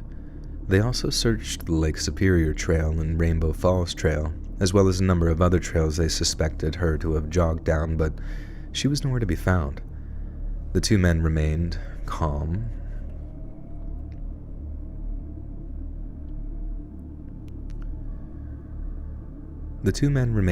And refrained from raising the alarm, believing that Christina would soon be found.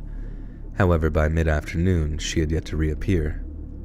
Around 2 p.m., the group approached a park ranger to report Christina missing.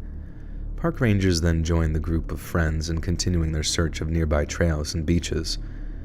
When it became evident that she was missing, they advised them to report her disappearance to the police. The Ontario Police's regional emergency response team took charge of the search and quickly established a command post near White Sand Island. Almost 100 personnel, then... God.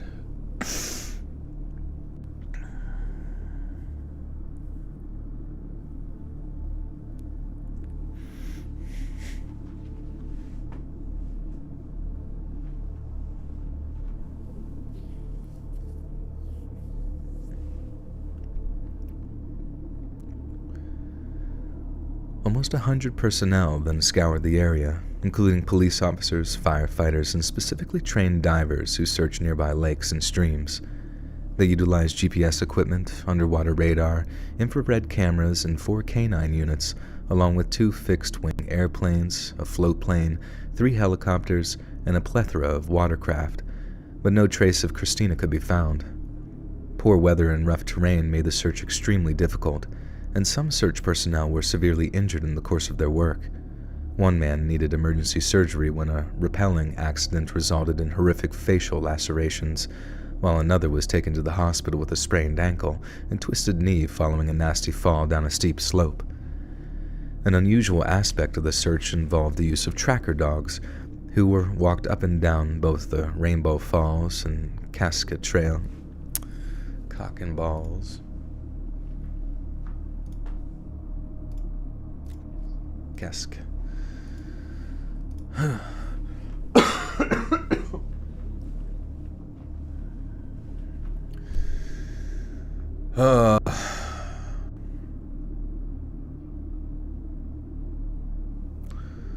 God.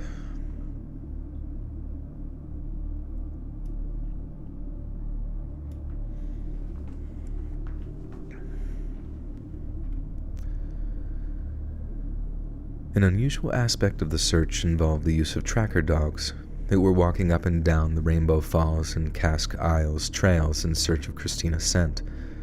Although they picked up her trail in places that she had been running with Eddie Miga, there was no traces of her anywhere else, including up near Rainbow Falls. She was gone, all right, but her scent trail suggested that she had left the park. At this point, the search for Christina became highly scientific. The search teams began studying maps of the area in order to identify so-called anthropogenic corridors.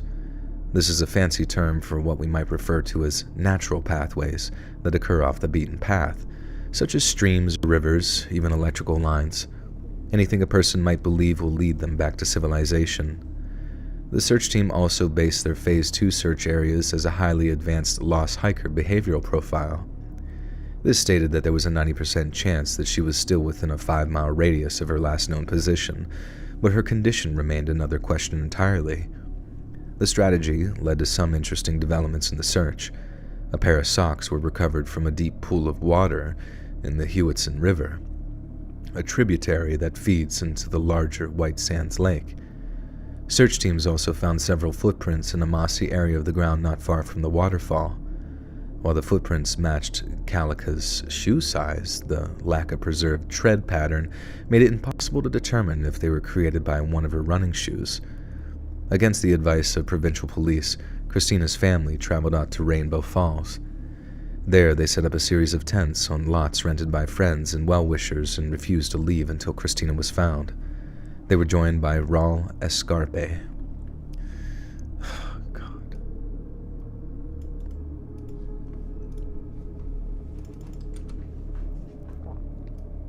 Raul.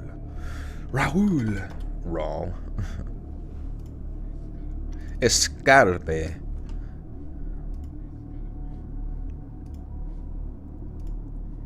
Raul. You really gotta roll it. Raul.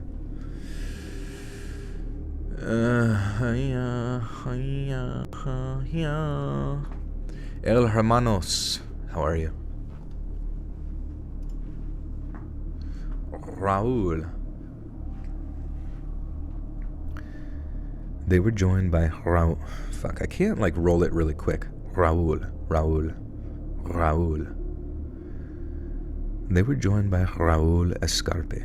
I can't. It just seems to take so long. You really gotta just sit there and rev up your fucking engine to say a name. Raul. I'm not doing that.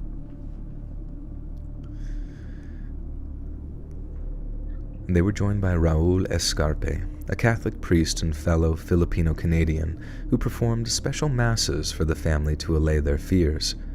Escarpe also helped raise the case's public profile, and within just a few days, a team of around 200 volunteers was scouring the surrounding area. The team included politicians from nearby.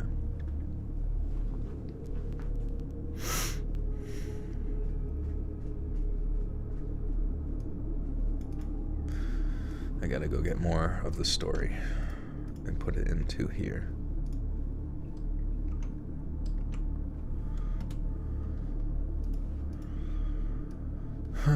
Christ. Oh, we're getting close, actually.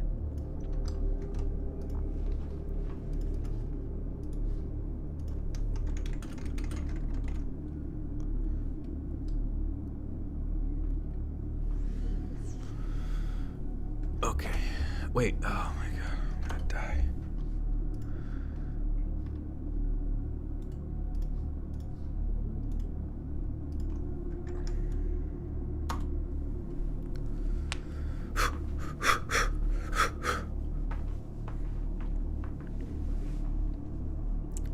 Raul. Put Vicks on the bottom of your feet, then socks, and go to bed. It helps. That does sound nice. I just don't want to be sick. That's the annoying thing. It was I didn't have to be sick. But there just so happened to be a big old fire in Canada. And it gave everyone a runny nose. And displaced 20,000 people and destroyed their homes. But that's neither here nor there. And now I'm sick. All because they wanted to cut $150 million from Canadian Fire Prevention Team. This is a $150 million sickness I have right now. Wherever the fuck that money went, probably used for a breakaway civilization of sorts on Mars or wherever they moved fucking Epstein's Island to. I don't know. It better be worth it. Because I am mildly inconvenienced for potentially now and the foreseeable couple of days.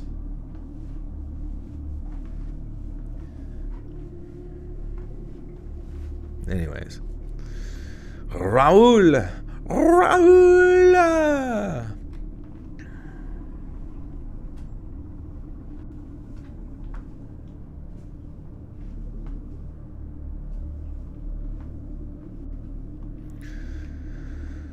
The team included... Okay, here we go. The team included politicians from nearby Schreiber and Terrace Bay, but also some very experienced search and rescue personnel who weren't just using the opportunity as a photo op. August 11th saw a search that lasted a full 8 hours, covering the area between the provincial parks East Beach and Highway 17. The following day signaled another long search, but this time, less than 100 of the original volunteers showed up to try again. Frustrated with the lack of results, Christina's family openly admitted that their hope was fading. High-ranking Ontario police officers assured them that the chances of her survival were high, but her loved ones were quite clearly prepared for the worst. They've used canine units, they've used planes, they've used submarines, Christina's uncle despaired. They've used all sorts of different ways to find Christina, and nothing, absolutely nothing works. There's no clue at all. By August 21st, the police began using a chilling euphemism to refer to Christina as a non-responsive person, meaning that she would not have been able to reply if she heard searchers calling her name. The move prompted law enforcement to reallocate all aircraft and canine.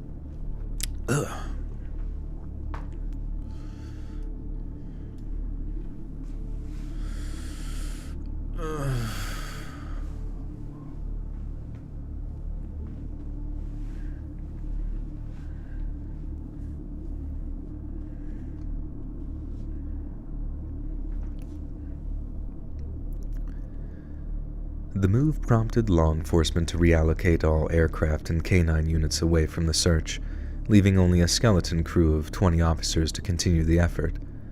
And then finally, 2 days later, the search was called off, and it was announced that investigative theories now surrounded the possibility of abduction. However, the Kalikoff family once again openly criticized the investigation, claiming the abduction theory wasn't based on any concrete evidence. It was widely accepted that, alive or dead, she was clearly no longer in the park. But if that was the case, where did she go? Some maintain that Christina vanished as a result of a bear attack, and that any potential remains were carried off and consumed by the animal. Yet if this was the case, there would most certainly be plenty of evidence in the form of ripped clothing, blood, or drag marks. Stephen Herrero of the University of Calgary, who once authored a weighty tome on the nature and circumstances of bear attacks, was quoted as saying it was not impossible, but highly unlikely that Christina had fallen victim to a bear, and that predators of that kind rarely travel more than 600 feet before consuming a kill. Another distinct possibility that Christina died as a result of what might legally be referred to as misadventure. Many have cited Christina's lack of experience when it came to wilderness hiking, and believe that it likely led to her becoming lost and disoriented, especially if she was already exhausted following their long 2-day journey. But again, if this had been the case, some trace of her would have been recovered, even if it was the tragic discovery of her lifeless body. Prior to Christina, the only other person missing in the park was recovered safely in less than 9 hours, and 95% of all missing person cases are solved within the first 24 hours. With this in mind, we start to understand the frustrations experienced by law enforcement and why more and more of those involved began to suspect foul play. As recently as 2018, Catherine's mother had expressed her belief that her daughter was either abducted or murdered. Citing the proximity of the nearby Trans-Canada Highway, Elizabeth believed her overly trusting daughter might have provided the perfect target to a potential killer who would then be able to almost instantly abscond. Despite accusations that Christina's 3 friends had something to do with her disappearance, they have vehemently denied any involvement and are not considered suspects. Don MacArthur, a former mayor of Schreiber, has stated that he doesn't believe any local resident is guilty of her abduction or murder. According to him, the only other known homicide in the area... I gotta get more of the story. 1 second. I gotta go collect it from the story well. Oh! Ooh, I got a torque too. Ooh, ooh, ooh, ooh, ooh, ooh, ooh, ooh, ooh, Sonia Callisto. Sorry, where are my burps coming from? Was that from the twerk? I twerked up a burp. With 50 big ones, says, I hope you feel better. Get some rest and have a great night, Joel. Thank you, Sonia. Appreciate you. That was very kind. It gave me the energy to make it through the rest of this. Hiya! Hiya! Okay, where was the rest? Oh yeah, according to him, I gotta put this in here. Beep bop bop boop. Is this the latest you've stayed streaming? Well, yeah, 4 hours and 12 minutes. That is... It might be... Well, I streamed 8 hours one time on a birthday. One time. But I started at like 7 p.m. or something. Can I get a hiya? Fix this grammar. But this is definitely a long boy. And probably the worst timing ever based on me being sickly, deathly ill on my death stand-up desk. I remember seeing him at his death stand-up desk. His posture was beautiful. I burped right in her face. Listen, when you donate 50 big ones, that's part of the fine print. You essentially are taking on that risk that I could potentially be transmitting some degree of gaseous fumes directly into your close quarters, aka your mouth.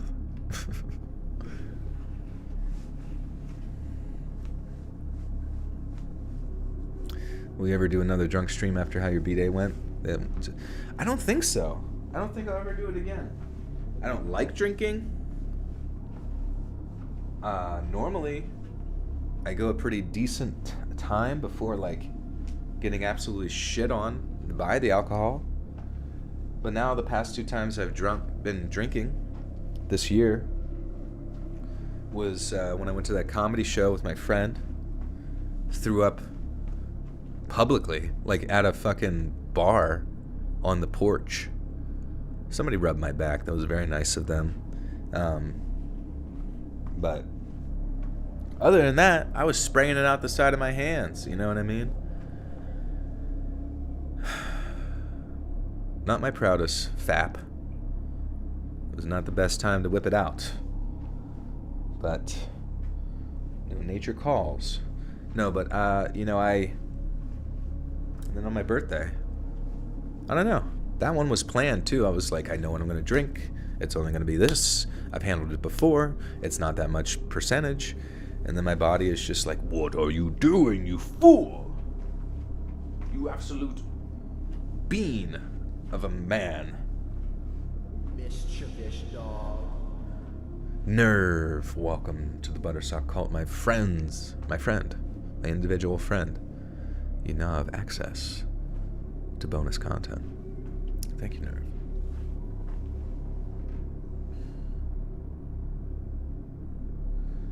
Oh. Gonna get another bowl of ice cream? You better get in for the long haul. Now, we don't have that much further to go here. I'd say another 15 minutes we'll be out of here. Everybody can be on to their next adventure.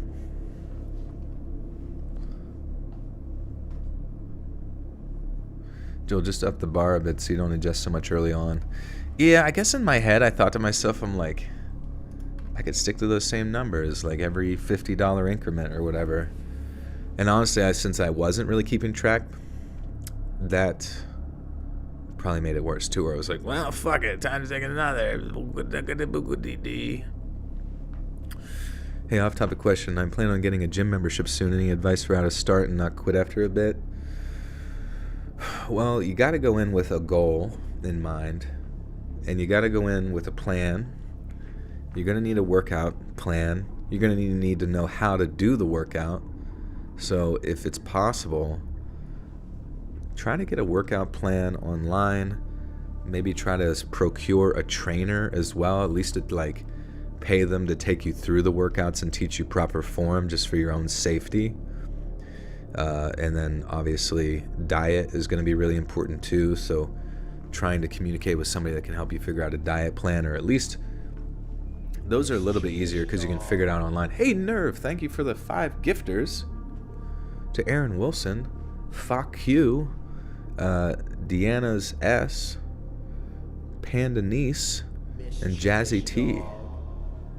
Thank you, Nerve.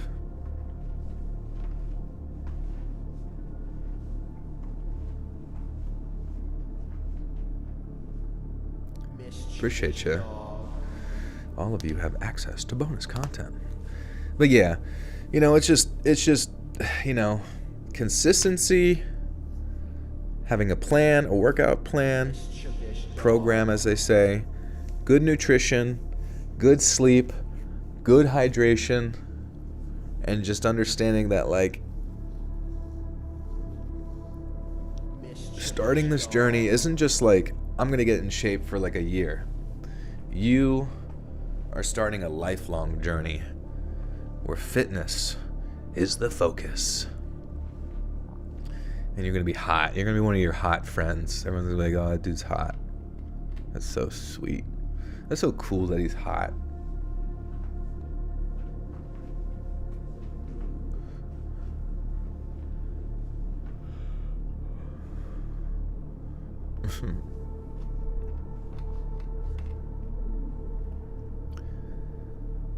According to him, the only known other Michelle, thank you. Good to see you. You share a name with one of my favorite characters of all time, Jiminy Glick. Did you ever see him before? According to him, the only other known homicide in the area occurred back in 2005 and was mostly related to the local drug trade. Perhaps one of the most probable theories was posted by the host of CBC's The Next Call podcast, David Ridgen. Oh, dude, I'm doing a podcast shout out now. Let's go.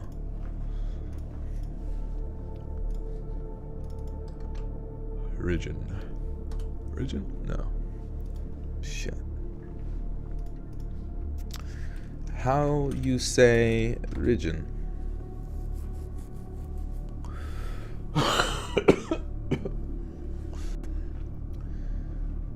Wait. Accent. However, in English, Ridgen is typically pronounced ruin.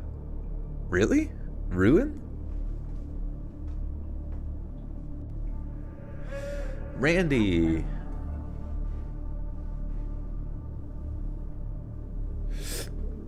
Thank you for the 5. Says, I know I'm say this every time, but that voice, man, that voice is like butter. Hope you're well, and I'm glad I made it to a live. But welcome, Randy. Good to see you. Thank you. Wait, how do you say this? The first syllable rhymes with ridge, and the second syllable rhymes with gen. I'm just gonna say Ridgen, I guess. Not Jackie Chan with the $9 says, did you ever get a chance to check out the anime Yakitate Japan? It's a 69 episodes total, and it gets better all the way through. Will love about food. Oh, it's about food? Interesting. Well, let me put that on my sticky notes. I think I wrote it down somewhere.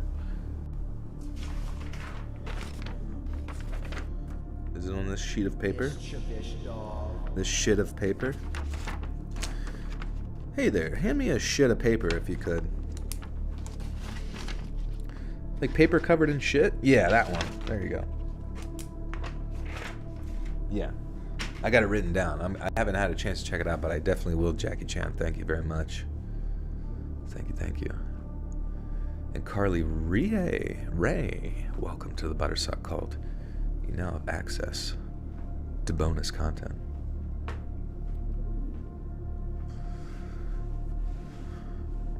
What's my favorite music? Just asking.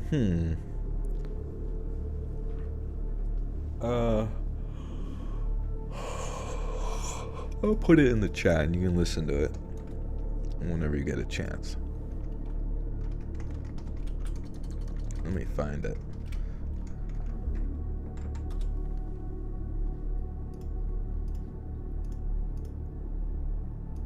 Copy. Paste. There you go. It's in the chat.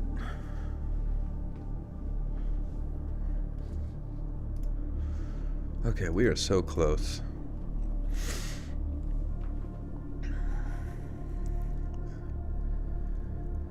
Perhaps one of the most probable theories was posted by the host of CBC's The Next Call podcast with David Ridgen.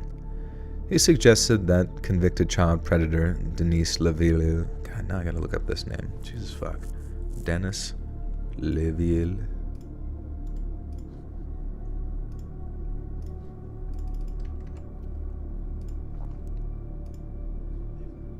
Levaille.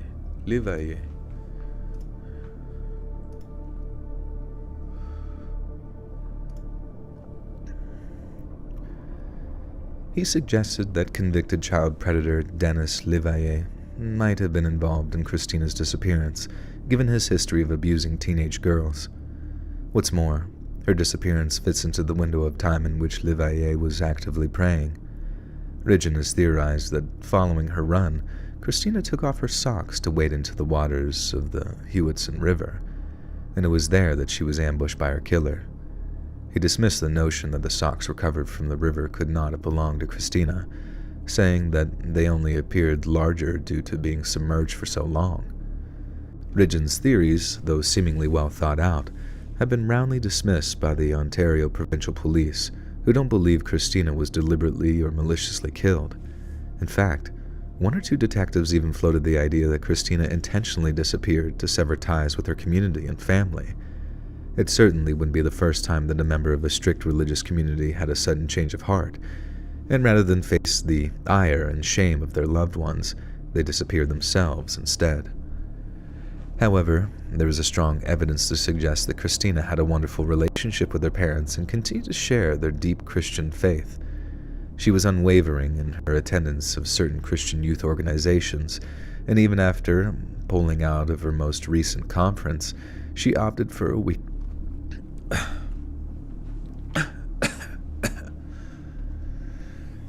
Oh my God. Oh. Fuck me, man.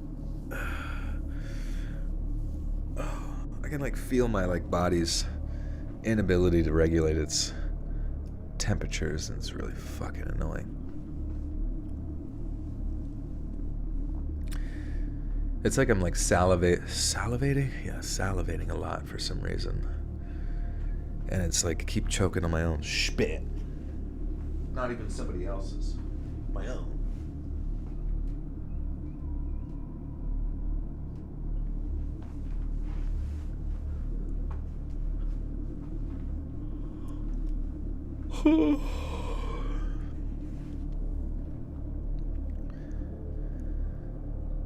She was unwavering in her attendance of certain Christian youth organizations, and even after pulling out of her most recent conference, she opted for a weekend camping with friends that she met at one of those very same conferences. Granted, the possibility can't be entirely ruled out, as people have hidden worse secrets from their families before. But in this case, whatever happened to Christina certainly didn't happen of her own volition. Other search and rescue personnel have questioned the effectiveness of the entire search effort. One volunteer claimed that entire sections of the forest were so dense that if a person were to become immobilized, the mass of surrounding vegetation would be enough to keep their body upright. This would potentially obscure the body from any other aerial search teams, which by far covered the most ground during the search. Ontario police offered Greg Beasley, also fucking Christ.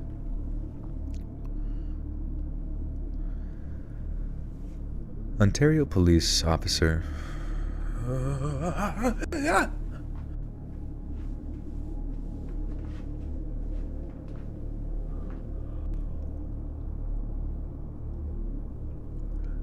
Ontario police officer Greg Beasley also spoke of such difficulties, telling one journalist that when you trip, you don't fall down. Perhaps the closest any investigation has come to uncovering the truth behind Christina's disappearance was back in March of 2009. Jeff Hasse, a volunteer with the Minnesota Search and Rescue nonprofit, stated that he believed volunteers actually located Christina's remains in November of 2009. During this privately funded search, 6 cadaver dogs indicated the presence of human remains at a location in the Hewitson River, but further investigation was made impossible by the speed and depth of the water. Hasse believes that if the private search and rescue teams had access to more advanced equipment, their task might have been concluded there and then. Perhaps that is indeed the case,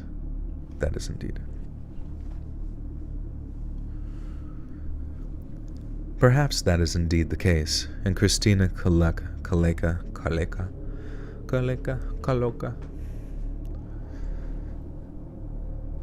Perhaps that is indeed the case, and Christina Kaleka remains...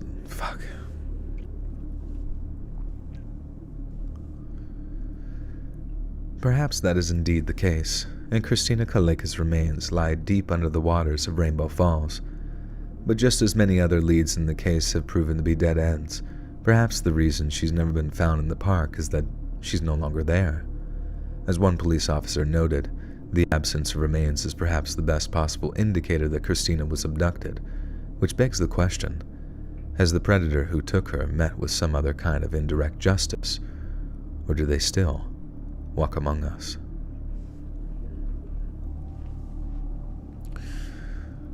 Oh my God. We did it.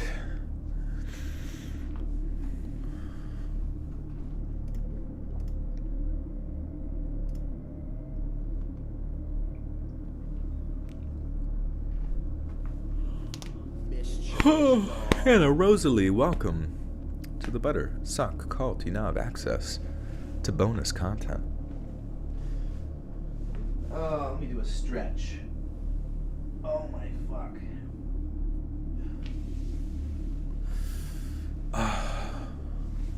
I can't even do anything, man. It's just crazy how fast you get sick in such a short period of time.